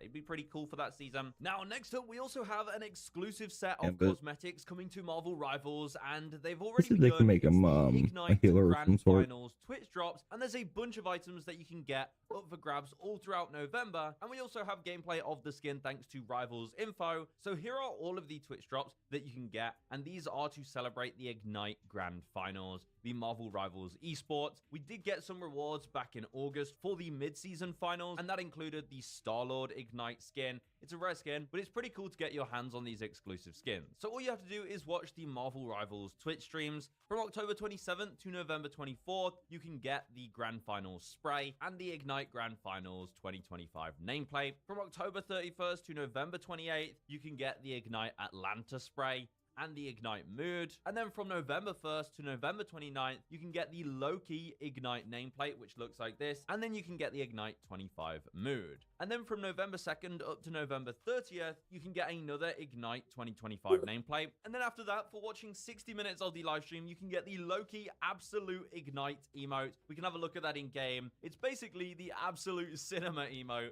which is awesome. The emote you can use in game, and of course it pops the hologram of the Ignite Grand Finals logo in front of him. So yeah, pretty funny emote. If you want the Absolute Cinema emote in Marvel Rivals, then you're gonna have to watch the live stream. Savannah's not loving it, Eli. You get the Ignite emoji, and then finally, after watching 4 hours of the Ignite Twitch streams between November 2nd and November 30th, you'll get the Loki Ignite 2025 costume. And honestly, looking at the gameplay, it's a pretty cool skin. It's this black and gold color scheme, which alone looks pretty awesome on Loki. What I like is the fact that his cape has the Ignite logo on it. It says Ignite. It's a pretty cool redesign for a base Loki skin.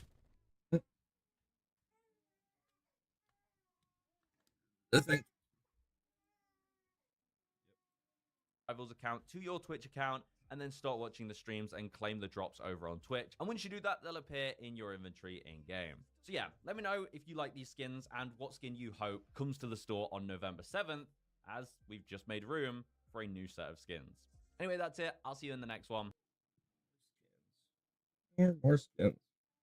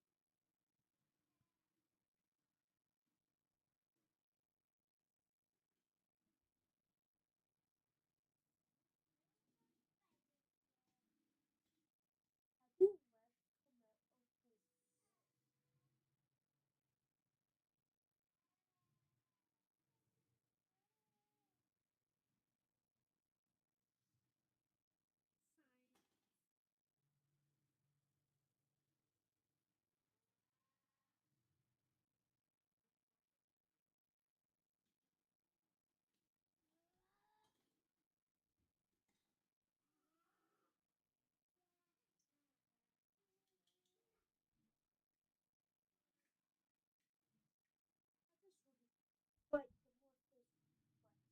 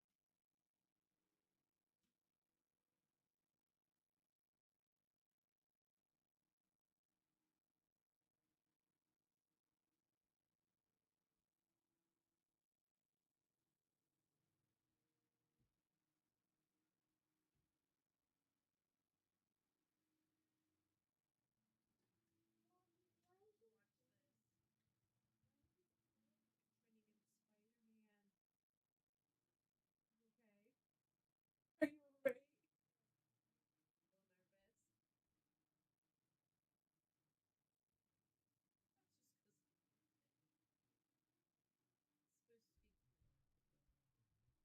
Oh.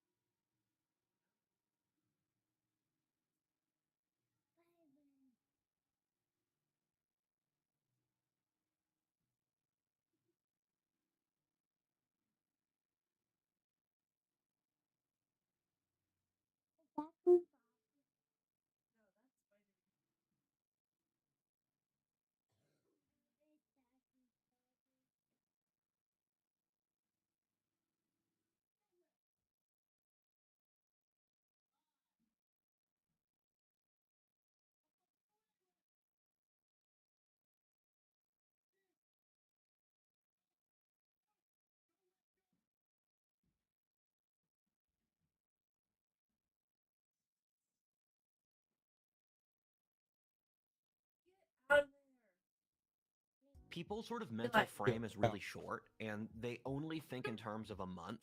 I think this is true even for the White House, where I don't think the U.S. government, right or left, makes decisions longer than... They're constantly thinking of the several-month headline. Yeah. And so when we're going to pull back, we're going to see this was all part of a singular trajectory that we just ignored. Is America headed for a revolution? Well, as most of you already know, the snap-pocalypse is coming. November 1st, 42 million people will lose their food benefits, their food stamps. trending on Google, quote, is they cutting food stamps? Is they stopping food stamps?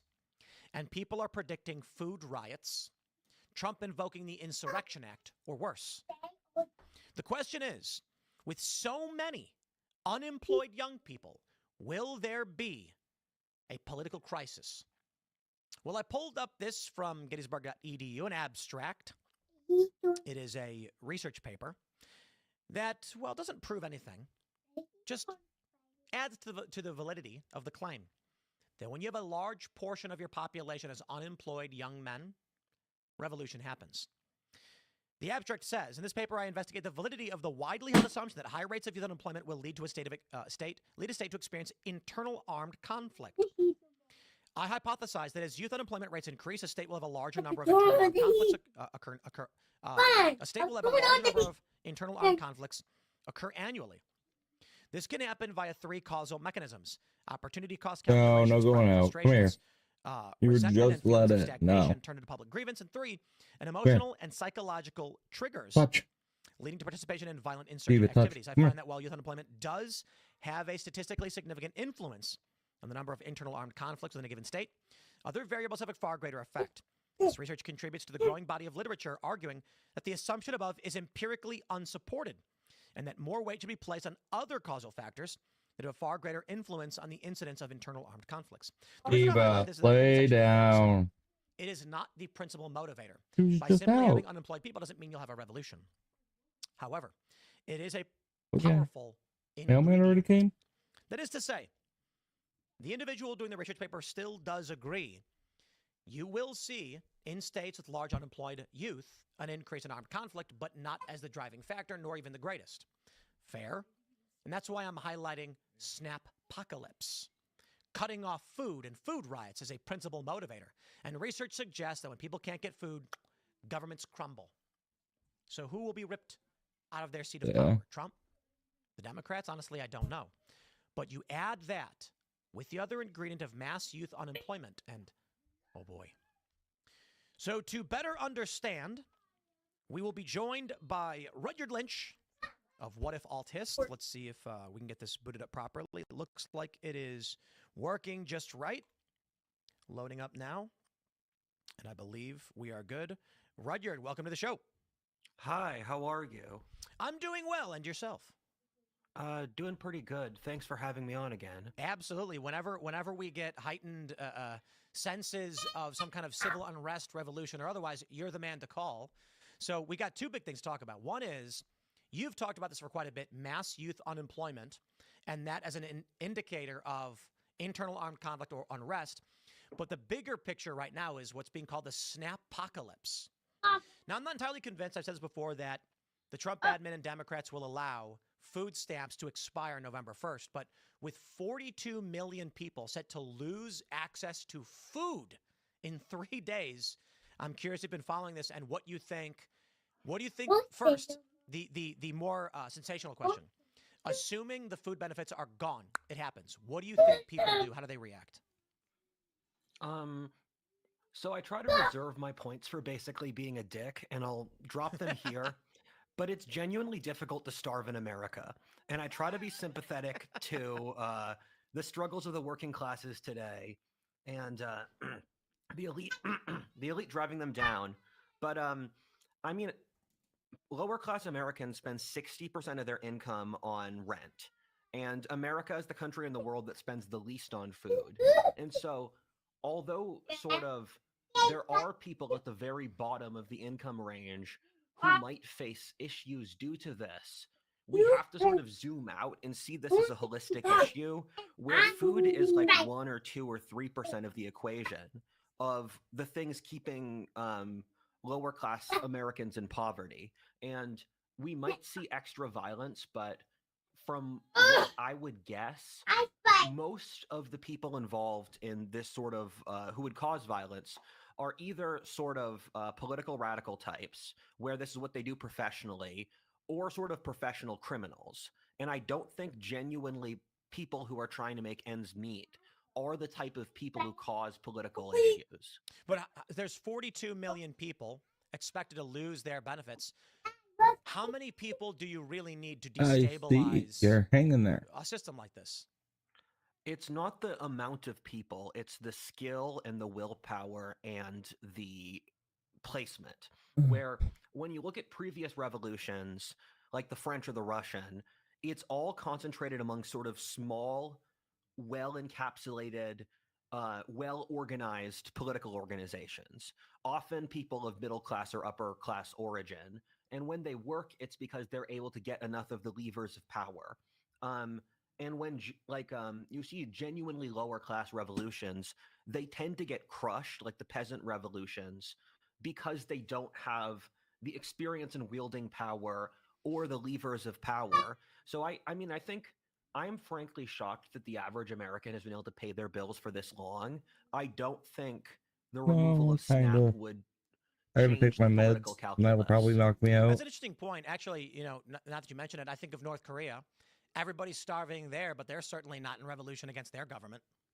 Yeah, that's something the communists are really good at, because they realized that if we just shoot all of the stakeholders in the system, we can maintain total power, because everyone who can fight back is already working with us. But there is still there's some concern about a general instability or food riots that might emerge from this. So there are, let's say 42 million people receive benefits, and we make the assumption that a large portion of them are probably more moderate to right-leaning or, you know, moderately liberal. They're not going to riot. They'll just be upset, and they'll try and figure out, they'll go to food banks, they'll try and figure something else out. But with 42 million, I mean, there's a strong probability that ne'er-do-wells are going to start looting stores, speculation that they'll steal shopping carts from people in the parking lots, and that will just create general instability. Get off of that! Whether it's a revolution or otherwise. Come on. Not break it. I think that's reasonable. I mean, yeah, I think that's totally reasonable. I'm going to reframe this in terms of, when you look at the last 5 years, the price of rent for a lot of Americans has doubled. And when you're doing a breakdown of these sorts of things, this is sort of a drop in the bucket compared to the enormous inflation and rises in costs of everything. But when a camel's back is weighed down, a straw can break it. And this is sort of the situation where it's not good that people aren't getting their food stamps. But at the same time, this entire situation is very messed up. And so you're zooming out and you're sort of looking at a barren field of trash, and it's not pleasant. So let me try and simplify this. Are you suggesting that in and of itself, taking food away from a morbidly obese, I'm going to be a dick, but taking food stamps from a morbidly obese nation is not going to be the same as any other impoverished nation, because Americans have easy access to food even without these benefits? But we are on such brittle ground, it could be a straw that causes a cascade failure in other ways. Is that fair to say? Yeah. So, well, then the question is, can the suspension of food stamps, irrespective of whether it's the food as the issue, lead to or be a catalyst for civil war, revolution, or some have speculated Trump will use it as a pretext to invoke the Insurrection Act and send out the National Guard? I would say I wouldn't go that far. I'd say that the government has been shut down for a month. Yeah. And that's significantly longer. I mean, this is like, it just happens periodically now, like a blizzard. But this is longer than usual. And it's part of a total package of, I heard that people who control the planes at airports, they weren't getting paid. Yep. Public employees, and keep in mind, the government makes up like 40% of the economy. So if 40% of the economy is not getting paid for, that's a huge sort of add to the societal instability. Is that true? Government is 40%? Depends the metrics you use. 36.2%. So, holy crap, that's insane. How is a system supposed to survive when that's the reality? I mean, that makes no sense. So, yeah, this is one of those things historians look at as one of the historians sort of look at. Before the Industrial Revolution, the most powerful governments in the world were 3% of the economy. And now America's moderate compared to Europe. In France, Germany, it's a majority of the economy. And this is one of those just huge variables you've seen change in the last 200 years, which we've sort of agreed to ignore. Wow. So, on top of this, we have this tremendous youth unemployment. And I just read this research paper from, what is it, Gettysburg.edu, where they said, while it does seem to contribute, countries with high youth unemployment tend to experience higher internal armed conflict. It doesn't seem to be the greatest cause or even the most significant. Do you think that the U.S. is facing a risk from youth unemployment and, like, I suppose they call it nihilism? Yeah, I mean, of course. I'm surprised it's not worse, actually, because I sometimes like to think that society is a conspiracy to stop Gen Z from getting hired, where you have mass immigration, where there were certain periods in the last 5 years when statistically 100% of new jobs went to immigrants. Wow. And I double-checked that. That should be statistically impossible, but it's true.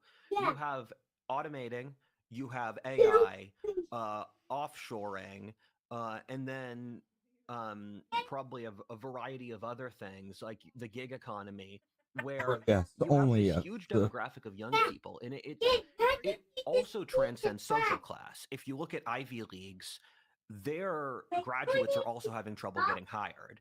So and that's really dangerous, because you're going to get a revolution or a civil war when elite aspirants have issues. Wow. Because when middle and upper class people who know people in power, or they have the ability to organize, or, I mean, something I'll throw in here is that a difference in America and Europe is America has can operate on an industrial scale in the private sector. So we have private sector militaries, we have private sector supply chains, people worth as individuals more than entire countries.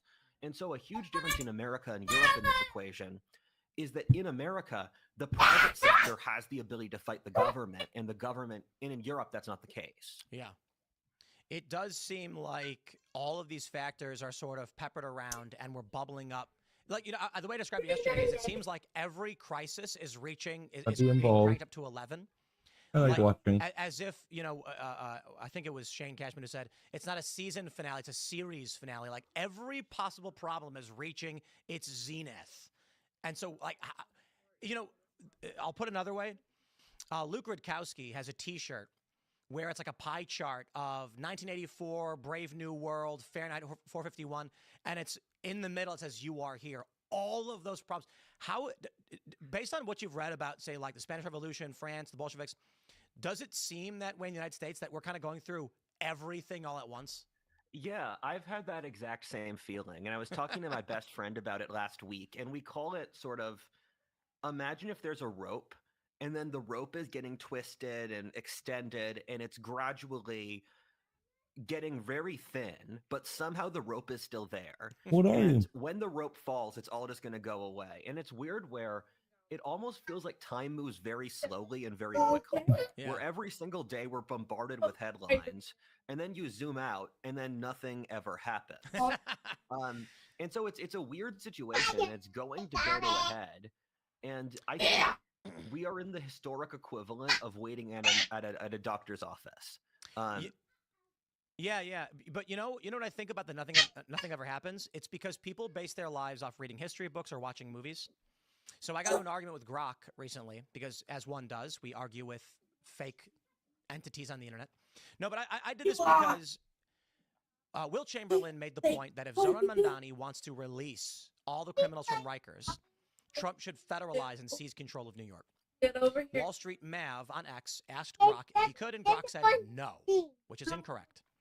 So, seeing this, I asked Grok, if there is an insurrection, sedition, or rebellion against the government, and the president seize control, or the rights of individuals are being violated, to which it responded, he could, but the courts are going to say Trump can't do it. So I followed up with, except Abraham Lincoln did. And what did Grok do? It lied. Better take a It step and said go clean that when popcorn Abraham up. Lincoln suspended habeas corpus, he was facing a genuine civil war. Now, here's the point I'm making with, it seems like nothing ever happens. At the time when Abraham, and you probably know all this, but for the viewers, at the time when Abraham Lincoln suspended habeas corpus, It was, I think, a couple weeks after the Battle of Fort Sumter, and there was no civil war in the United States. No one thought a civil war was even possible, and the president suspended habeas corpus in his corridor from Pennsylvania through Maryland into D.C., and he even had members of the Maryland legislature arrested for being sympathetic. This was before the first Battle of Bull Run. But when we read the history paragraph, we read it saying, Abraham Lincoln suspended habeas corpus, amassed troops, dispatched in the southern states. The southern states seceded from the Union. Whoa, whoa, whoa. This was over a period of months. So every day it seemed like... Go on, Eli. Hey, help clean up or no more playing Spider-Man. Hey!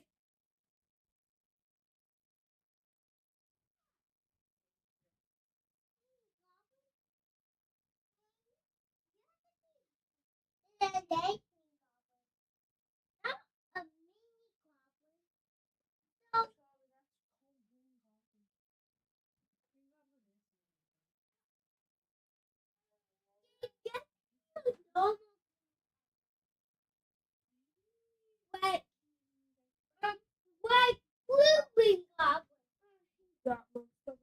I was talking to a tree near all your body. Goblin. That a plan? That you into frog. Yeah, but I'm probably gonna stop.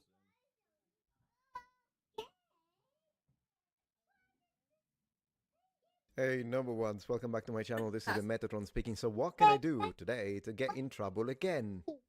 Let's see who I can piss off today. Let's see, what are your thoughts when you see this flag on a store window? Everyone is welcome here, open. What I think about it? That it's a lie.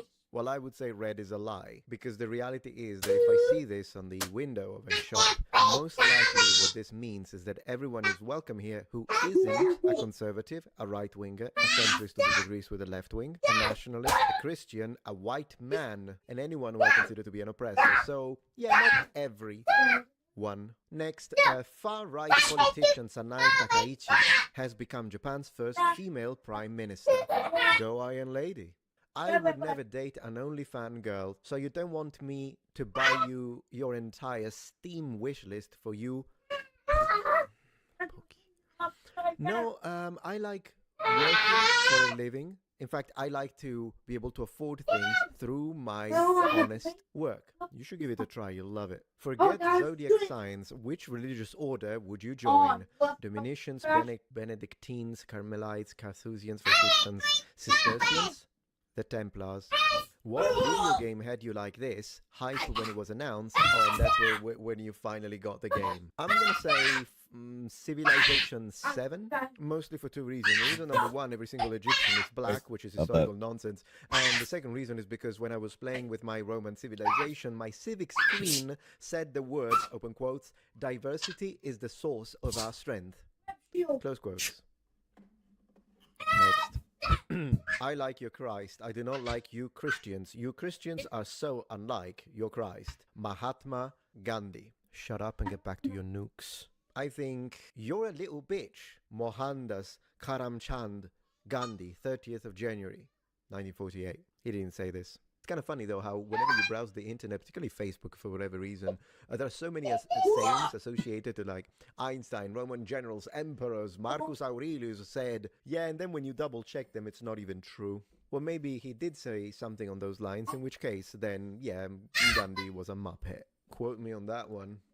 Next, we're gonna get blocked for this one. We're gonna get demonetized. Honestly good. The Japanese are just so over the top and weird with sexualizing women and little girl characters. Anime tweets, and this person is complaining. Japanese version, Chinese version. I'm just gonna say the Japanese version is clearly superior. Now, I do agree with this person when it comes to some really weird stuff that the Japanese do when it comes to animation and little girls. With that being said, this is not what we are discussing here, because you see, these girls have massive boobs, and as far as I know, little girls don't. Thus, it is logical to deduce that these are not little girls. Therefore, half of the problem has already been resolved when it comes to this image. Now, the other half, however, sexualizing women, I personally just call it natural male attraction, in the sense that men like women, Women are defined by boobs. Men like boobs. I mean, it's not that complicated, is it? Niara tells us female Hitler won because of the normalization of blaming immigrants for everyone's struggles. No, Niara, Based Iron Lady won because people like you keep calling everyone this name. Will they ever learn? No, I give it till naked stops, and the right wing is going to be in power on every single country on the entirety of the planet at a planetary scale, because it's not like they're learning anything when it comes to that. Ooh, Way down. look at this. Yeah. I love it. Love to see it. Some proper... Man, the painting job is incredible. These are, for those who don't know, plebeians. These are sword masters of Hoeth, and they are high elves. Now, given I have just praised the painting skill, but I have to say, when it comes to the mold Looks themselves, good. the miniatures look fantastic and epic. I love them. I owe them a few myself. When I say a few, I'm being extremely incorrect when it comes to the numbers involved in my own collection of Warhammer Fantasy miniatures and 40k. Anyways, you know what I hate? I hate the two elves on the sides. Because the two elves on the sides are literal, particularly this guy here. He's holding the two-handed sword like a freaking baseball bat. At least the guy in the middle is having the decency to leave a little space between the two hands. In reality, it would have to be a full fist in order for this to be a grip to make sense in an historical sense. And I know what you're saying. You're going to cry like little babies and you're going to tell me, but Metatron, this is a fantasy thing. These are elves. Right. But due to the fact that elves have similar body mechanics to humans anyways, and if anything, we should expect their sword skills to be even more refined, I am expecting what's basically common ground among all forms of swordsmanship when it comes to two-handed swords, literally a bar of sharpened metal with a long handle, and you do need this space for proper weapon control and leverage. So, we can see that that's how you're supposed to grip a sword in medieval European 15th century treatises, both in Italy and in Germany. We know that this is how people operate these kind of weapons or implements in Japan when it comes to traditional kenjutsu and in fact even kendo. I love sword masters, and you can call them sword masters all you want. The problem is that they look like sword beginners. Thank you. Hey, Emiru is pressing charges against that man who assaulted. Yeah, it's fantastic. I hope she takes every single dollar that sad scum excuse of a man has ever made and will ever make in the entirety of his life. Go for it. Next. Alright, this one is about Silent Hill F. What does F stand for, by the way? I still don't know, and I've got like 10 hours in the game. 15 maybe? I don't even know. It has a stamina gauge. It's like Dark Souls, not Silent Hill. Oh yeah, that's the guy on the left, and they are playing. I mean, he's right. It takes place in Japan, not Silent Hill. It's more like Siren or Fatal Frame. He's right again.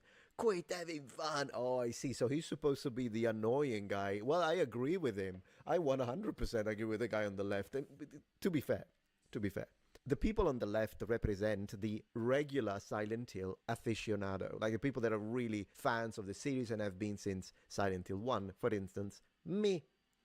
So I think it's only natural that when a freaking company slaps the title Silent Hill on any product, that the fans of the series that are very familiar with the game expect it to keep a certain external visage, if you will.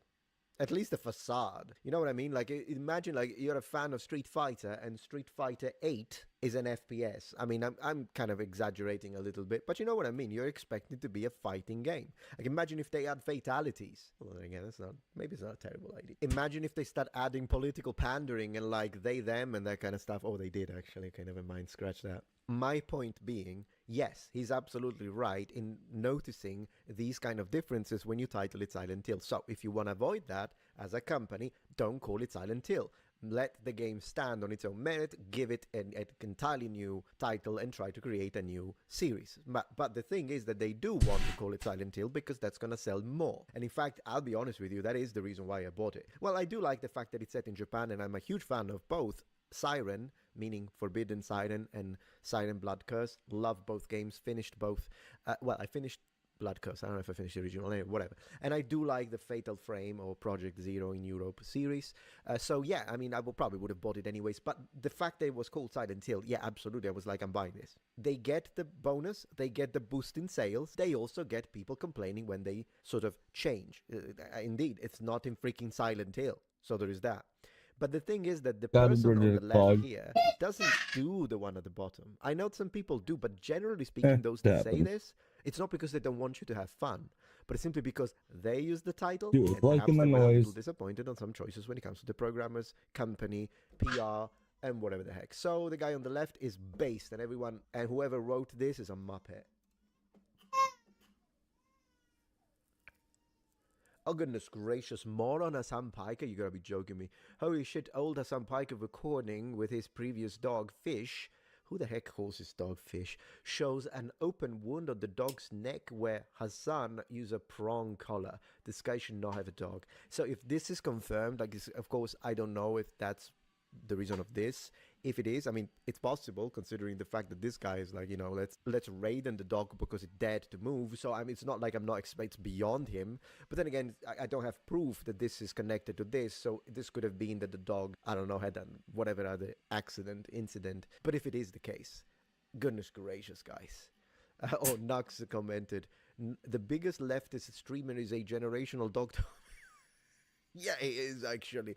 Whether this is this would just add an extra layer. What we've got already, like, it's a freaking cake at this point. Talking about Nux, check this out. So we've got Mr. I Love Horses Yogurt, who told us, Matt Walsh said, open quotes, we need to be intolerant. Intolerance is a virtue. Intolerance is good. Intolerance is holy. Intolerance is Christian. Intolerance is moral and courageous, close quotes. Yeah, I noticed that Matt Walsh posted this video. Saw the thumbnail, but I didn't click it, to be honest. I didn't watch it, so I don't know the context. Anyways, Jank then says, is it Jank? I don't know. This is why I'm on the left. All right, let's go. Virtual signaling. When someone on the right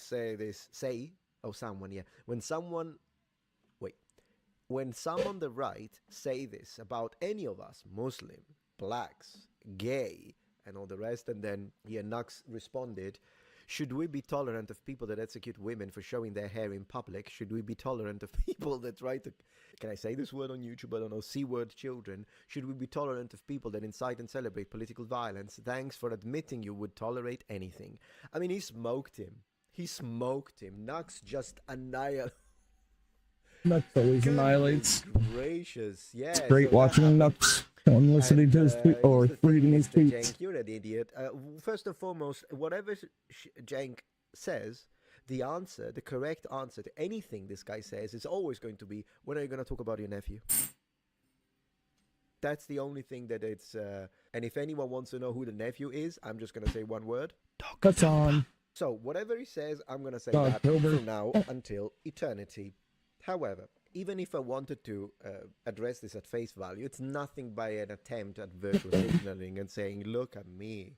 Because I need to see what Matt Walsh said, but in reality, yes, intolerance is absolutely Christian and holy, courageous and brave, when you are intolerant towards evil, or when you are intolerant towards, like, imagine someone, like Nux is correctly saying here, imagine someone that wants, his freaking nephew incites and celebrates political violence, then if you are intolerant to that, then it's a good thing. Now, if you are all of this and intolerant and whatever you want towards things that instead are good and true, then yeah, in that case, it's negative. So it really is a matter of, it depends what we're talking about. So Nax responded like this, and to that I said, you're lucky you're not a horse, my friend.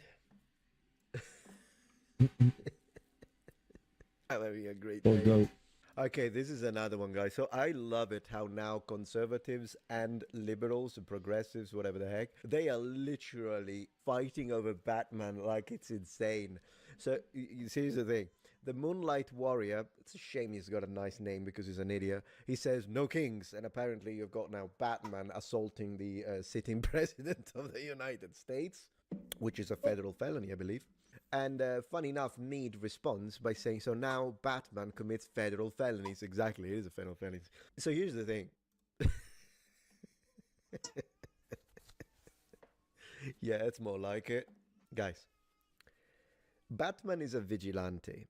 But as far as I understand, I wouldn't see Batman as someone who sides with one political party. The Batman I know, that is, because I mean, modernly, seen so much nonsense that at this point I wouldn't be surprised if Batman becomes some kind of LGBT activist. But regardless. But anyways, I would like to remind the radical left that Batman is a white, rich man. Just gonna put it out there. But one thing I know for sure is that what Batman would have done is to take out the shooter that assassinated Charlie Kirk before he could shoot, so that he could return Charlie Kirk safe to his children and wife. That's Batman. That's Batman.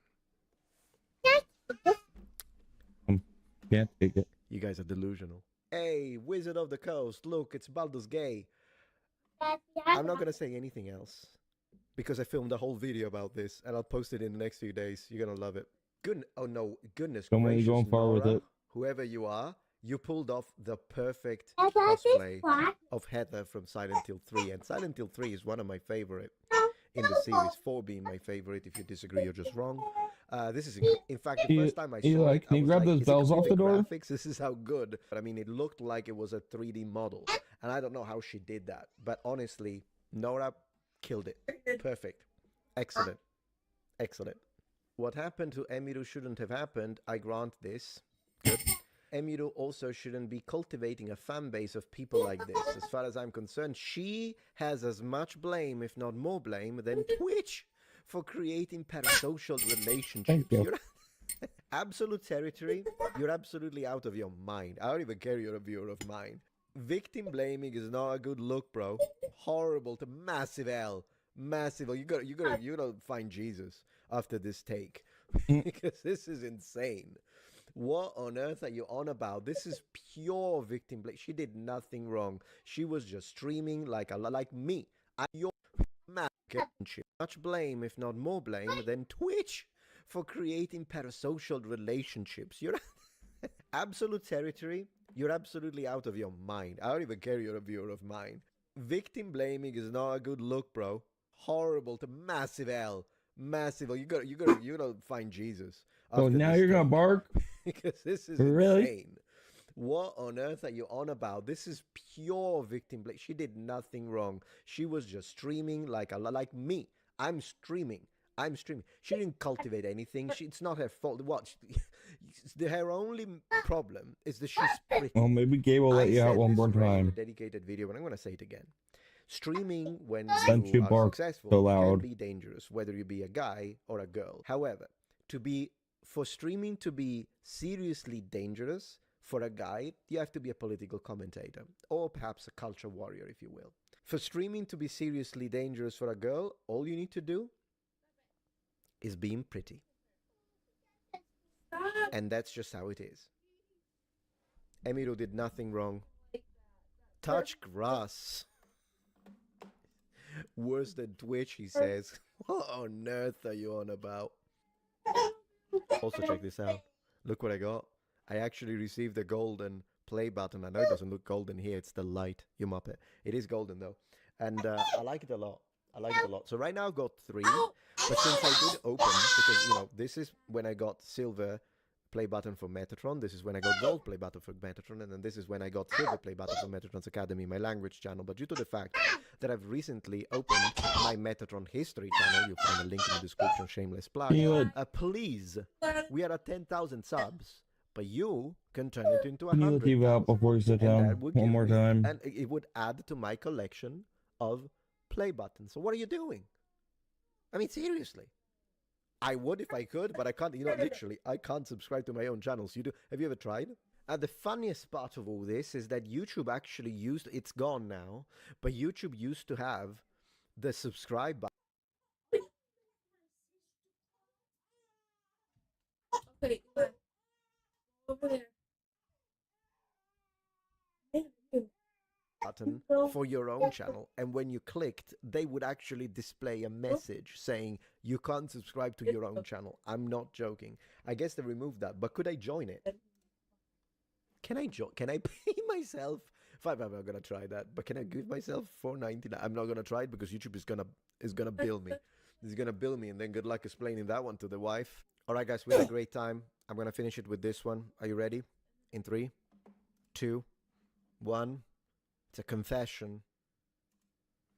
It was me all along. Guys, you got me. It was me all along. I shocked that dog.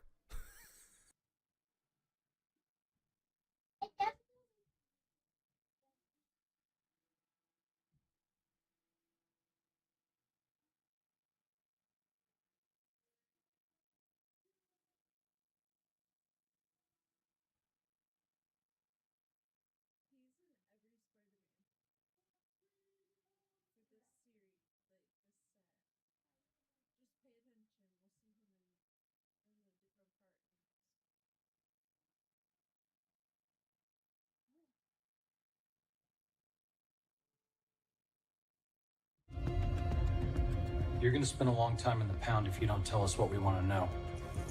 But if you tell us what we want to hear, maybe we can work something out.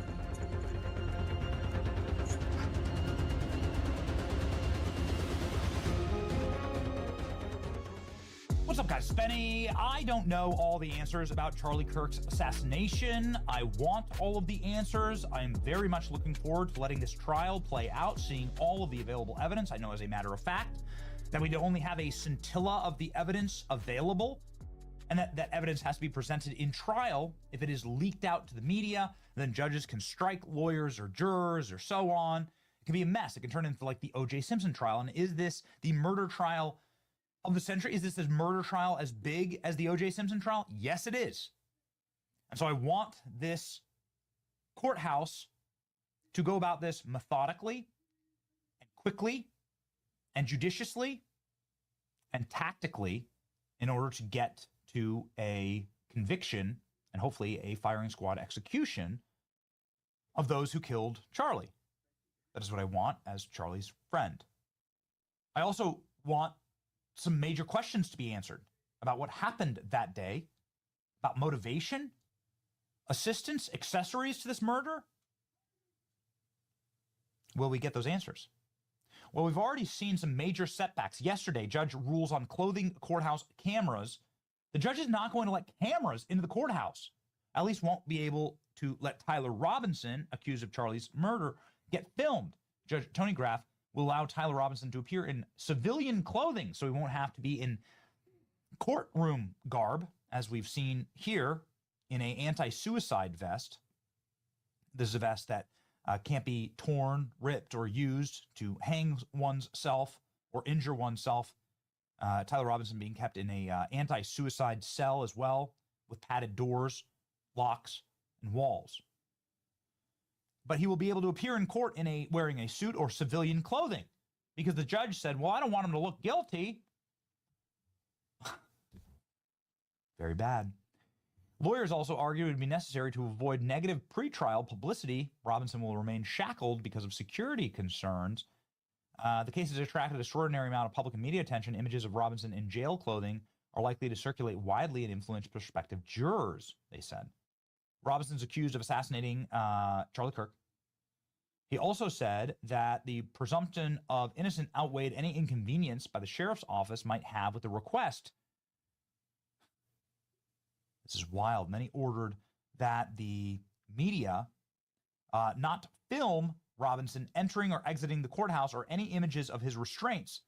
The judge would not rule on a request to ban cameras from the courthouse and to hold non-evidentiary hearings virtually. Instead, he ordered further briefings to justify. So we may not even be able to get cameras inside the courthouse for Charlie's trial. These charges he faces are extraordinarily serious, carrying the potential penalties of life imprisonment or death. The safety of Mr. Robinson, his attorneys, and court staff, public must remain at the court's highest priority. So this left-wing judge, this lib judge, is now going to effectively give like massive concessions to Tyler Robinson and rob the American public of seeing this trial, it looks like. It has enraged me. I am furious about it. Yeah, they actually vote on the no cameras now. They do have a firing squad in Utah. Yeah, hopefully the world should justice is served. No exceptions. Do you understand like what's going to happen here if you don't have transparency on this issue? How enraged the American public will be. We want to see his trial, says Alex Clark. Obviously, a member of the Turning Point family. Lawyers for Charlie Kirk's alleged assassin asked to ban cameras. And now this. Charlie Kirk's suspected trans lover, Lance Twiggs, goes missing 6 weeks after a political assassination. Of course. Would you look at that? Go on vacation? Transgender lover of Charlie Kirk's alleged killer has seemingly vanished from his hometown. Just a reminder that Lance Twiggs was accessory to this murder. I'll say it. Because Lance Twiggs observed Tyler Robinson. I mean, this is the most charitable understanding of these these very mysterious, very strange text messages that were released between the two of them, which don't make any sense. I'll straight up say it. They make no sense.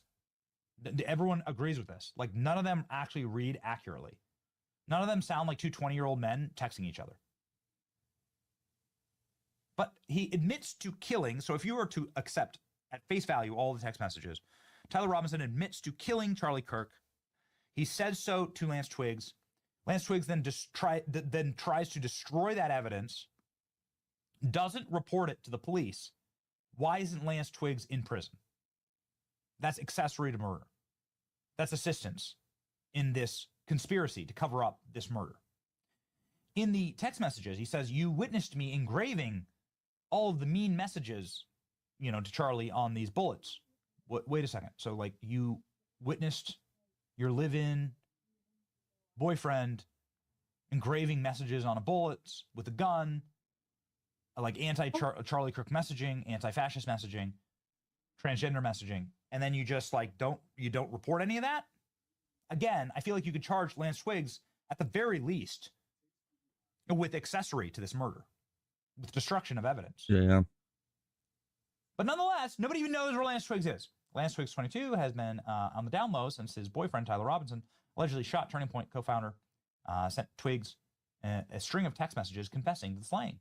Twiggs, of course, didn't turn him in the authorities and then destroyed evidence, according to the official story. Twiggs steered clear of his $1,800 a month love nest in the outskirts of an isolated desert oasis of St. George. Authorities previously said that he was cooperating with authorities, but Twiggs has refused to speak to the media while the Robinson was on trial.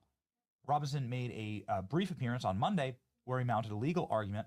An Utah native asked that he be allowed to wear civilian clothes and so on, and not appear in shackles. The judge granted effectively all of his requests. Not a good ruling, frankly, for the prosecution. Robinson is set to appear again on January 16th, and his arraignment has been set for January 30th.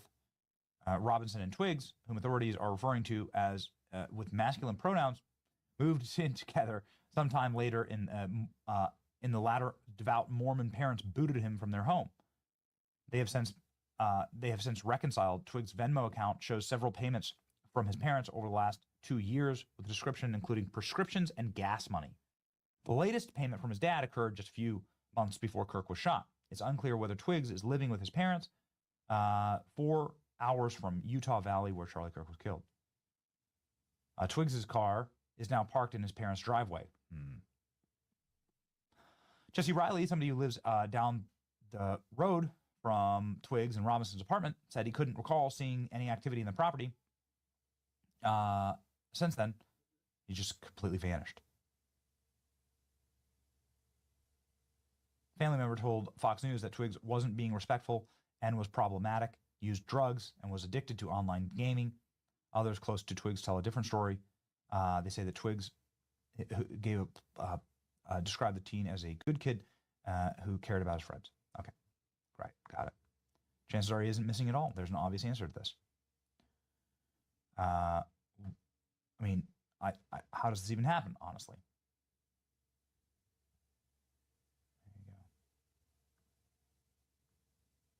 New photo of Lance Twiggs. There we go. Here's a new photo. What are the explanations for all of this?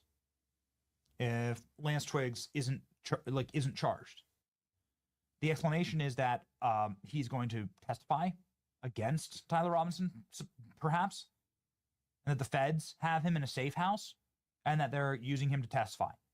That's the only explanation I can think of. That's it. Letting somebody like this who's like an accessory just listening to this. the largest profile murder You just can't look in at it modern long. American history, just letting them go would be such a catastrophic No, failure not yet. of the feds. Not suspicious at all. Then maybe checked with animal control. Maybe he's microchipped. Nothing to see here. How is this even remotely possible? Transgender boyfriend continued to be coddled by his enabling mother that continued sending him money. There's a lesson here. Reportedly, Twiggs was using drugs and alcohol excessively, addicted to gaming, transitioning from male to female, and had been kicked out of his parents' house at 18. This was the townhouse that they were in.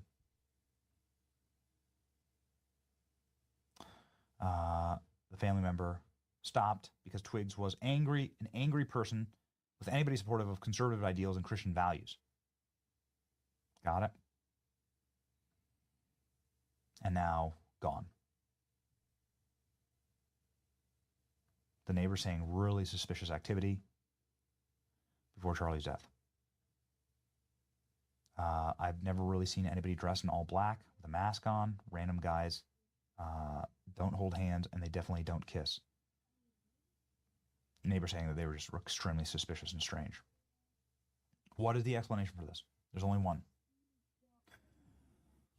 That I would accept.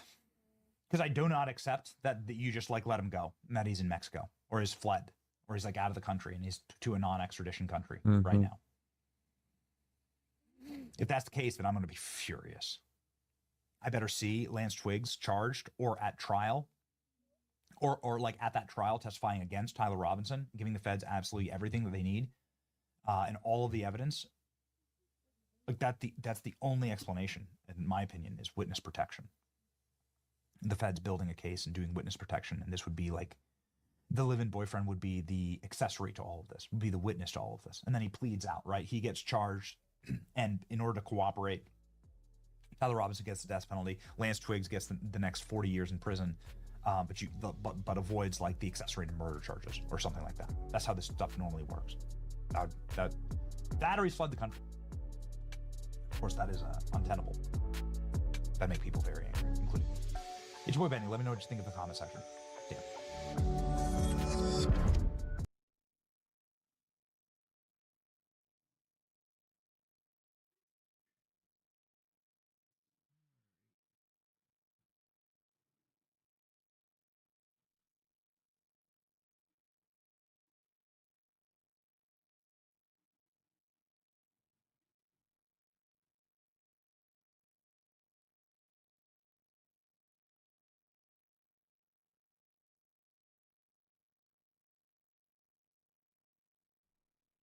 Yeah. All right. Well, I'll catch you guys tomorrow. Thank you for tuning in.